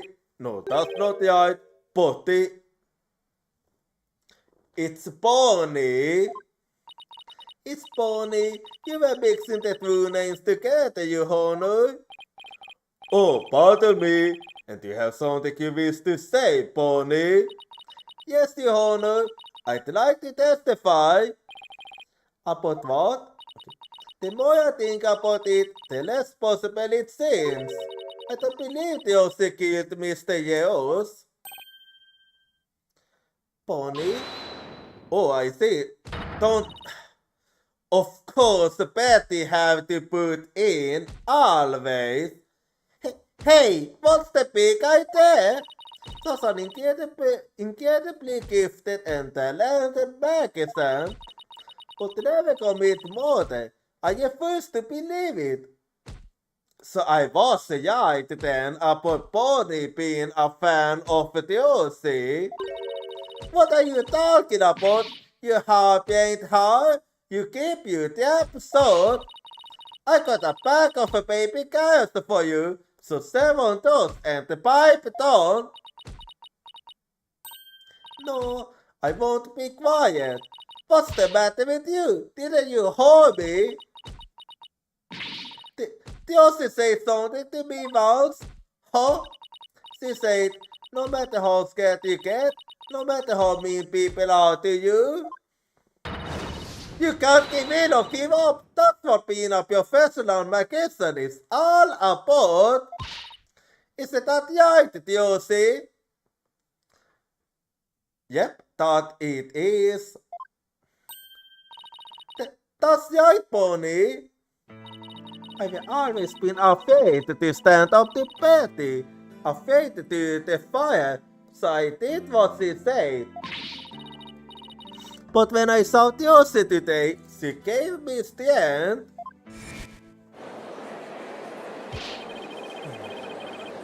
Oh, that one again, yeah?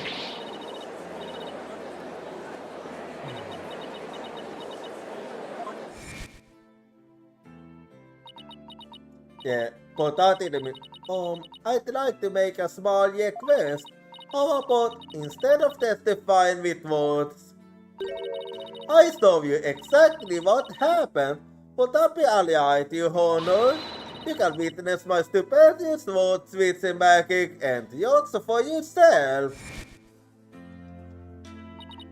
Still hilarious, the way she kept smiling despite everything. She's just incredible. So I'm not going to yawn away. I'm scared, but for once, I'm going to be brave.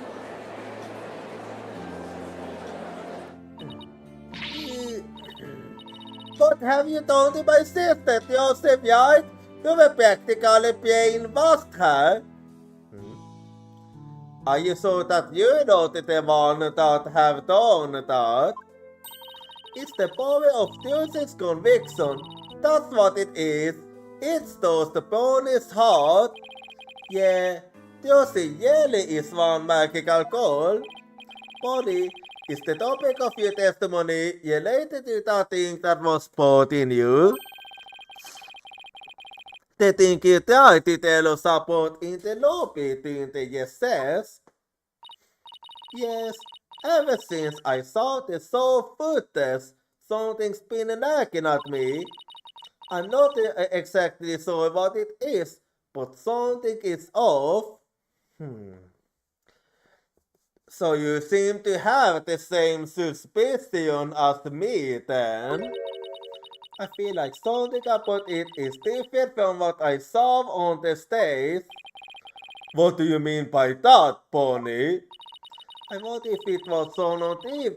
I wonder if what was shown on TV is really the same as what happened on stage. I'm pretty sure it isn't. Of course it is. The show has only been performed once, after all. No, I'm pretty sure that's not the case. It can't solve anything other than what happened on that stage yesterday. But police testimony is the source of attention. We have to examine the show footage. But what can we check it against? Do you have some other footage of the show? Well, I have some show footage. Okay, then we have something to compare it with. You do? One of the TV stations cameraman said one of the TV station's cameraman said he was a fan of mine. He kept his camera on me for the entire show. And then afterwards, he gave me the footage he thought as a present. He did? Yeah, that he did. To tell you the truth, I thought it was kind of creepy, so I was going to get rid of it. Well, good thing you didn't. Please submit that footage to the court.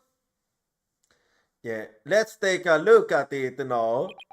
Now then, let's take a look at this new footage. Yeah, let's see then.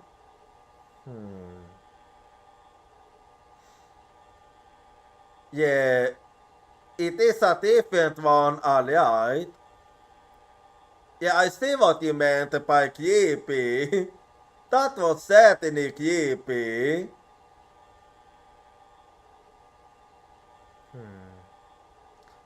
No, let's see.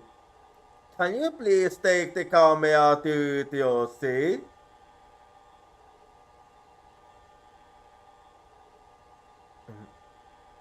What?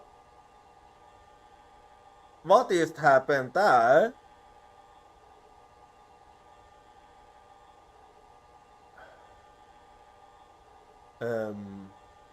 That didn't really solve me what I was hoping for.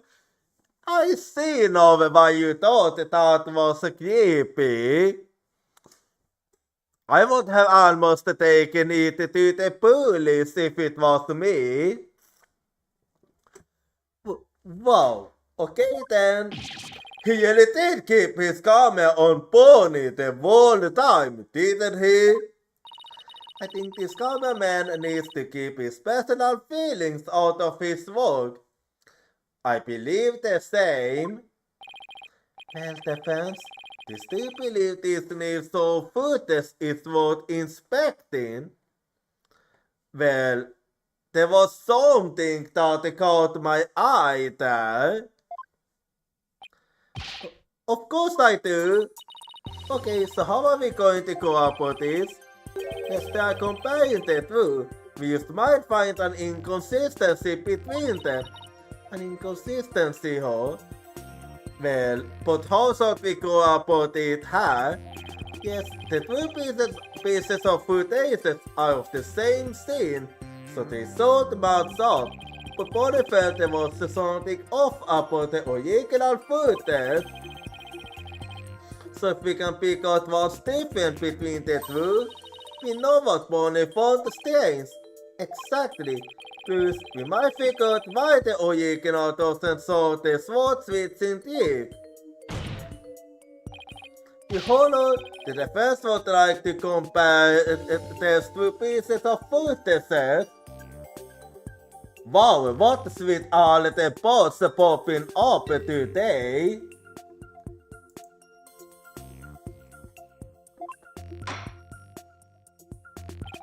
Very well, I will allow it. What a waste of time. I'm not sorry about that. Apollo, do you know how to compare the two pieces of footage? No, I've never done it before. Yeah, this is completely new for me. I'll give you a little lesson then. Use the video player's button to go to the footage. When you want to speed the tube, use the fast forward button. And if you want to go back, use the right button. If you want to halt the playback, use the pause button. Oh, and by the way, if you fast forward or rewind when the playback is paused, you can do a slow frame by frame playback. Okay, and so how do I switch between the two videos?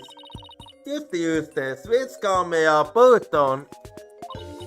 Now, if you find a difference between the two pieces of footage, put the cursor over what's different and present it to the code. Thanks, Satana. You really know your stuff. Not really, I just gave it some cursor and then went with my code on most of it. Yay! What? I so hope she goes the eye. Anyway, let's give it a try. Yeah. Well, oh, I can't save right now. Anyway, so let's see how then. Hang on.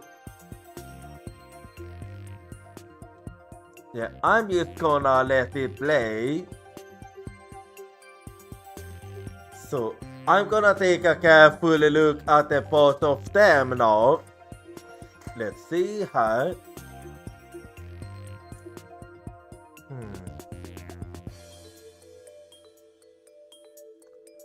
Well, das var alle right.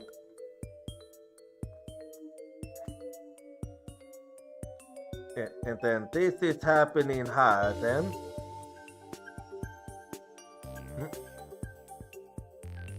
Okay, something felt off there.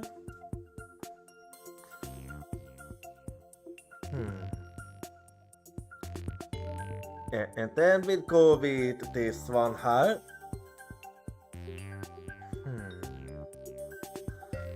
Yeah, that's it for this one. And now I'm gonna switch to this one then. To this one that was a bit creepy.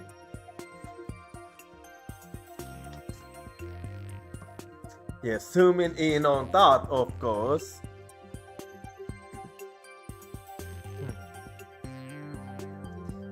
And now, let's see. There was something about this that I found a bit strange somewhere around here. So, let me use the C here then. Yeah, this was the bit that I... Oh, my bad. Yeah, I'm gonna have to actually... I actually find this really strange because there was no signs of the gods there. So... So there we go. So take that. I do find it very strange. This is it right here. Take a good look at this scene and compare it to the video shot from the front. Oh, the playing cards don't appear in the video shot from the front. Yeah, and that's very strange indeed. Hey, you right? What's going on here? Well, that's bullshit. The one that we had, it had actually been edited out. Mr. White, what can you tell us about the playing cards? Oh, those? They're the cards I have when I do the sword switching trick. I see. What? Mr. Justice, does this mean it does? So she did indeed do that sword switching trick. Yes, it means that the sword switching trick was good from the television footage. So the footage was edited. Yes, it was. Yes, with malicious intent. That is absurd. But you can't deny it anymore. Well, we must get to the bottom of this right away. And we shall be doing that after the art break. So be right back and see you in 3 minutes.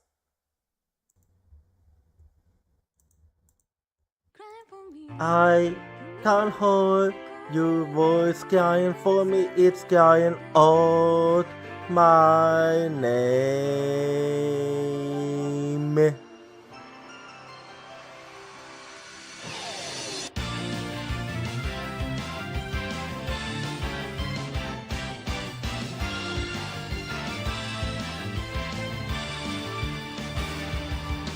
I was acting tough by saying that I don't team because it's scary to lose my team.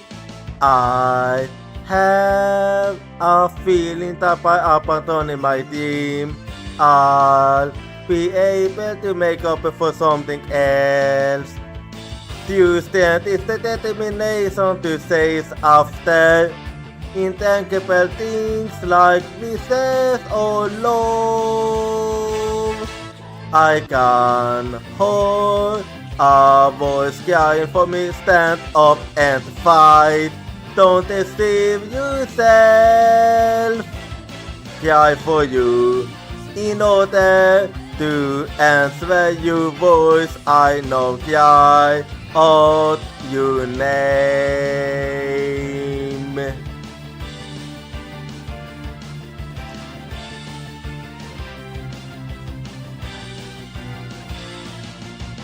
I replaced my lack of self-confidence with kindness. I have a feeling that by giving up, I'll be able to stop hurting others. When we completely accept our pain and hardship and start to understand each other, you stand will be born. I can hold a voice crying for me, don't yawn away. I will hold you everything tightly. Cry for you, wanting to answer your voice. I know cry out your name.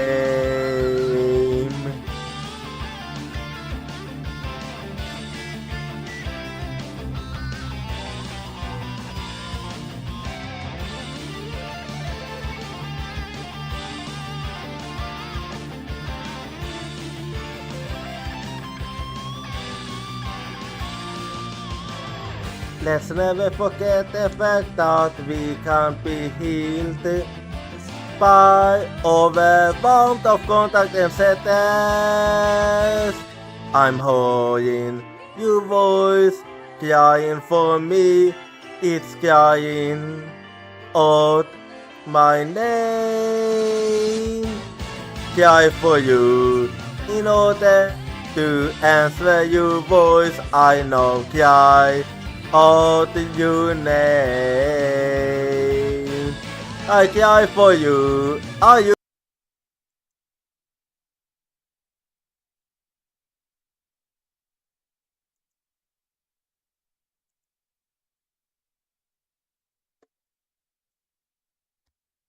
Alrighty, I'm back now, and we're gonna keep going hard then. Polly, the devastation might still have their unedited footage. Go see what you can find out.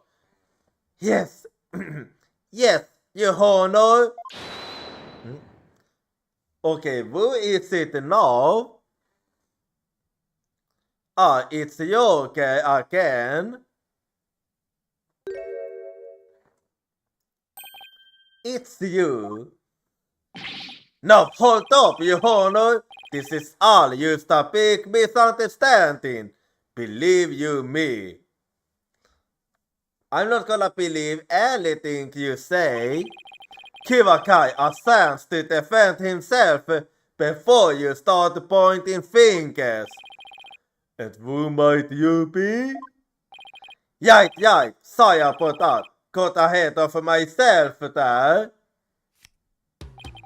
Here is my business card. Some to make you acquaintance, you honor. Oh, well, how very polite of you. It's lovely to meet you too. Prosecutor Satmati, please take my card. A business card?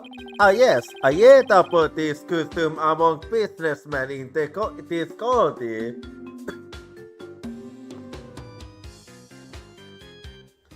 Okay, my voice wasn't really prepared for this. I have ever familiarized myself with the various replies. How do you do, good soul? Or what's Chaka-lakin homie, for example? Okay, that's something I never thought I would hear you say. Oh, you from Take Through Debbie, are you, witness? Come to think of it, I believe I've seen you on television before. Yes, Joker Yetings, otherwise known as the Yetings Yaya. He is a TV producer and a best on many of his own shows as of late. He is best known for his catchphrase, "Hang loose, baby." Oh my! So you're the Yetings Yaya? Yep, and he's a fucking scammer. Hang loose, Yotzi baby. Nice costume you got, huh? I never thought I'd get to meet you in person. But you're so good to some Satmati. How do you know so much about him? In preparation for the case, I watched all of his songs. I found the Yetings Yaya goes to Pokemon of particular interest. So I take it that you are a big fan then? It inspired me to visit that yesterday straight away to learn more about the local cuisine. Okay, yeah, you are a big fan. But you went to Pokeball? Who would have thought? Yeah, all expected, I know, right? You must really wanted it right, ho, buddy. Go start line. Okay, I think... Yeah, I have been in those ridiculously long lines before. And when I'm saying ridiculous, I really mean it. Compared to my ascetic dating and overweight is nothing. I recommend the Southwestern Burger with jalapeno jack cheese, by the way. I do love jalapeno, but I'm sorry, I'm allergic to cheese. I'm having a really hard time picturing him in line for burgers. They might think he's a cosplayer. Oh, him! You security shot Marty's unexpected enthusiasm for food aside. Mr. Yetins, what is this misunderstanding you mentioned? Well, for starters, it's true that the footage was edited. You get your hands on this anyway, so I might as well show you the unedited footage. It's a pretty long video, so I'll just show you the part with the playing cards. You can see the cards when Theosis spins around, so keep your eyes peeled. Is there a reason why you only saw when I start?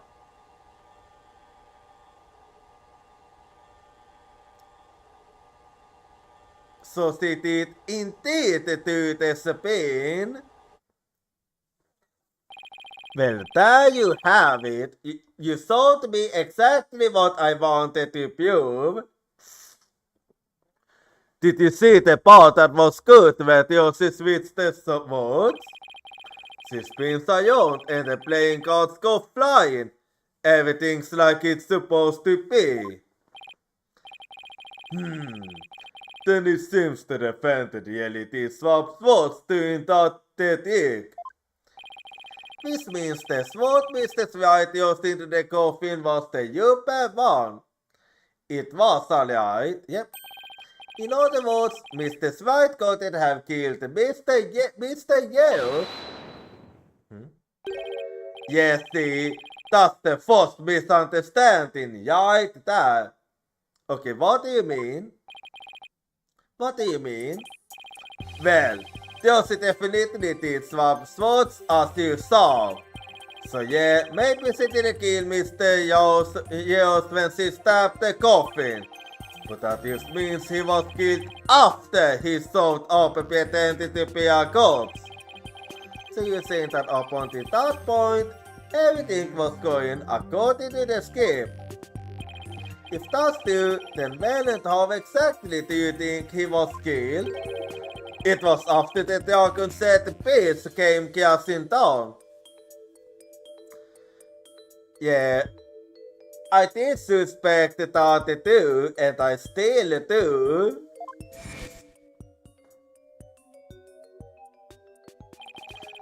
I stayed just more than Mr. Years when she was hiding from a wife behind the set piece. Are you sure of that? She could be easily done it behind that who's the dragon and nobody'd be the wiser.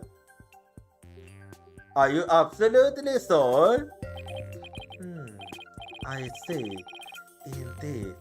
There is a yin of duty to you assassin.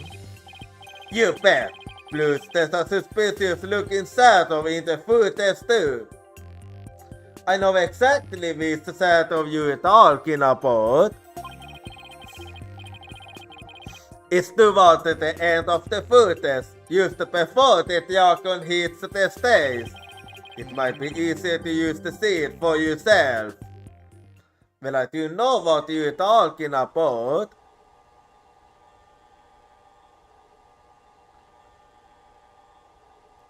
Yeah. Yep, that was the shadow I was thinking of too. It's only for a split second, so it's hard to catch, but look here. Yeah, I did see it. This suspicious shadow must be Josie. Are you sure? I actually believed it was... You know what I believed? I believed that it might actually have been Mr. Hat. She's using the steel sword she hid behind the curtain doing the trick to kill the victim. Now that you mention it, I suppose it does look that way. I disagree. This witness is used trying to jam his theory down over truth, Your Honor. And that's not all, aren't we forgetting that the witness willfully edited the sword written out of the footage? Yeah, and there must be a reason for that. You see, that's your second misunderstanding, right there. Your Honor, would you mind if I testify about it? I've seen people testify on TV and I've always wanted to give it a shot. That would be fine with me, Prosecutor Satmati. This is quite unexpected. It threatens to disrupt the comic course of this case. Hey, lighten up, Petty boy. You're gonna like what I've got to say, promise. He's quite a fan of yours, damn it. Very well. However, if you do anything to impede the last rites for the victim, I will have you removed. Alright, with Prosecutor Satmati's permission, please give us your testimony, Mr. Yettins. Joke Yettins, the Yettins Yaya, no case of the courtroom. Hehe, I'm taking over the floor, so listen up, loyal buyers. I'm not gonna be loyal to you. Anyway, so let me use the save hat then.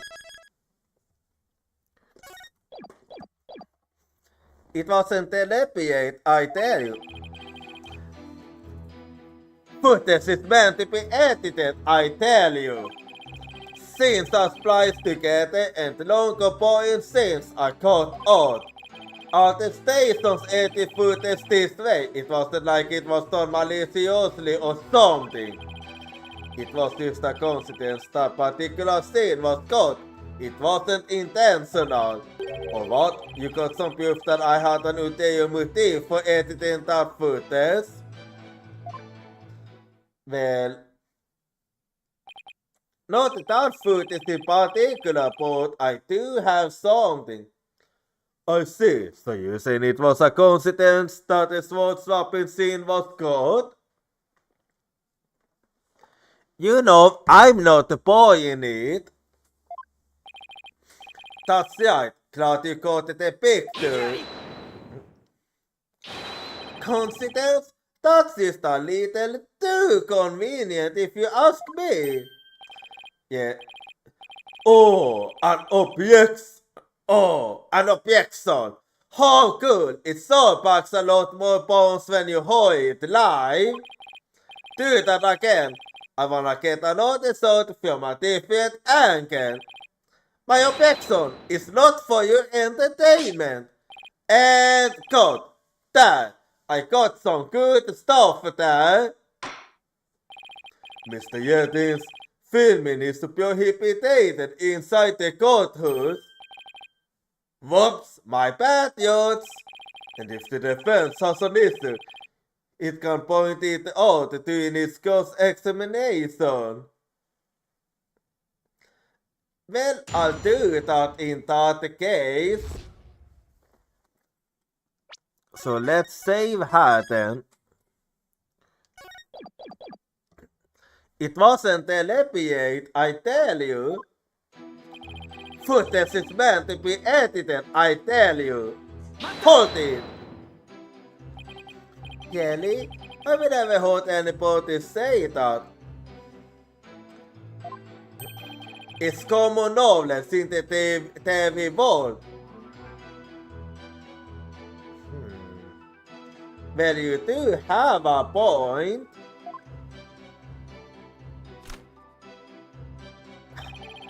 Okay, now you're used to showing off your money again. You got any idea what a smooth security beat it was a making show without editing? A making show like that one, anyway. Okay, why are you saying that now? That was ice cold. Anyway, editing is what makes TV worth watching. Yeah, that is actually true. Scenes are spliced together and the long or boring scenes are cut out. Hold it! Are you saying you thought there were boring scenes in Mr. White's magic show? You gotta ask? That script and the presentation the show plays on the cutting room floor?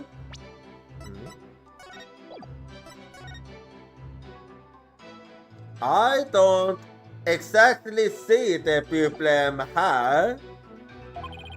Broadcasting that best assist would have been a complete disaster. That's why I had to edit the footage. It's just what a TV man does. What didn't you like about the show exactly? The whole thing.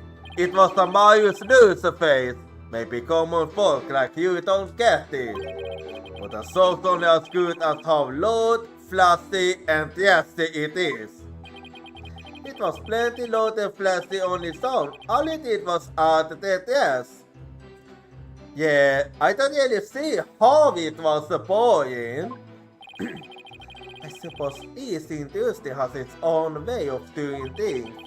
Just as we in the legal profession focus exclusively on evidence and testimony. Exactly. Whether it's sober piece or the legal piece, we do what we gotta do to get the job done. Anyway, editing footage is just a matter of course in the TV industry. As the stations edit footage this way, it wasn't like it was done maliciously or something. Hold it! It wasn't done maliciously, but I get a distinct impression. that you bear feelings of ill will toward the Jochira. Oh, what makes you think that? Well, let's just say everything you have said about the backseating. The things that you yourself have said. You see, I'll take up the thought and expose the dark heart behind that sweet smile. Our beauty of the Jochira magazines are all a bonds of a love life.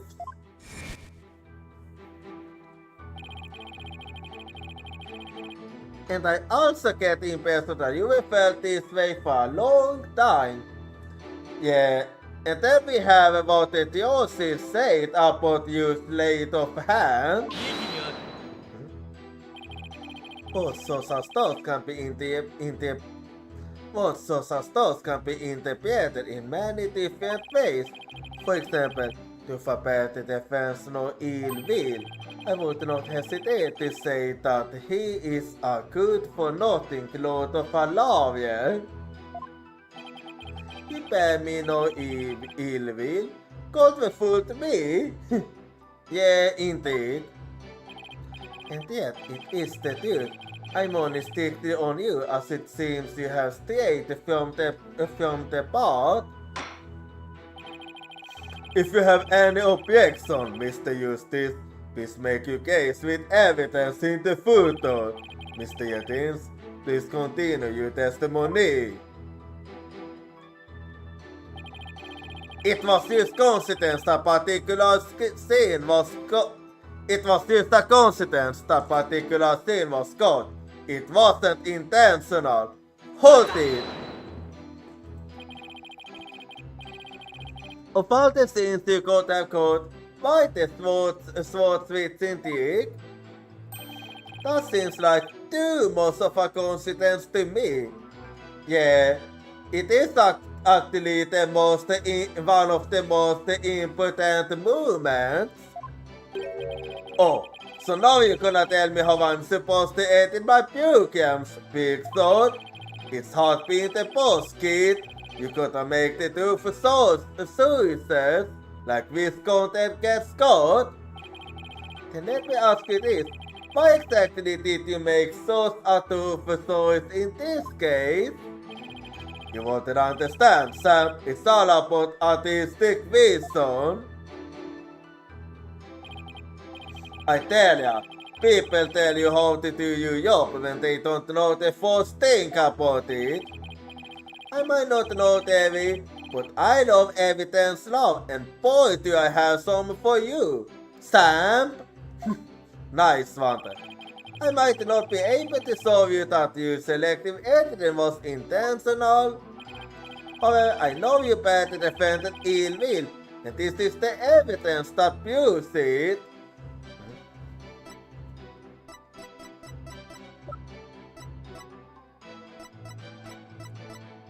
Oof. What?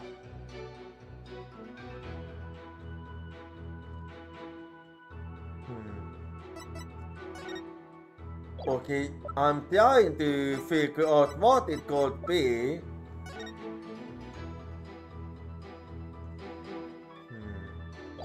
No, it can't be that one. The only thing I can think of is it this one by any sense?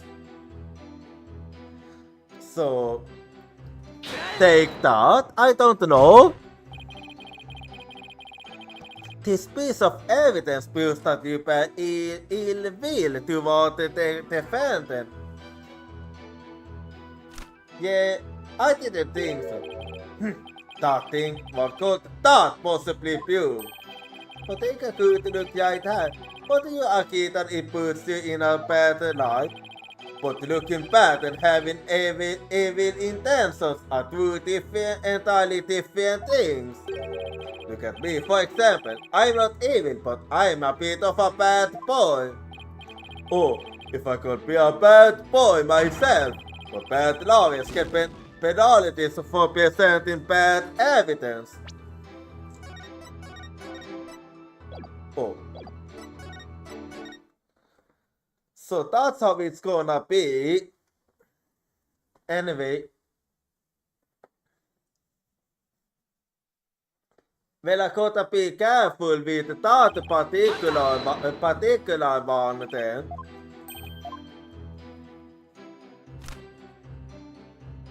Anyway, I'm just gonna be skipping then. Hang on. I didn't remember exactly which one it is that I don't wanna point out just yet. So just hang on here. And there we go then.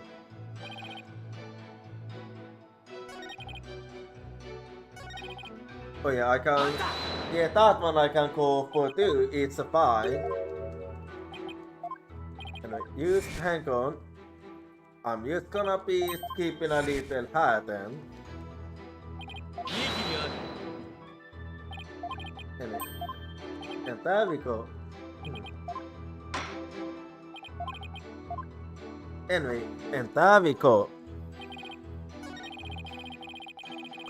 Or what? You got some proof that I had an ulterior motive for editing that footage.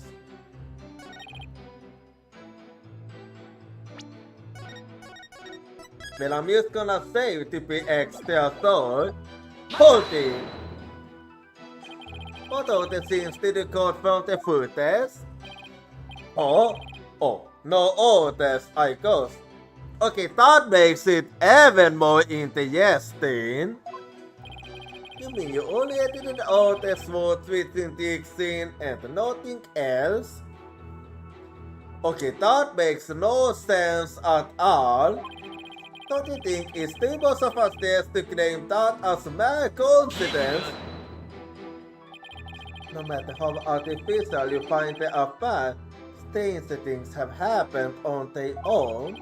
That is, unless you have something with which to prove otherwise defense. Well, if you have a valid criticism of Mr. Yetin's testimony, feel free to counter with evidence. Well, Apollo, it would so make things easier if we had some.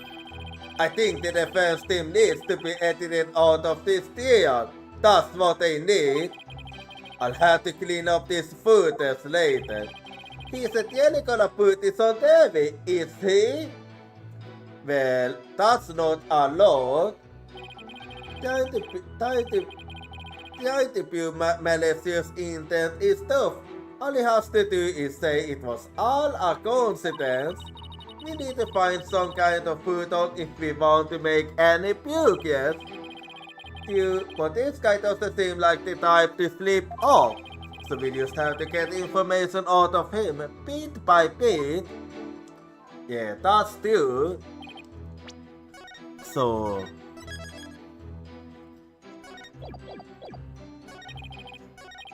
I'm gonna be starting with this one then.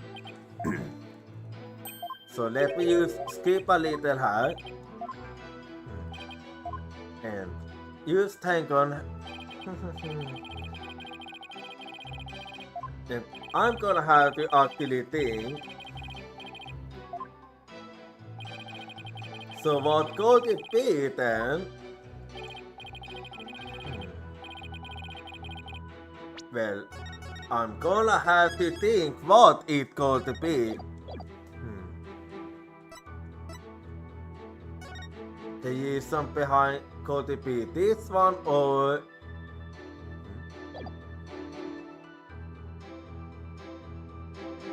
I wonder.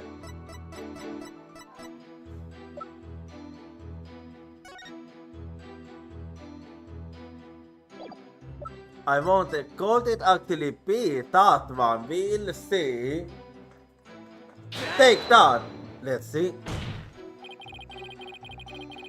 I had a feeling that wasn't it, but I still had to try. I need to think. What could it be then? No, this one wasn't easy.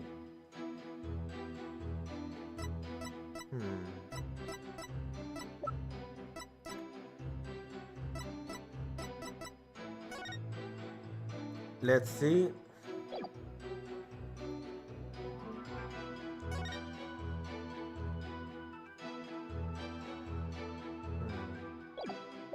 I wonder if this is it.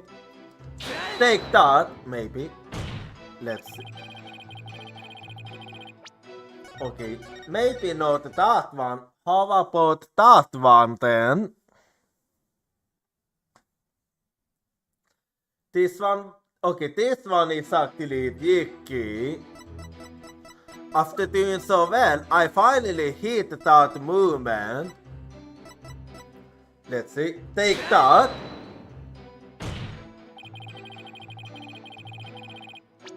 I was wrong.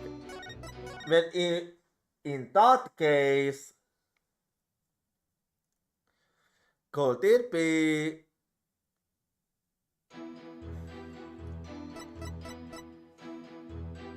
If it wasn't that, could it actually be this one?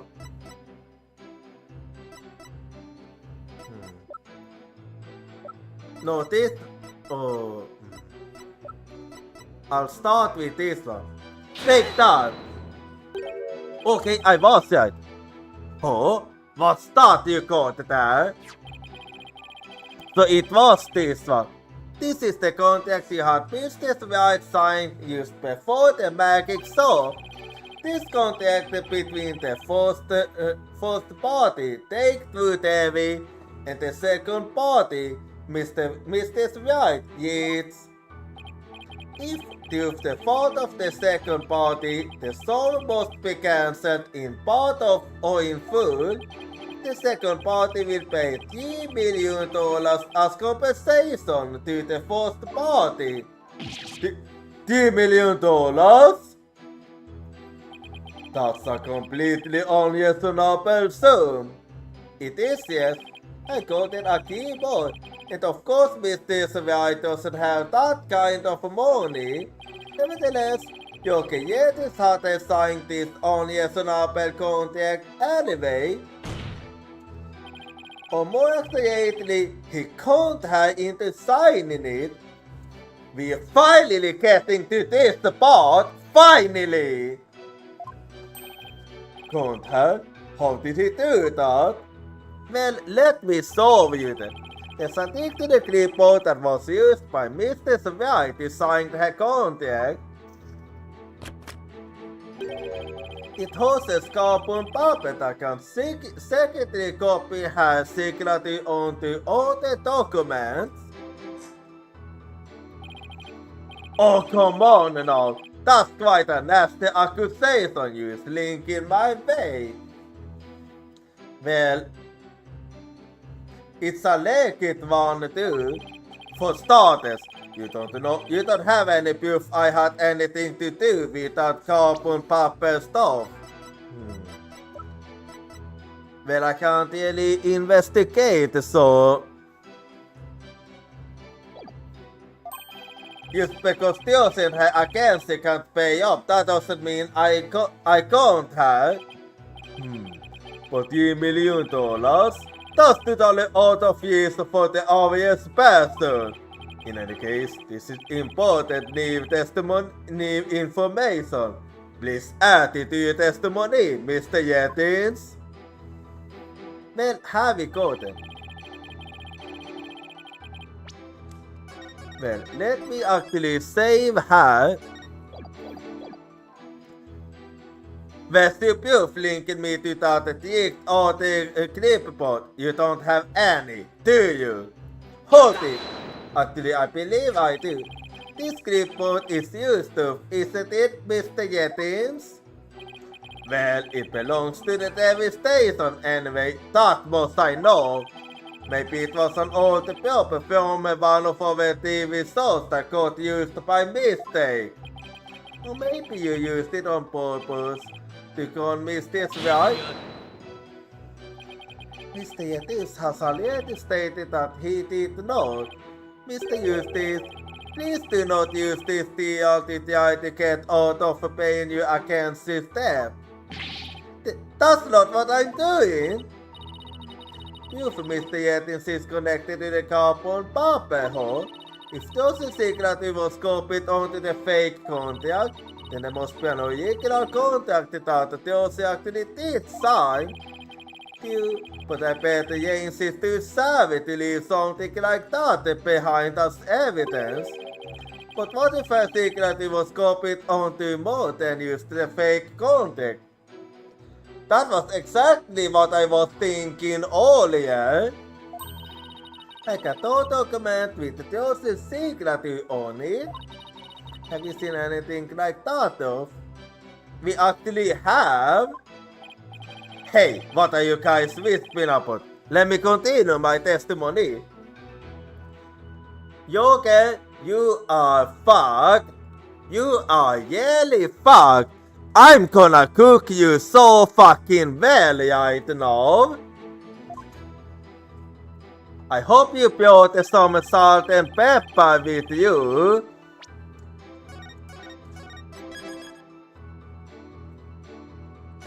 And let me show you exactly what I'm talking about. So, here we go then. Objection! You must be quite a con man if you can fool a magician with a simple trick. But if you think you can con a lawyer, you're very much mistaken. Hey kid, want to kill you to enunciate in front of the camera? You know, like a newscaster. Think of the bias. Okay, I'm gonna entertain them by finding you guilty. I'd like you to take a look at Mr. White's signature here on this note. Now let's compare the signature to the one here on this contract. Well, would you look at that? They're exactly the same. Yeah, both the way it's written and the location. That's the idea, honor. Not just a smile, but exactly the same. Nobody can sign the name in exactly the same way twice, unless it's a copy. I can confirm that my signatures are always different. I never have the same signature when I sign. Yes, keep going. The signatures are proof positive that you can't miss this right, and they definitely prove your malicious intent. Say, not bad, lawyer guy. Didn't know you had it in you. This is really getting into yes enough. It can create ratings for sure. Don't try to touch the issue, Mr. Yetis. The fact is that you bear ill will against my client. So the show footage was definitely edited with malicious intentions, isn't that right? What a false argument, defense. Okay, what do you mean false? All you have really proven is not his ill will toward Mr. White, but his pecuniary greed. That's right, I just wanted money, baby. Fat stocks of satire, that's all. After all, I'd never even crossed the paths with Josie before this magic show. Is that really true? So I'd have absolutely no reason to bear her any ill will, right? We didn't bear her any ill will, huh? That sense, this guy definitely has some Mario hate for Josie. Indeed it is. You'll see, I'll take up the thought and expose the dark heart behind a sweet smile. Abusers and my vacations are all a bunch of love life. I can't prove it with anything, but with the things he said all pointed out back. There must be something between the two of them that gave birth to these girls. Some sort of connection that not even Tuesday is aware of. You honor, I'd like to argue that Jochira and the Tuesday right must have crossed the paths before. There must be some hidden connection between them. Yeah, it does make sense. Hidden connection? What is it now? Just what are you getting at, Mr. Eustace? It is futile to even ask you, Honor. Sorry, it is just another one of the defense feculates claims. We'll see about that. You don't seem to have a very high opinion of me, but once you hold my argument, you'll wish you'd taken me a whole lot more seriously. Really? Very well then. Do you see it? Did you figure something out, Apollo? Nope, not a thing. So much for that bluffing. What? That was just some good old-fashioned bluffing, courtesy of Mr. White's fine training. I hope you know what you're doing. I so hope so too. If you're going to make such a bold claim, Mr. Eustace, I hope you're ready to elaborate. What is this hidden connection between the defendant and the Jochira?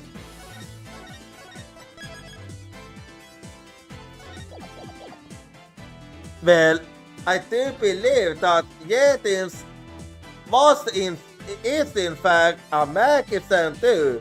That's the only thing that makes sense here. That's late of hand take Mr. Yetins did during the yeses earlier. Filming is prohibited inside the courthouse. Do you want me to get the bailiff? Oh, filming? What are you talking about? I don't even have a camera on me. What if Mr. Yetins is a magician too? What if? I believe it's up to the defense to fill in the blanks, not me. Well, you are right about that. Well, if he is, he might have had some connection with Mr. White somewhere along the way.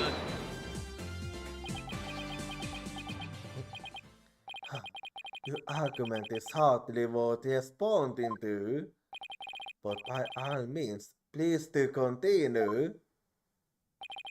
As a passage in the sacred scriptures of Quranic state, he who gives a sermon to a monkey is himself a monkey. Yeah, it doesn't matter what you say to your teammate, he isn't gonna get it anyway. But we saw Mr. Yetins perform a magic trick. He made his video camera disappear in the blink of an eye. That is it. Well, I think it would be pretty funny if I were a magician. You must have been seeing things. Want me to introduce you to a good eye doctor? If a connection as tenuous as that is all it takes, then every magician in the county could potentially pay ill will toward the accused. I guess you're right. Yeah, it makes sense. You're not the sharpest knife in the theory, are you, sort of? You were too well to glance that brutish mind of yours in the holy waters of Mount Puni. Dit är sånt jag fick ett waterfall. Inte även you så att jag är to the level of a monkey. Ha ha ha! A numpeskull for a numpeskull. Ooh, well this numpeskull has thick skin, so that... Well, I think I get what you're driving at.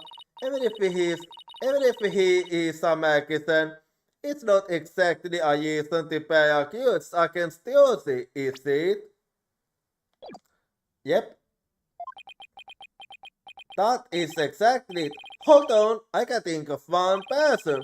One American who has a reason to pay accused against Josie.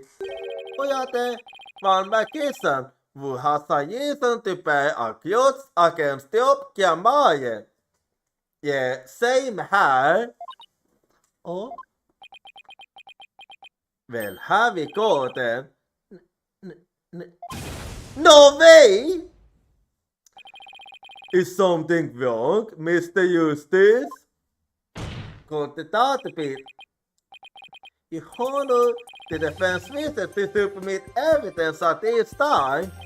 I see. And what sort of evidence do you have for us?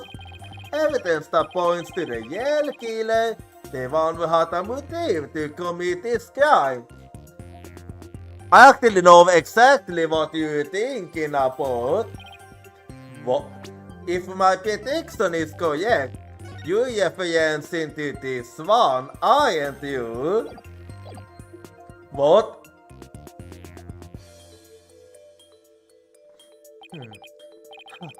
And what have you come up with this time, defense? Joseph is the sole hold to Job Kiamaye and its name. Disputes has gone the crosshouse of one particular Mäkisen, and this piece of evidence points to that one person with a grudge against Mrs. Wright. Yeah, let me show you then. I do believe you can find it here, so take that! And who exactly are you naming, Mr. Justice? 30 years ago, the great Mr. Yeos belonged to Duke Kiamaye, but then the Duke ousted him and Mr. Yeos wanted to get revenge on them someday. And what better way to accomplish that than to the unison of the soul whole? But Mr. Yeos is the victim, Mr. Justice.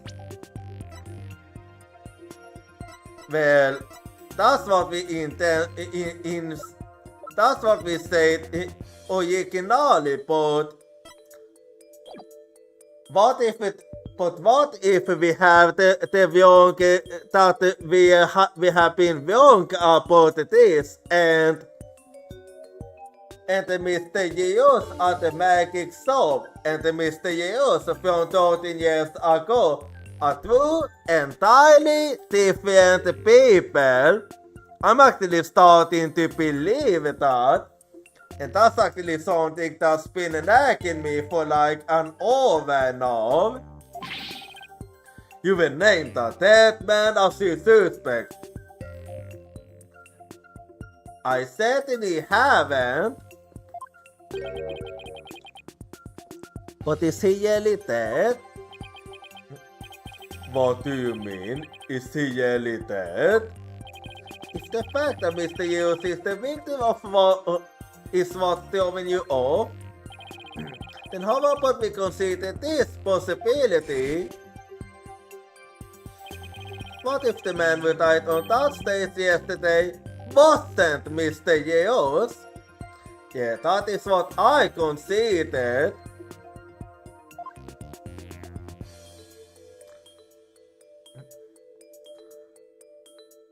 Yeah, they do kinda have smiley looks. But what? You mean the victim was an imposter? Yes, that is exactly what I mean.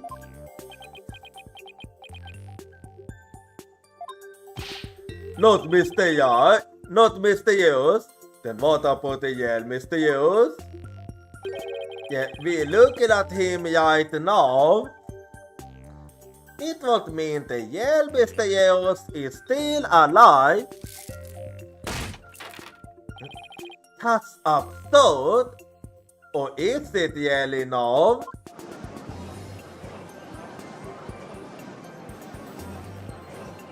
I wonder if it really is the episode. Mr. Justice, who's the yell Mr. Yells if not a victim of this case? I'll solve you, alright? I'll solve you. It's all coming together now. I finally see the gimmick, the trick to this entire case. Well, have you got it? This don't explain everything, Your Honor. The Yale killer, the one who hated the Duke Maya and wanted to study its name. The magician looking in the shadows will set up a fake Mr. Yells in his stead.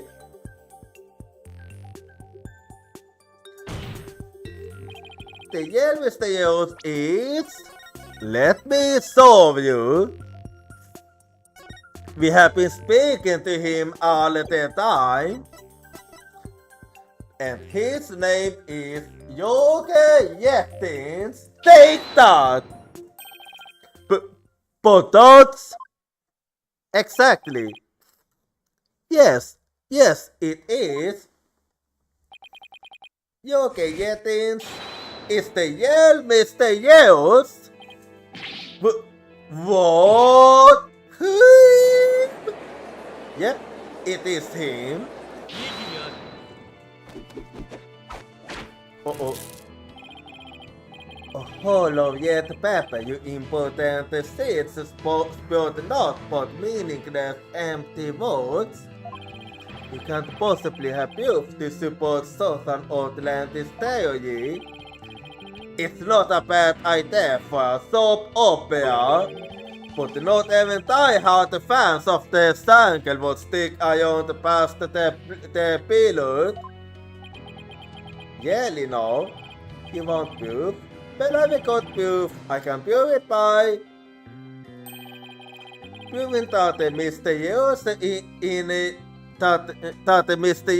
in yesterday's magic show was a fake. And to do that,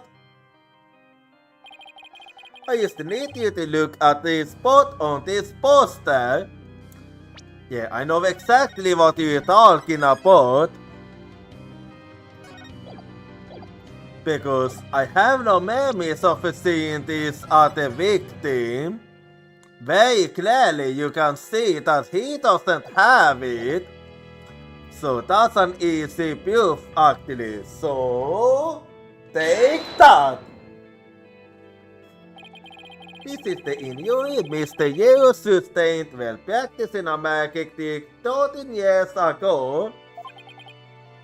However, the video depicting sort of himself shows no trace of injury. Oh my, you are absolutely right. Now Mr. Yettins, what is supposed to be defined if we take a look at you right forearm? Is there by chance a nasty 13-year-old scar on the top sleeve of yours? Yeah, and a scar like that, it won't last for a lifetime. Believe you me, because I do have a scar of my own that won't also last for a lifetime.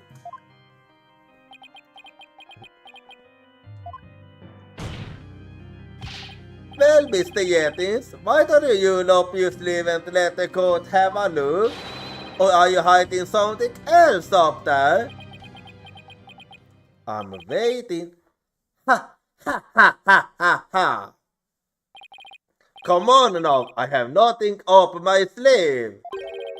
I don't need to hide anything up there, because I got no tricks or gimmicks. For you see, my magic is the yellow deal. Okay, what do you mean? There we have it. Is this what you were hoping to see? Oh, there it is, the scar. Yeah, it is identical. Just as I thought. That's right, I'm the forgotten magician, abandoned to the dark on the stage of history. The great Mr. Yeos. Have you gotten? This is totally absurd. Well, tell me a case that haven't been absurd. Ho ho ho! How ironic, what did you say? That this odious mark caught into me by Jochira would bring me back into the limelight once more. Strange that the comic deaths before me. If the witness is the real Mr. Yes, then who is the victim who perished in the magic soul? He was both a fan. I met him on one of my programs several years ago. He said he had become a magician out of admiration for the great Mr. Yeon. In confidence, I told him my new identity and let him take on my mantle. And when did this man take over for you? About 2 years ago, I taught him my tricks and even acted as his producer. So you have raised him for 2 years? And so, a amateur became a popular magician overnight, courtesy of my magic on the stage without television. Hope you enjoyed the song. You really had us all fooled. Yeah, you actually did for a good movement. Mr. Yetins, or so to say, Mr. Yeos, and you hated of the Jochira, you killed the victim, Mr. Misty, and then set up Mrs. White to take the fall, didn't you? You didn't all use to tarnish the Jochira name. Ho ho ho! I have no idea what you're talking about, lad. I set up the bank, that was it too, but it was simply a harmless joke on Tracy, I assure you. Yet she learned of the plan and made use of it to commit murder. That is how strongly the criminal element runs in the blood of those Jochira. Really? But if it was a secret bank with away where people never put, couldn't you have been the one to use it for murder instead? Very easily too. God! What? Yikes! Oh, what? His head! Heh! Just kidding! The fuck was that? What the heck was that? Hit my words, love you lad, for I fear you grasp on reality is slipping. I do believe I told you that my magic is real. It employs needed tricks, no gimmicks.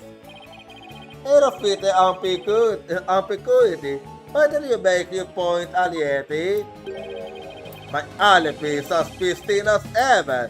What did you achieve, you security sat Marty? Yes, I suppose that is correct. The witness does have a solid alibi. What? I think I know what you're talking about, but is it really that soon? Check out defense that at the time of the magic song, Mr. Yetins was a take-through theory, a fact that many people can easily attest to. God, that's right, I forgot all about that. Ho ho ho! So what do you think, Your Honor? Would you like me to testify on the matter? Yes, I think you'd better. Please tell the court more about your alibi. Well, have we gotten an... Very well then. On with the song. Are you watching, Magnifica Maya? The time has finally come for my magic to slough out you precious petty king.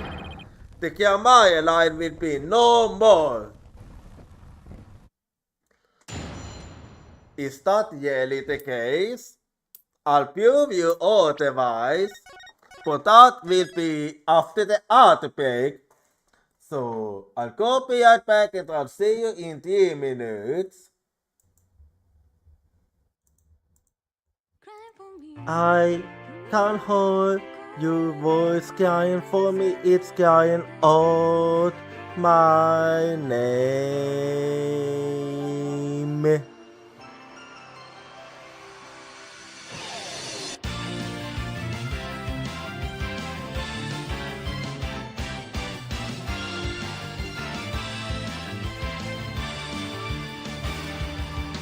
I was acting tough by saying that I don't team because it's scary to lose my team.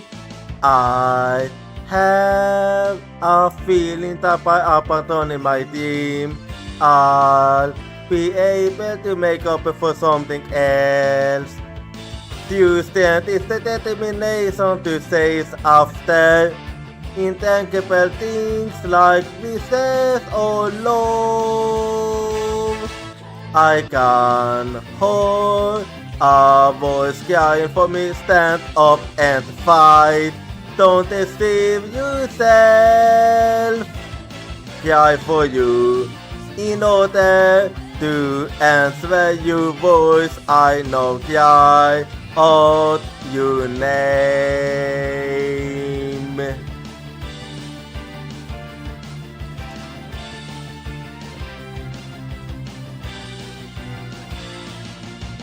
I replaced my lack of self-confidence with kindness. I have a feeling that by giving up, I'll be able to stop hurting others. When we completely accept our pain and hardship and start to understand each other, Tuesday will be born. I can hold a voice crying for me, don't yawn away. I will hold you everything tightly. Cry for you, wanting to answer your voice. I know cry out your name.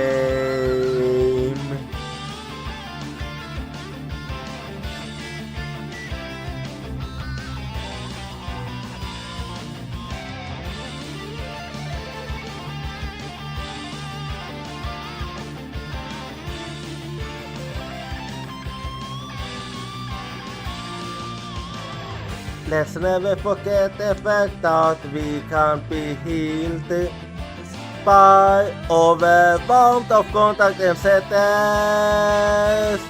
I'm hearing your voice crying for me. It's crying out my name. Cry for you in order to answer your voice. I know cry.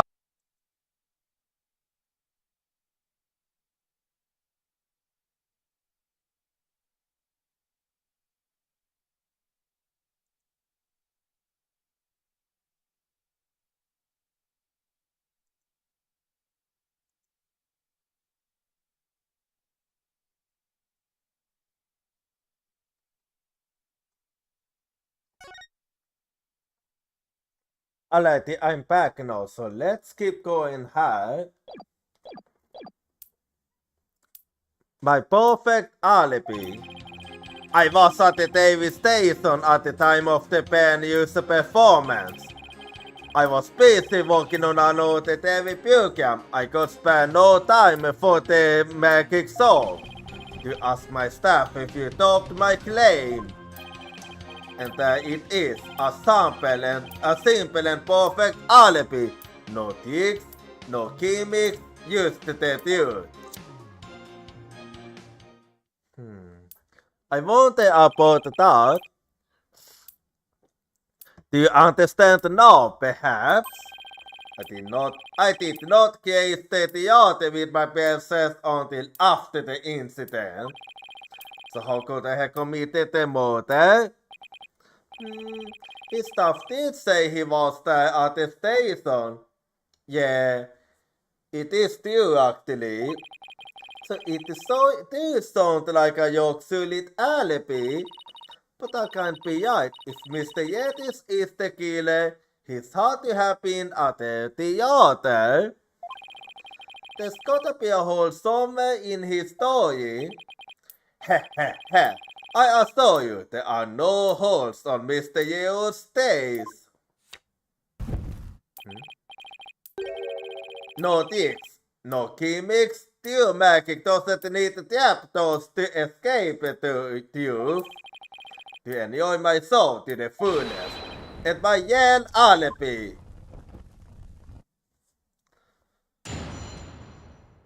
Wait, okay. So, the Yost isn't even gonna say anything, okay. Well then. But yeah. This is actually all I need to break through. Even if I didn't see the name of the save file now, even if I didn't see... Hang on. Let me fix the camera quickly. Yeah. Anyway, as I was saying, even if I didn't see the name of the save file, I did suspect that this was the final course examination. So here we go then. My perfect alibi. I was at the TV station at the time of the band-used performance. Hold it! But you did go to the theater eventually, isn't that right? Indeed. Anxious to see how the show was progressing, I made my way to the theater. Let's see, my unit took about 10 minutes by car. Could he actually have been at the theater during those 10 minutes, killing the victim? Ho ho ho! Allow me a stab at it in your mind. Aha! Could have been at the theater during those 10 minutes, killing the victim. How did that... Apollo, that was kind of obvious. Anybody would be thinking that. But no, I took a taxi. The driver can attest to that. Feel free to call the taxi company if my vote is not satisfy you. The driver is a big fan of the Yating Theater. I even gave him my card. He gave the driver his card. That was very clever of him. Yeah, that it was. You might as well give it up, lad. Questioning Yale magic is a fool's errand. Besides, you know very well what I was doing at the time of the incident. I was busy working on another TV program. I could spare no time for the magic show. Yeah, they say it as much. Anyway, hold it! What was this other TV show you were working on? My own special project, you see. One moment, perhaps this is more appropriate. It's a Yating Theater special production, yeah! Hang loose, baby! It's called Desperation Jason.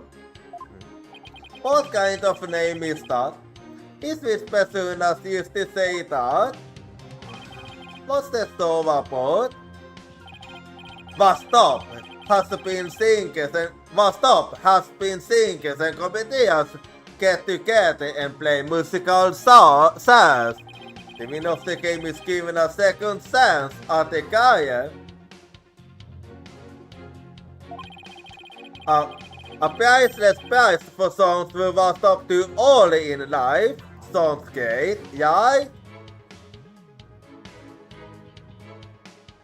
Well, I can certainly see why you want to go for a song like that.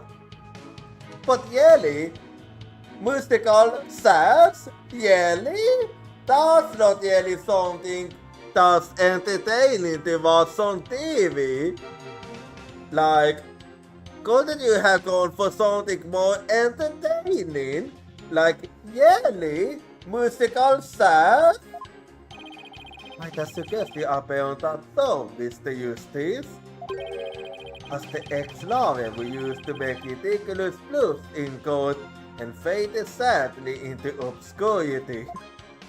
Come on now, and let the Yating say up you to my David Put, not in this lifetime. You have 80 actions, who knows, they might be you calling. Well, I have always wondered how it would be like if I was an actor myself. I do have the skills and some experience. Hey, what side are you on? Let me fix the camera quickly. Hang on.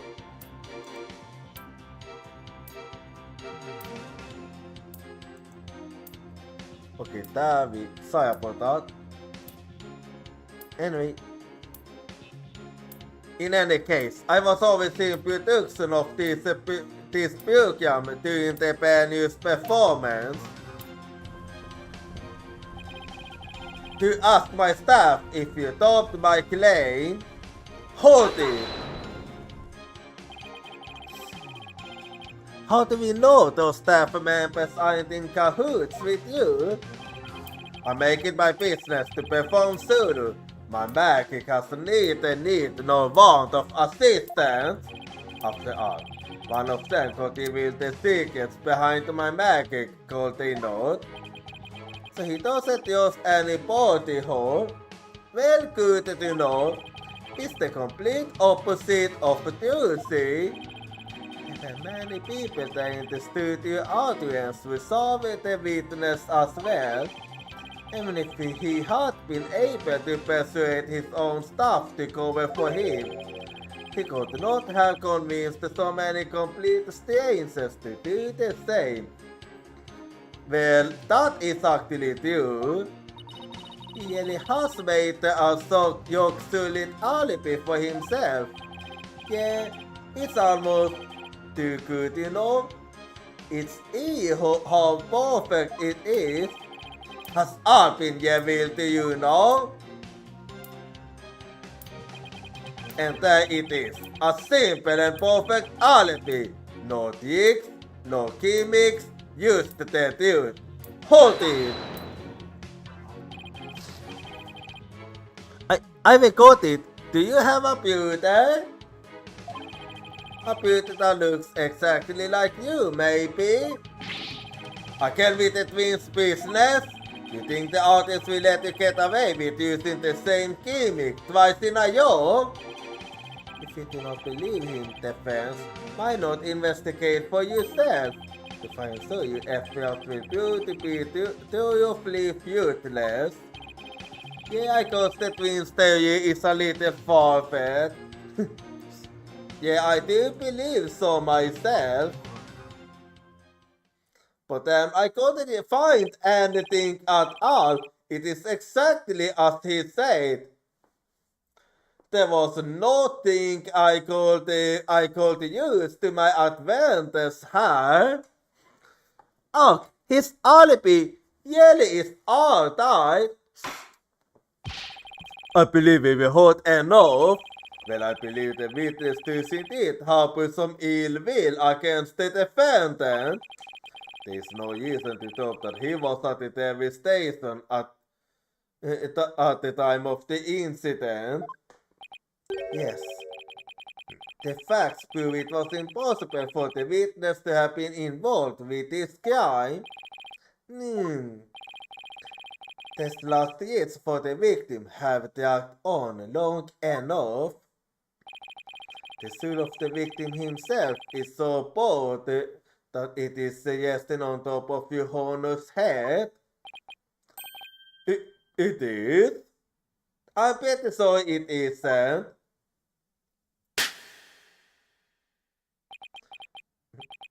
The time has come. Let us punish the sinner and kite the victim's soul to the twilight again. Apollo, du ser vi pity in prison, and will be out of a job, and homeless to top it off. But if you can taste the fishes, will you sell me some at a good price? I told you, I have absolutely zero intention of going off on a tuna boat. Think, Eustace, you have to figure this out. It's no use. Yeah, it's really hard to think of anything here. I'm drawing a blank myself. I can find a single love. So what now? Ho ho ho! Behold my never-ending magic song. Come for the awe-inspiring showmanship of the great Mr. Yeos. And stay for my grand illusion until the end of time. Ha ha ha ha ha ha ha! Illusion? Wait, is he saying that we still trapped inside some sort of illusion of his? That's what professional magicians do, to make the audience see something that isn't really there. In other words, you make us see illusions, right? We call it Mr. Jackson. When we keep you busy believing one thing, we busy making something else happen. What we say is there really isn't, and what we say isn't there actually is. Yeah, let's think of it that way.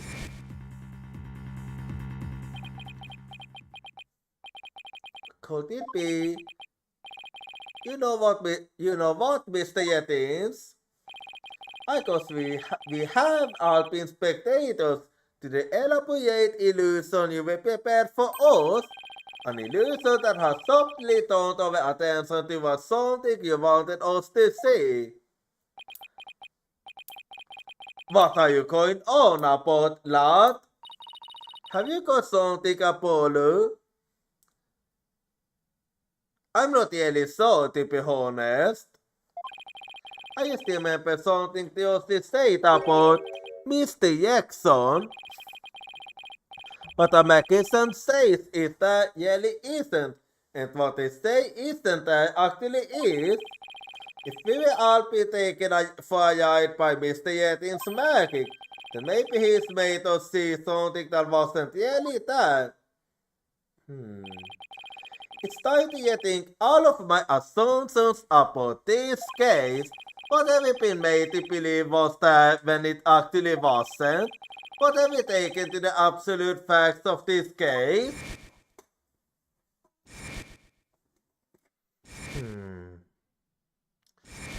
Well, we're gonna have to think that if I evaluate the volatility of all of these things, then yes, maybe. Well, Athena, there's something uncanny about this case. Okay, what is it? Yetin's alibi, it's too perfect. That's true, it's like it's impossible to break, no matter how hard we try. Yeah, that it is. But maybe that's the thing, maybe that's exactly what he wants us to think. I'm not following. We're not making any headway here because we've been so focused on breaking his alibi. Oh, I think I get it. You said he's using Mr. Jackson on us, right? Yeah. I'm starting to think something, but I'm not entirely sure. It's definitely a possibility. Ahem. Well, the defense can't serve it everyone what is discussing over there. You hollow, we believe that if we were to consider a certain assumption, we might finally arrive at the truth.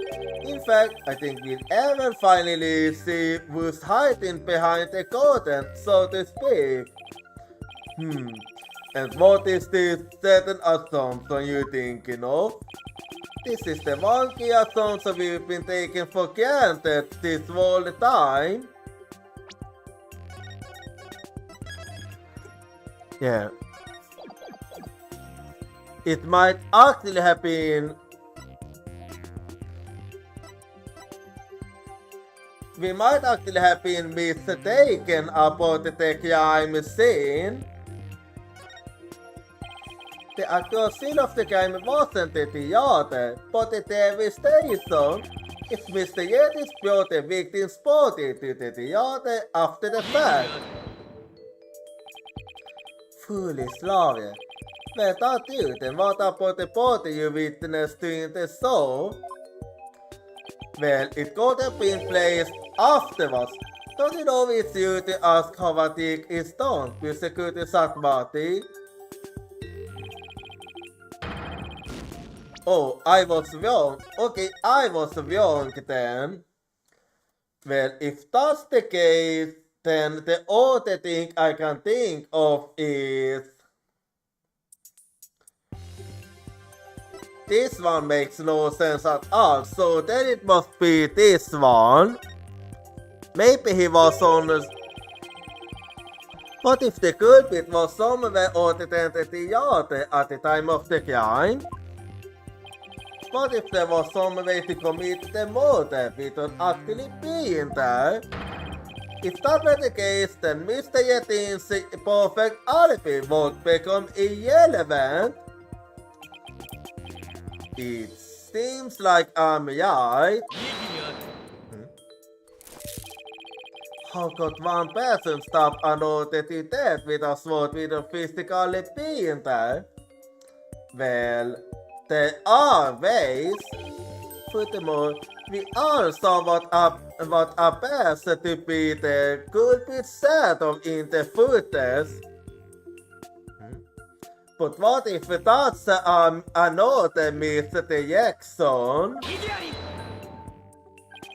But could we just as easily assume that the shadow does not belong to the culprit? Well, if it's not the culprit, then what is it? I have a speculation. I'm not 100% sure yet, but I'm pretty sure I'm on the right track. We've all seen something that looks like this shadow we said before, Your Honor, during the magic show itself. In that case, please point it out in the show footage for us. This is the thing that looks suspiciously smiling to the shadowy figure of the culprit.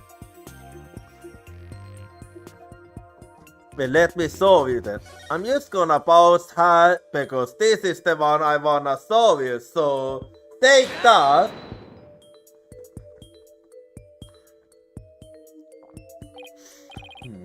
Mr. Justice, how do you start having a muntlig exempel? This shadowy figure? I don't need to look pretty smiling, do you not think so?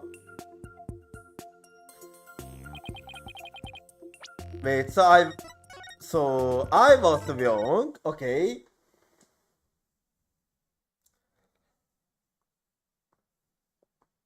So you mean to tell me that it wasn't him?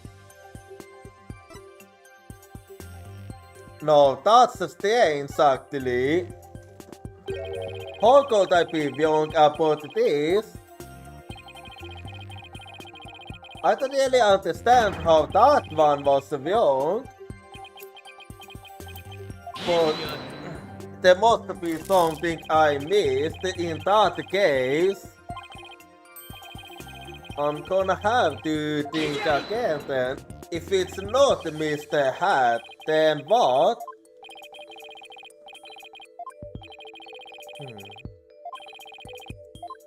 Well, if it isn't Mr. Hat, then what else?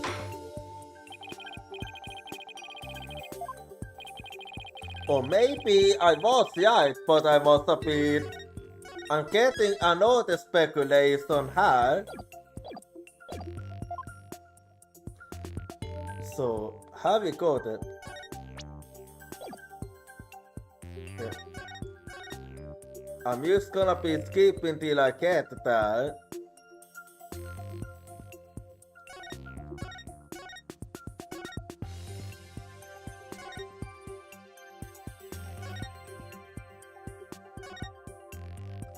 Yeah, I'm gonna have to actually think.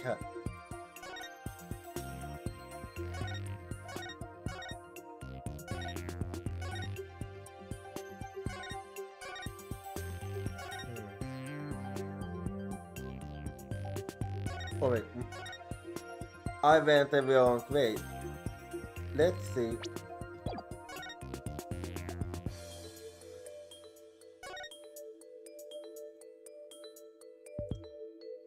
I wonder if that's the case. Let me...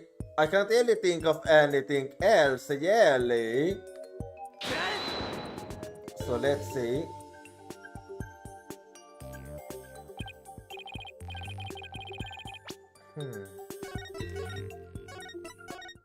Okay, it wasn't then. If it isn't Mr. Hat, no matter how hard I try, well, I'm gonna have to think in that case, what else could it be?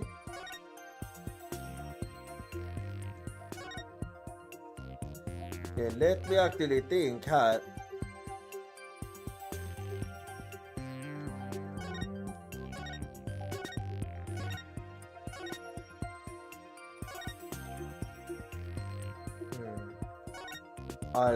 I do have to think.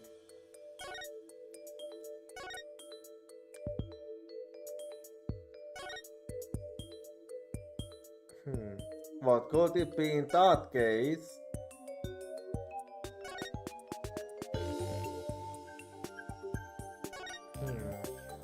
Yeah, I'm thinking hard.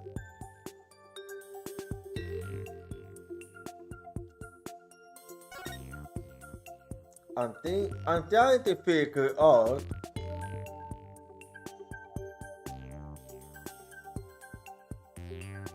what could it be if it's not.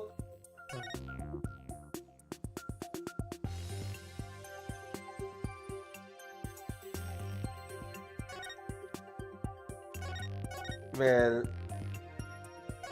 I'm gonna have to think what else. Wait, could it potentially be? We'll see about that. Take that, maybe.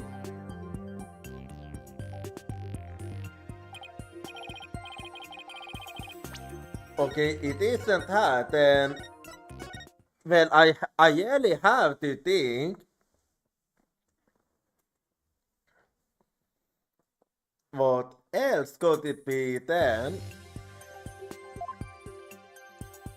Okay, I'm actually quite stuck because it's apparently not Mr. Hat. And if it isn't, then who else could it be? Or maybe let me try again now that it's zoomed in on him. Let's see.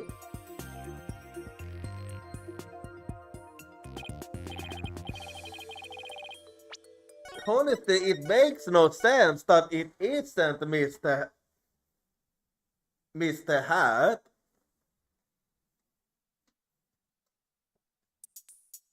You know, I actually don't really have an idea now because of this. So, I'm gonna have to figure out. I wonder if this is it. Let's see.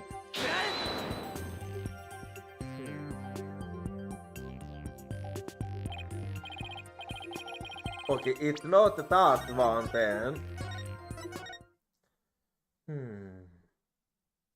If it isn't that one, then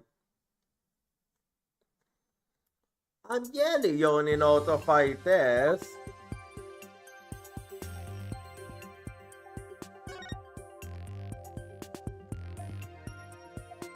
I wonder if this it.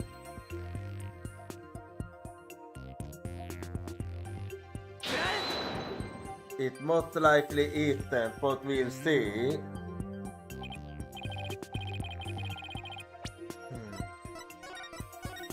Well, I'm completely stuck then.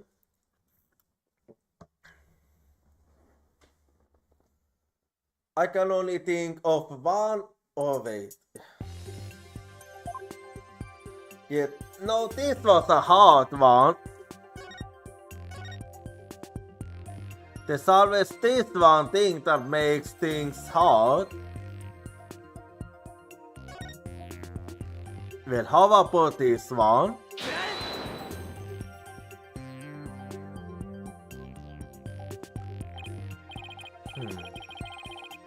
Not that one needed then.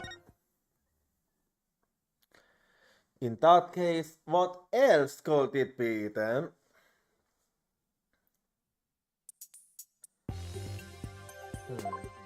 Yeah. Let's see. Is there something else then that I might have missed?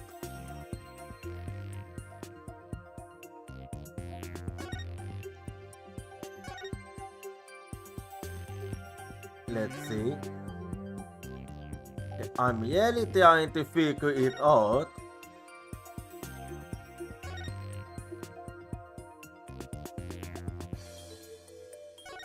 Yeah. I wonder. This will actually be the last one.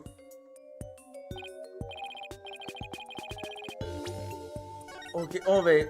No, because I had another thing, and if it isn't that one, then I'm really out of ideas. And somebody we need to. I'm gonna allow backseating in this particular one. Because I'm out of ideas right now. Let's see.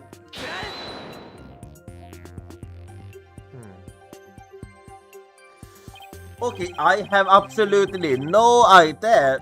Okay, can somebody tell me? Can somebody tell me what I'm supposed to go for then? Because I don't have any ideas anymore.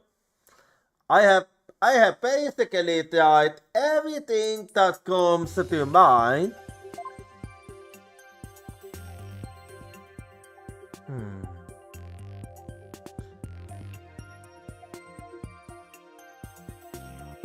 Well, I have tried everything and nothing comes to mind, so I'm actually gonna have to try to figure it out, so hang on.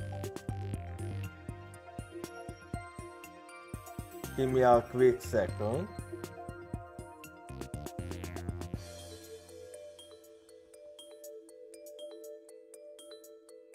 Let's see.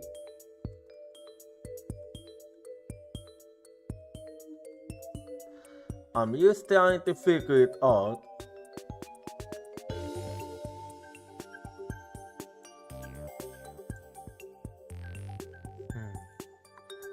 Yeah, I'm just trying to figure out how. Let's see.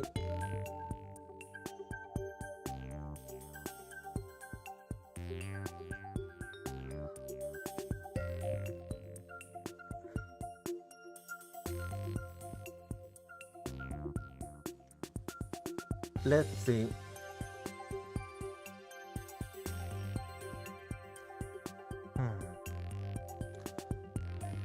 So let's see. I'm just trying to figure out how.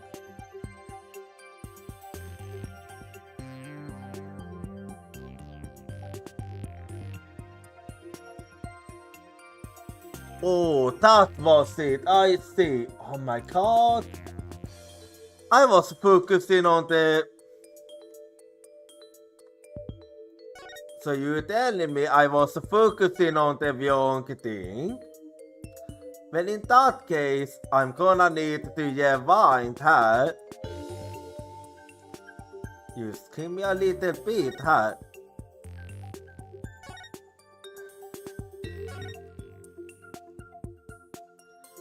Okay, wait, hang on.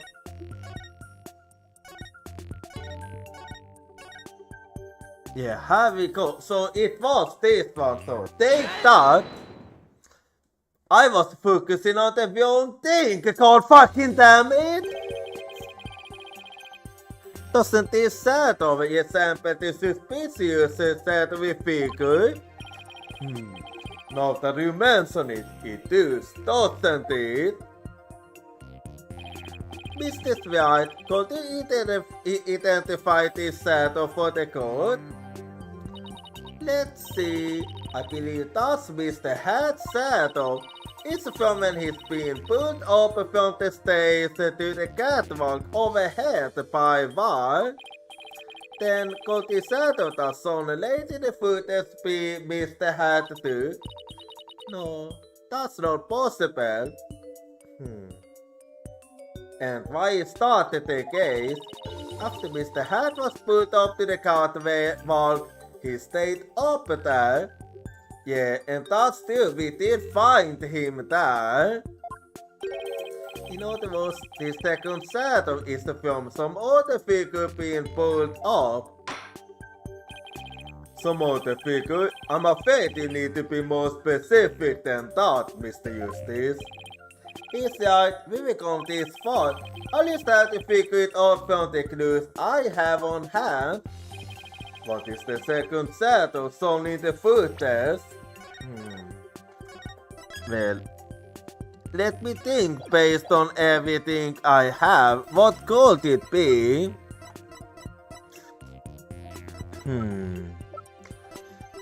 Well, I'm thinking of two things actually. The first one coming to mind is this. So, take that.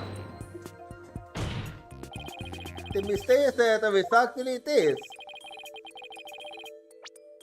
Oh wait, humanoid, right, humanoid, right. I forgot, I was looking for,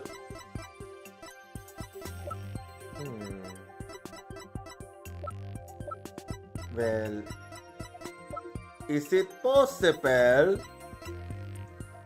maybe, it is this, maybe. So, take that. If we consider what was happening on the stage at the time, there is only one answer. The setup belonged to the fake Mr. Yeos. In other words, Mr. Mano Mystery, the victim. Yep. Please take a look at the blank plan script. Mr. Misty was to pretend to be dead and then fly up into the air after that. Isn't that right, Mr. Yettins? Indeed. And what of it? I can tell that that's exactly what happened. Yep, he was... Yep.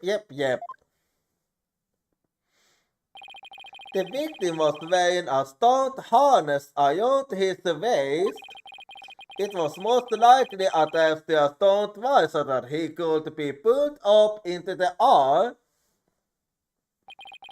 So you're suggesting that after pretending to be dead in the coffin, the victim flew up into the air, just as the prank script says? Yep, that is what I believe. Exactly, we just got to see him go flying up because the dragon was blocking over why. And that last stick, ladies and gentlemen, is the true beast resistance of the cool beast Mortius magic song.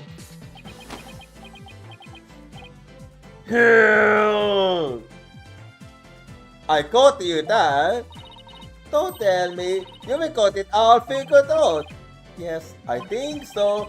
If we can use to look beyond Mr. Yeti's last bit of Mr. Yexon, we shall finally be able to see the yellow dude. The victim must have been pulled up to the cart wall, just like Mr. had. And hit the cushioning up there with considerable force. I just had to figure out what else happened up there at that time. Are you ready to elaborate, Mr. Eustace? Yes, Your Honor, I'm ready. In that case, please answer me this. Why did the culprit make the victim fly up into the air like that?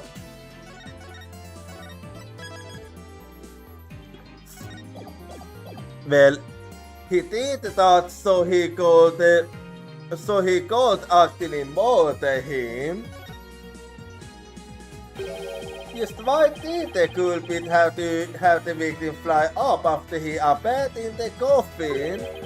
And how did the victim actually die when he was only pretending to be dead in the coffin? If we can figure out how these two questions relate, the answers should become clear. Could it be? Yep. Mr. Misty must have thought he was still just part of a bank when he appeared on stage. He probably didn't suspect a thing as he was being pulled into the air after Misty's ride was called backstage and used as the set piece fell. But the culprit had already planted the yellow motor weapon in a cushion in the cart wall, and that's how he died. It was probably a knife or blade of some sort. What you mean? Yep, and this means he didn't have to be there to commit murder. Yes, it really was a magical murder. Just as the blank script said, Mr. Misty was whisked up into the air and stared into a plate there in the cart wall. And only a magician would be able to do it with such precision. In other words, this murder was committed immediately due to the use of a magic trick, which makes your alibi completely useless. But immediately, upon this method, it won't matter where Mr. Yetins was at the time of death. No! Yep, well, and don't think that you're getting out of this one. But how exactly does it work, Mr. Eustace? Very simple actually. Just before the murder occurred, the target set piece was up in the cart wall. It and Mr. Manu Misty were connected to each other by a wire at the time. But carrying out the prank plan, Betty made the target set piece fall. Completely unaware of the sword, which caused Mr. Misty to rocket straight up and into the plate in the cushion. And that's how he died. The cushion was high up enough to be hidden from the audience's eye. That's why nobody saw the blade. Oh, then that big cousin Mr. Hat's cape? Exactly. The plate must have been set up overhead sometime before the magic show. Mr. Hat must have been slashed by it too, when he was put up to the cushion. But I can't believe it. I had no idea. I was told that Jussi would figure if I made a set piece of fun. That's the only reason I did it. And I do believe you. You were used, Betty. Jochira's used you. I thought he was my little puppet to post I owned, but it was the only way I owned. After the incident occurred, Mr. Yetins arrived at the theater. He got about the weapon and swapped the Uber sword with the bloodied steel one. That's also when he lowered the victim's body onto the stage. But how did he have time to do all that? When the set piece fell, the audience was evacuated from the building. And that's when he got his chance. He was able to do all those things after the fact because there was no one around to see. A horrific modern camouflage but spectacular magic song. That sounds like the kind of model only a magician could pull off. As long as the song proceeded as it was scripted, Mr. Misty was doomed to die. That's why it was you, Mr. Yetins, who killed the victim all the way from the devastation. This prank plan was so to say modern plan, plus your malicious intent.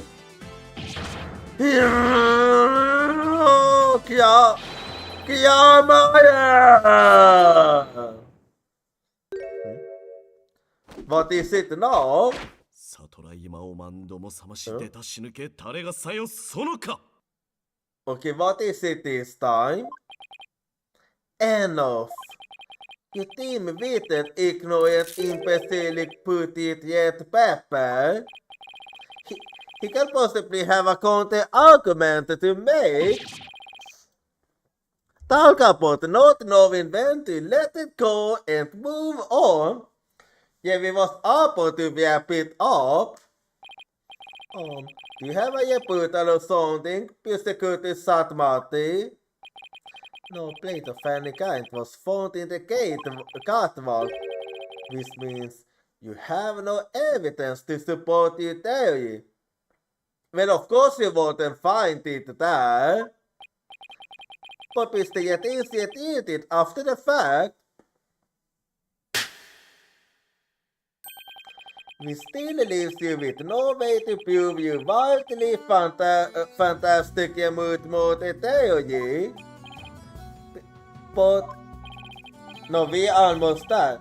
Without proof, does it not make more sense to believe that the murder was committed there on the stage?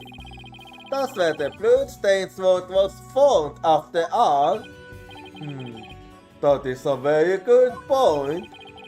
As the only person who could have committed the crime there on that stage. Joseph White remains the prime suspect. Don't give up just yet. Nicole! No Apollo. Calm yourself. Calm yourself. It was apparent that what you conclude is little more than a simple politic. In the end, you have done nothing to prove the accused innocence. It is time to at last to let it go and move on. We almost had him too.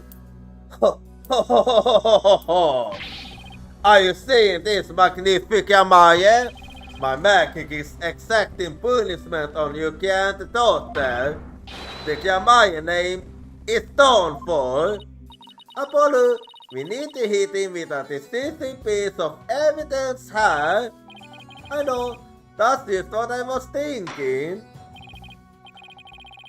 Mr. Eustace, do you or don't you have anything to prove that a witness committed this murder you proposed? Of course I do, Your Honor. This entire incident was scheduled exactly according to the script. Right, so theoretically, there should be no evidence for us to find or use. This means the best bet is to see if something on skip that happened. Yeah, let's think of it that way. There's gonna be something getting Scott that have foreseen, and once I find it, that's how I'll expose his motive stick. Get ready, Mr. Yetins, because I'm about to reveal the secret of your magic. There are no tricks or gimmicks here.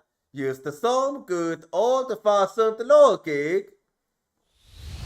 Well, here we go then. Yeah. So let me use the save quickly here then. As long as the magic storm event are scripted, the motive will happen without fail. Everything in this case was carefully planned so that no evidence would be left behind. Still, one thing happened that definitely wasn't in the plan. This part of the magic storm wasn't a part of the song's original script. Yeah. Bonnie's mistake wasn't a part of the script. Bonnie made a mistake. Bonnie made a mistake during the Diosis escape trick. What mistake did Bonnie make during the magic trick? The fucking start one? Like what the fuck, man? Damn, that was actually quite a savage. As much as I wish that was the truth, it was Mr. Hat's positioning. Mr. Hat was placed in the wrong spot because Bonnie placed Mr. Hat to the right of the coffin instead of to the left.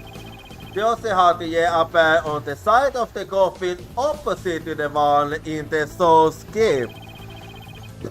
But the culprit didn't know that when he first arrived at the theater, which means he was born to make a slip up when he tampered with the crime scene. This part of the culprit's cover-up attempt was affected by Theos's new position. Yeah, they put in the coffin hole actually.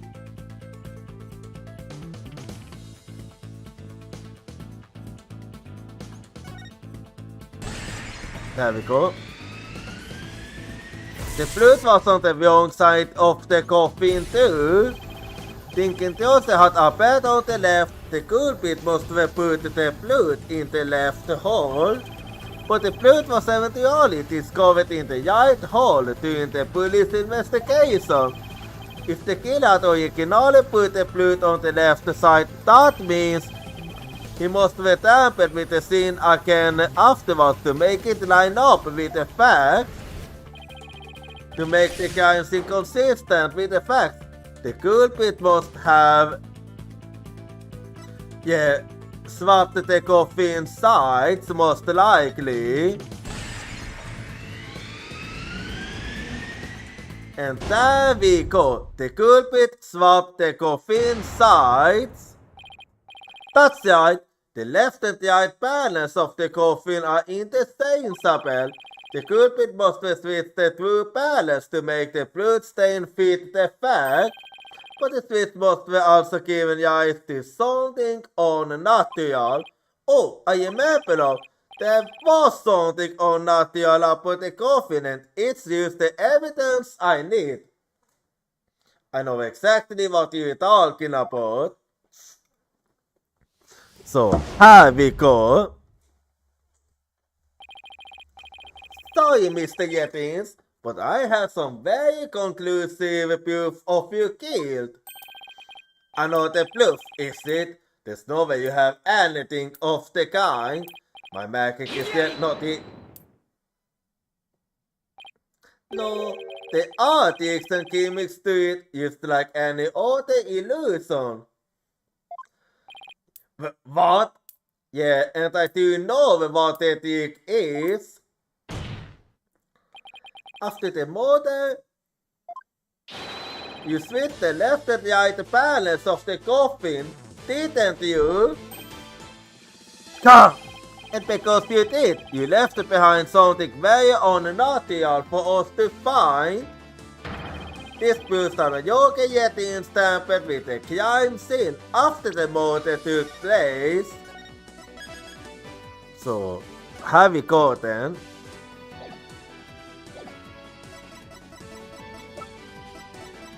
Yeah. The proof is this one, so... Take that! The fingerprint in results? Exactly! What about the fingerprints is unnatural?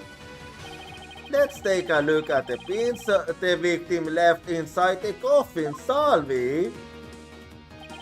If the victim was facing forward in the coffin, his pins and salt were looked like this. However, what we found was they were facing the opposite direction. It's quite unnatural for the pin to be facing this way. Wouldn't you agree?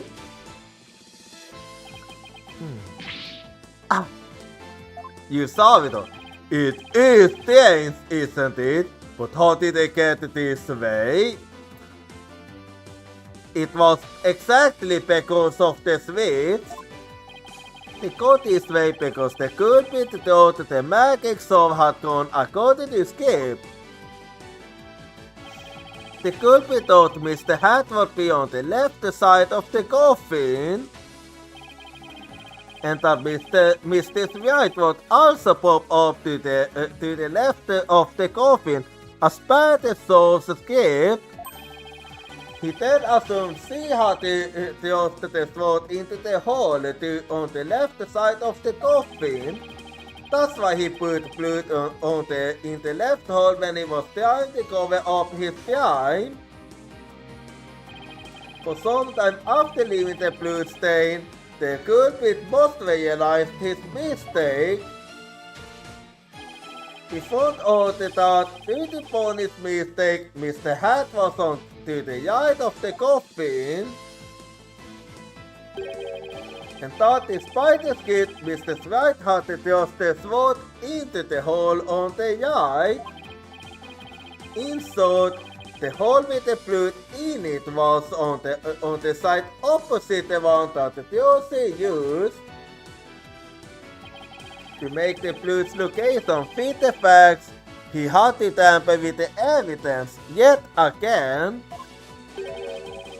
So he tried to cover his track by switching the coffin's left and right panels. Oh, and that's how the fingerprints in the coffin ended up backwards. Yep, you're correct about that, yep. Because the culprit switched the two side panels around.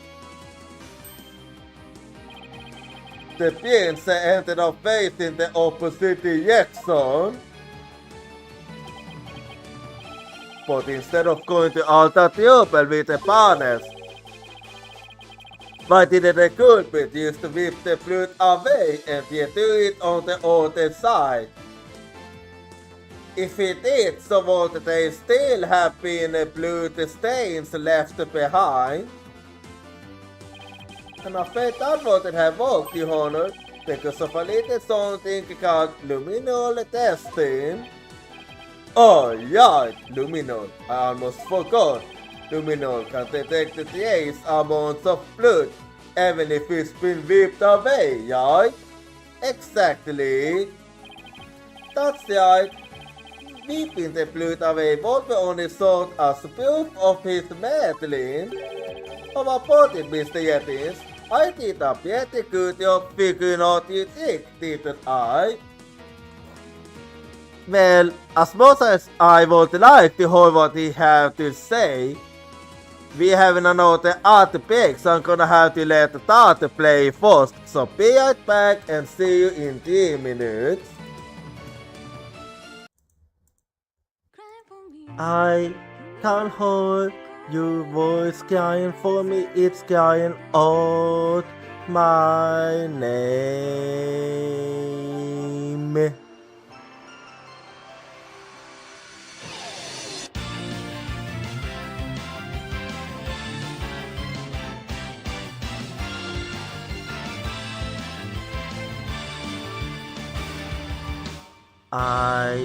was acting tough by saying that I don't team because it's scary to lose my team.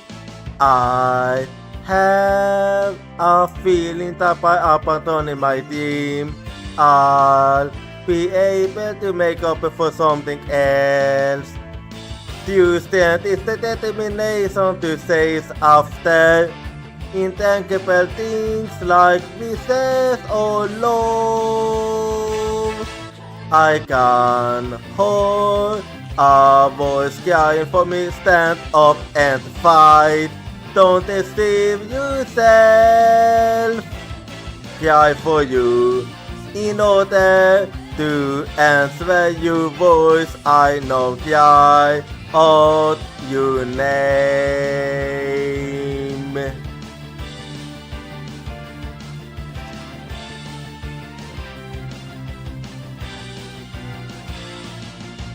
I replaced my lack of self-confidence with kindness.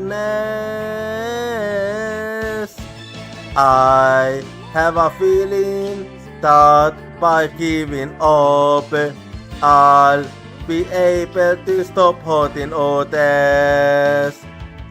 When we completely accept our pain and hardship and start to understand each other, Tuesday will be born. I can hold a voice crying for me, don't run away. I will hold you everything tightly. Cry for you, wanting to answer your voice. I know cry out your name.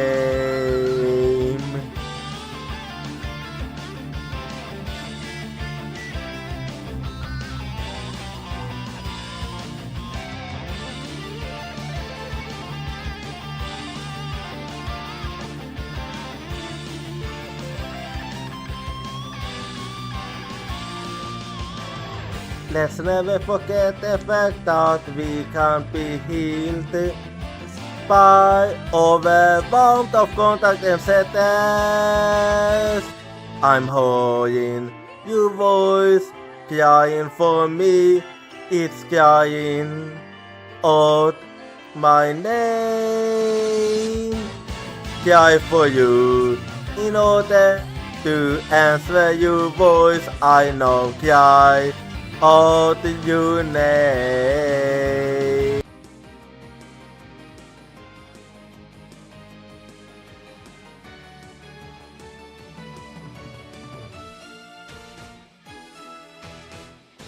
Okay, I'm back now, so let's keep going here. We basically done with this case now. What is it this time? Just the right coated on the same used as easily. Are you sorry about that? She was actually aware of this, so it won't really make sense for her. You have no proof that it was this witness who tampered with the evidence. But I do have a proof. What? A person who was in the magic shop would never have made the mistake of putting the blood on the wrong side. Exactamente. Christopher, Mr. White was solely what we remembered she was on the other side. Oh my, you're absolutely right. Why you impotent? And so you realize by now, Security Satmati, that it couldn't have been anybody else. That you claim that Mr. White is the culprit just doesn't hold up. You as an accused, I must certainly born to hell. Really, Mr. Whited Eye? Yeah. Why are you so certain about that? Because I think you're the one with a ticket to death for trying to convict an innocent girl.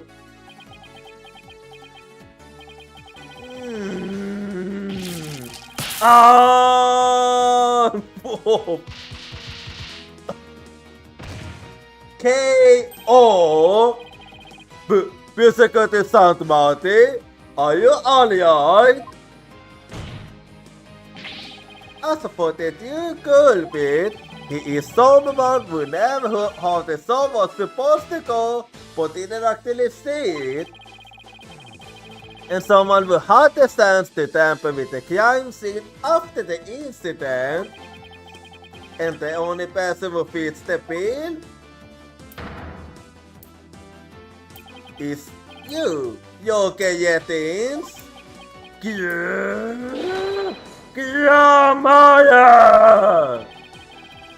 All of the secrets to you things have been revealed. And with no things left, I'm afraid you saw has been cancelled permanently.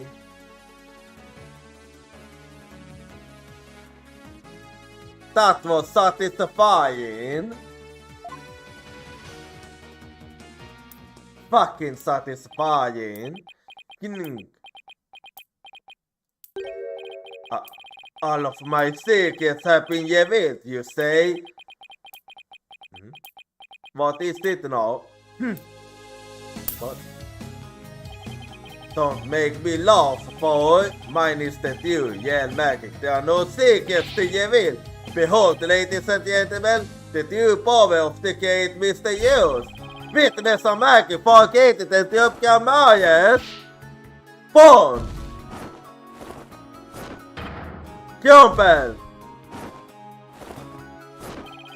Fall to my furious flames, the great Mr. Hughes! Will bring an end to you all! And now, for the final hand to the Kamayan name, right there, no, you do. So, no, this isn't the eye! Oh! No, I didn't do anything wrong, no! It's not my fault! I'm not the one to blame! I'm the victim here! Oh! No, what? No! Oh! Stop! No! Oh! Go! You get my hair! Damn. Okay.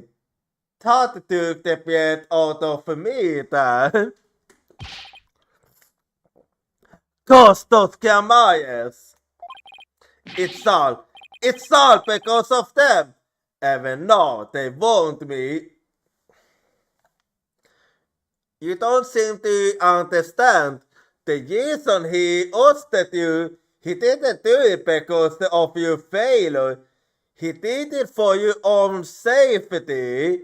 He didn't want any more harm to come to you. So he actually did it to protect you. Well, at the very least, that's what I would like to believe. Cast them all to the abyss. Do you really hate us that much?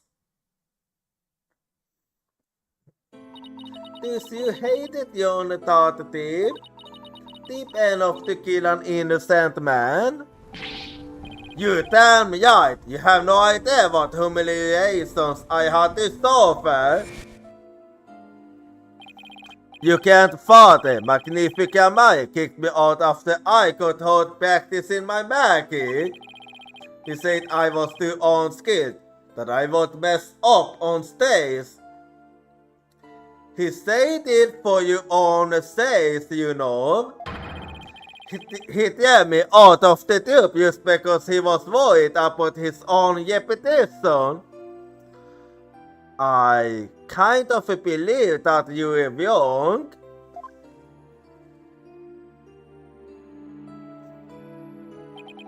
Since I was put outside, it was always my dream to become a great magician. But I'm a Griffy. He took it all from me. But that's no excuse. That's no reason to do something so evil. Magic is supposed to make people happy, not used as a means for murder. What's the big deal? I just used what I had available to me. That's all. That's all for you, maybe. I get it now. That attitude toward magic is why my grandfather kicked you out. You don't deserve to call yourself a magician. Yeah, I have to agree actually. Don't deserve? I don't know about that. What is it now? After all, you were completely taken in by my magic, were you not? If not for that lava over there, you would be on your way to prison as we speak. You're right, I didn't see you few things. You see, so in the end, Tupka Maya was defeated by the great Mr. Yeos. Ho ho ho. You're not fit to elect me from on high, Joseph, right? You don't even deserve to call yourself a magician, you naive teen hoon.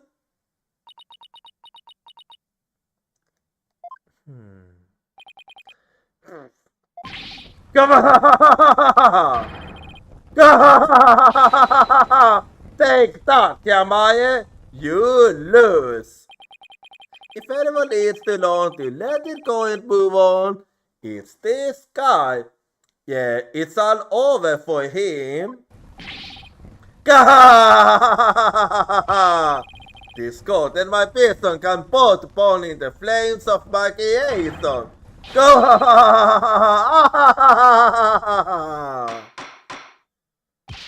Polly, take Mr. Yeti's away and pick a fire extinguisher used to be safe.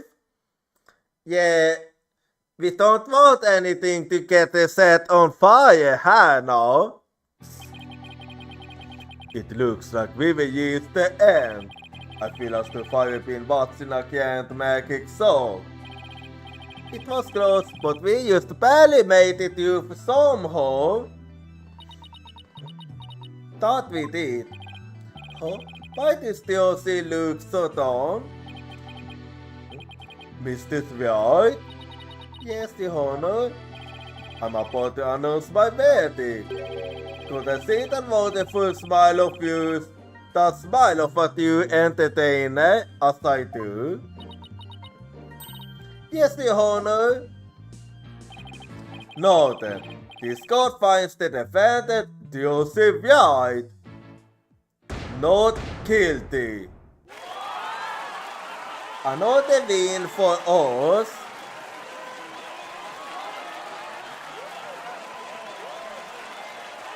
In yet another hard-fought case, court is adjourned.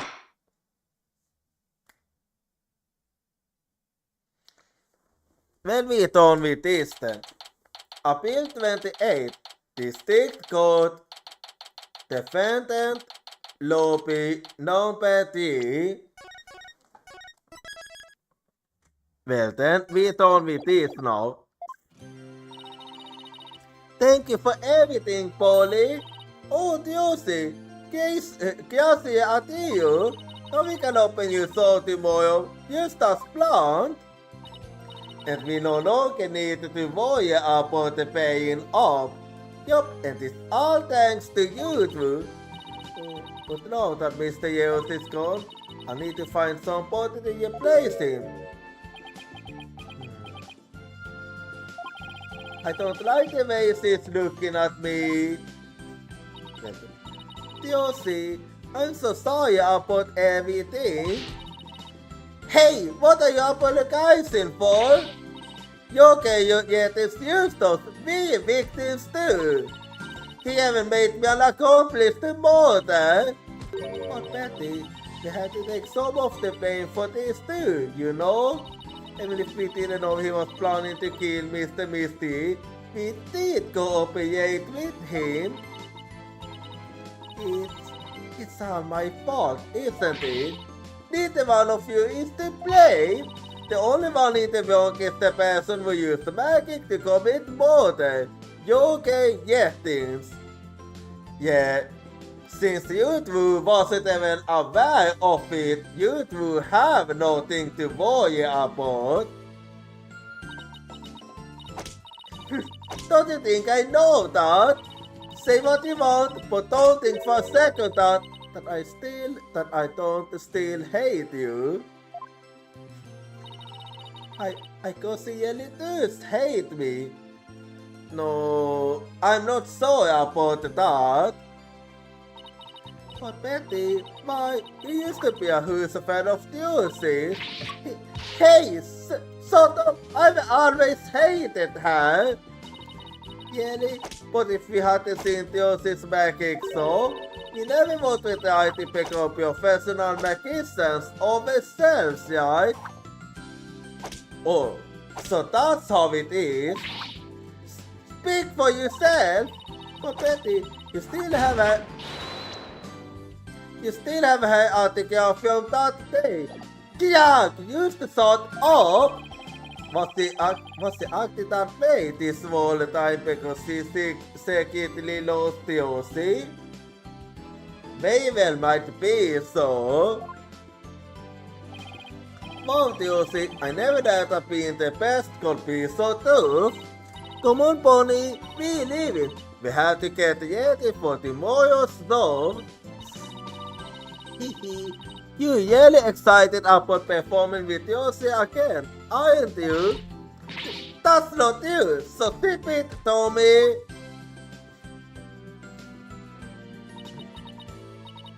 Polly, do you think I really am a naive keen hoon? No, you have gone a long way. Huh? No way, she's not. She's far from it. After all, you were completely taken in by my magic, were you not? If not for that love over there, you would be on your way to prison as we speak. You're right, I didn't see it you few things. You see, so in the end, Jochira was defeated by the great Mr. Yeos. Ho ho ho! You're not fit to elect me from on high, Joseph, right? You don't even deserve to call yourself a Backseating, you naive greenhorn. Josie, don't tell me you're taking what you didn't say too hard. Well, maybe a little. I didn't see it with his sticks and I let myself be taken in by his magic. I can't trust myself anymore. Maybe he was right to call me a greenhorn. He sort of takes stock in his words. He doesn't even know the first thing about you. Huh? You are wonderful, Jochira magician. You should be proud of yourself. Thank you, Apollo. But what makes you say that? I know you are wonderful, Jochira magician. Because of this. Because you always have a smile on your face. So take that. Man kan få ett slutbud. Det kan vara gift att you entertainer always keeps a smile on their face. When you perform the magic trick in court today, you saw the word your dedication to YouTube's gift. Even if all the year you kept a smile on your face and won't take out over, you are everything magnificent to hope for in and heart. You are great magician, do you see? A great magician? Me? You really are.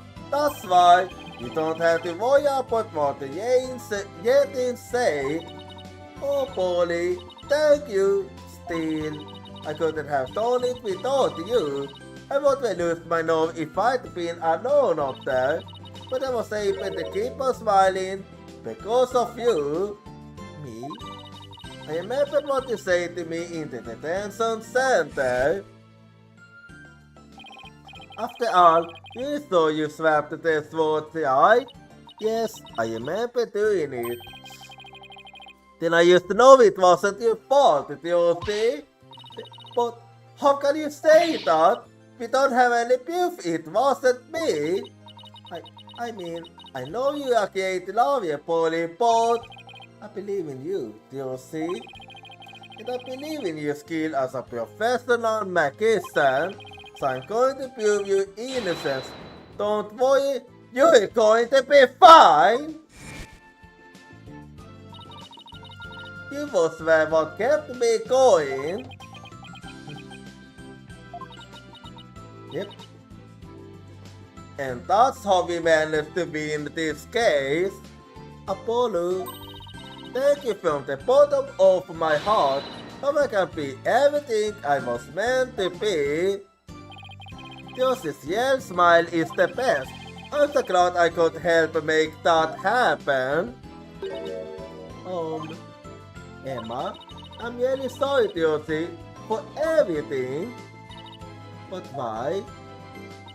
You did your best, and I wasn't able to convince Secretary St. Martin what a good person you are, and I had to testify against you too. You have nothing to apologize for. You were just doing your job. That is very true. You're too kind. Oh, I don't know about... Oh, is something wrong, Emma? Oh, crying, aren't you? Secretary St. Martin, what are you doing here? What is it this time? Detective Sky? Yes? I require your forensic expertise in order to close this case. Come, let us go. Oh, that's actually good. Wait, Secretary St. Martin. The trial is over, Mr. Justice. You and I are staying as once more, with no further need to interact. Stances, have you really forgotten all about me? What? So you two did know each other?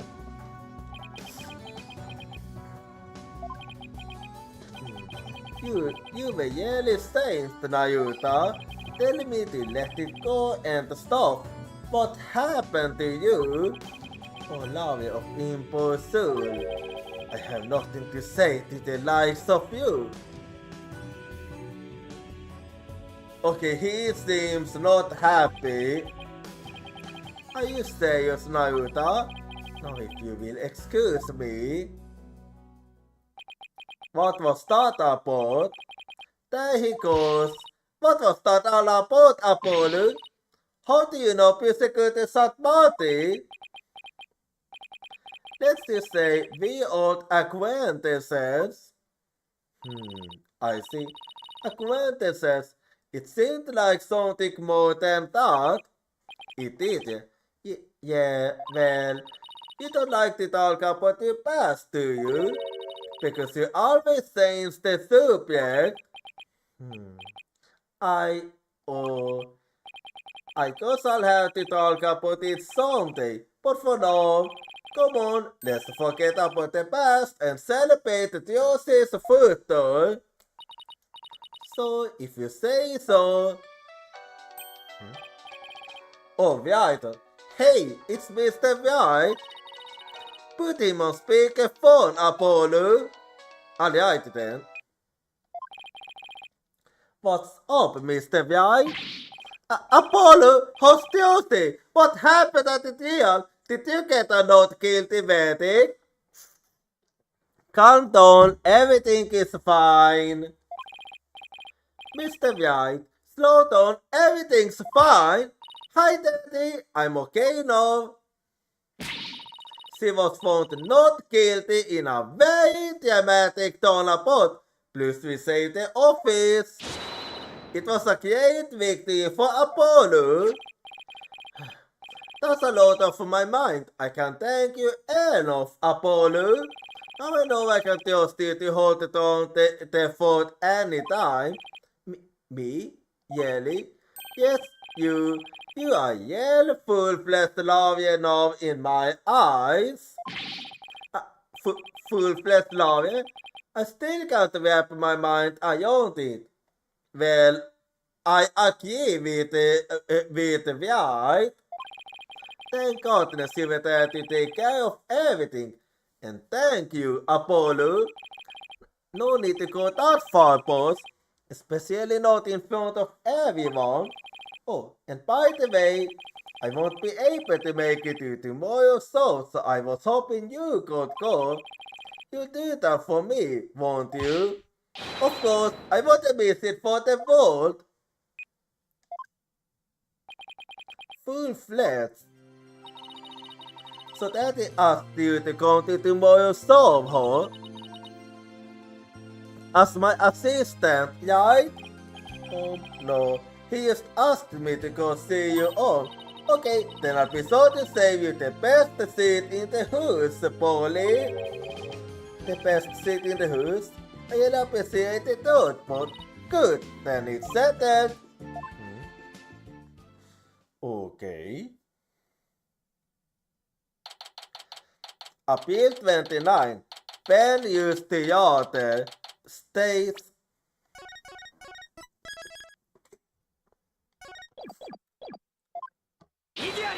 oh, I thought we known.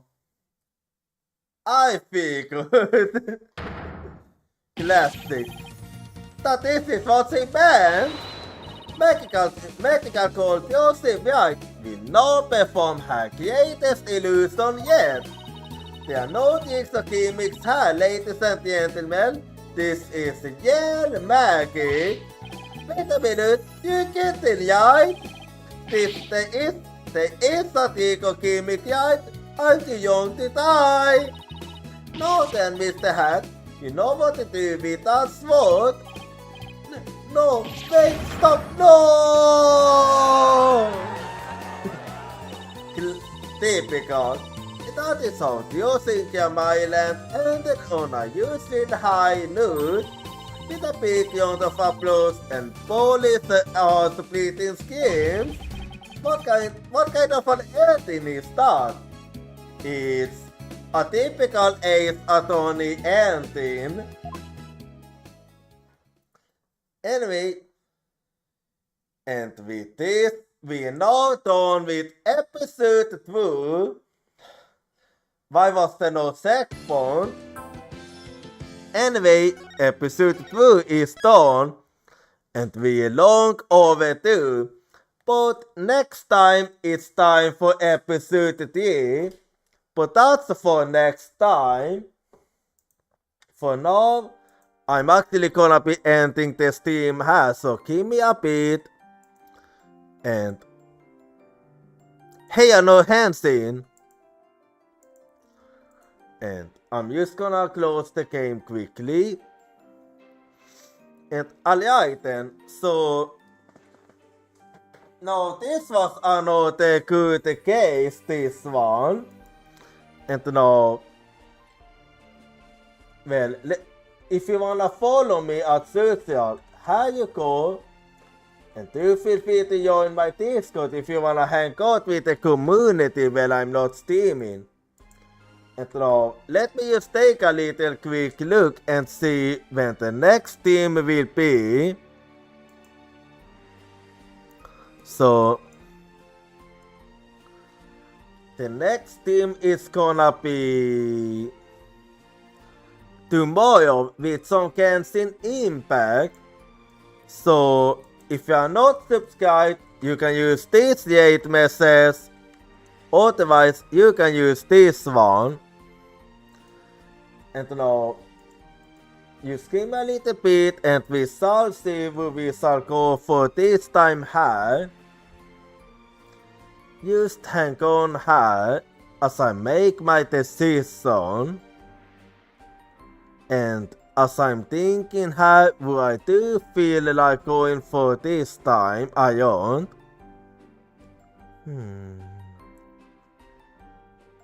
Yeah, let me actually do a little thinking here.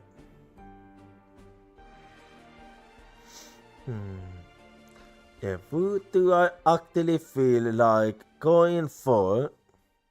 That we shall see. As I'm doing a little thinking here, what do I feel like going for actually? That I'm not really too sure. Let's see here.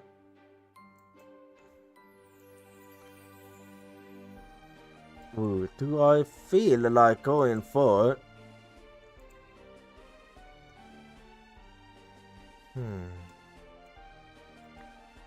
Yeah, I'm actually thinking here.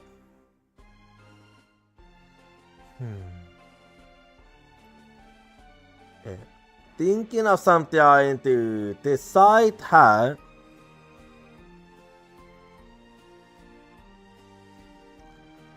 Well,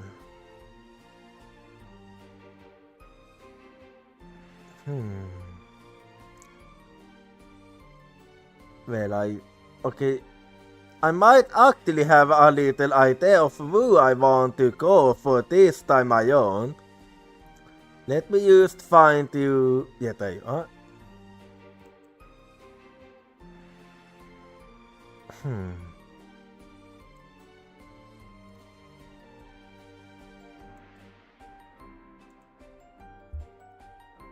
Well,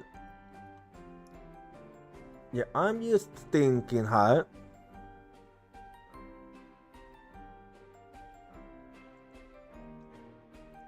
Yeah, just hang on.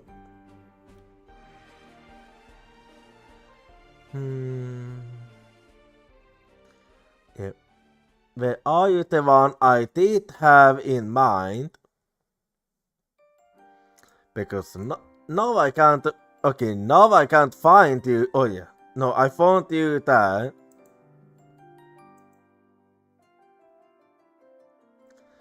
So this time around, we're going for Dama, and I'll be seeing you all next time. Good night, Uyatsumi.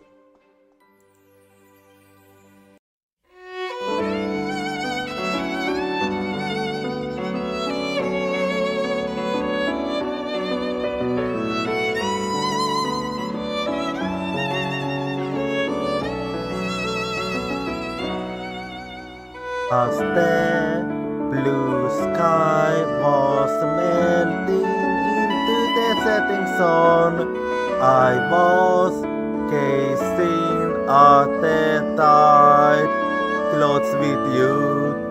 What kind of words should I have used in order to be able to convey my feelings? You gentle heartbeats from my back, you're stronger and stronger as time ticks by. Love, looking up at the sky, I feel that I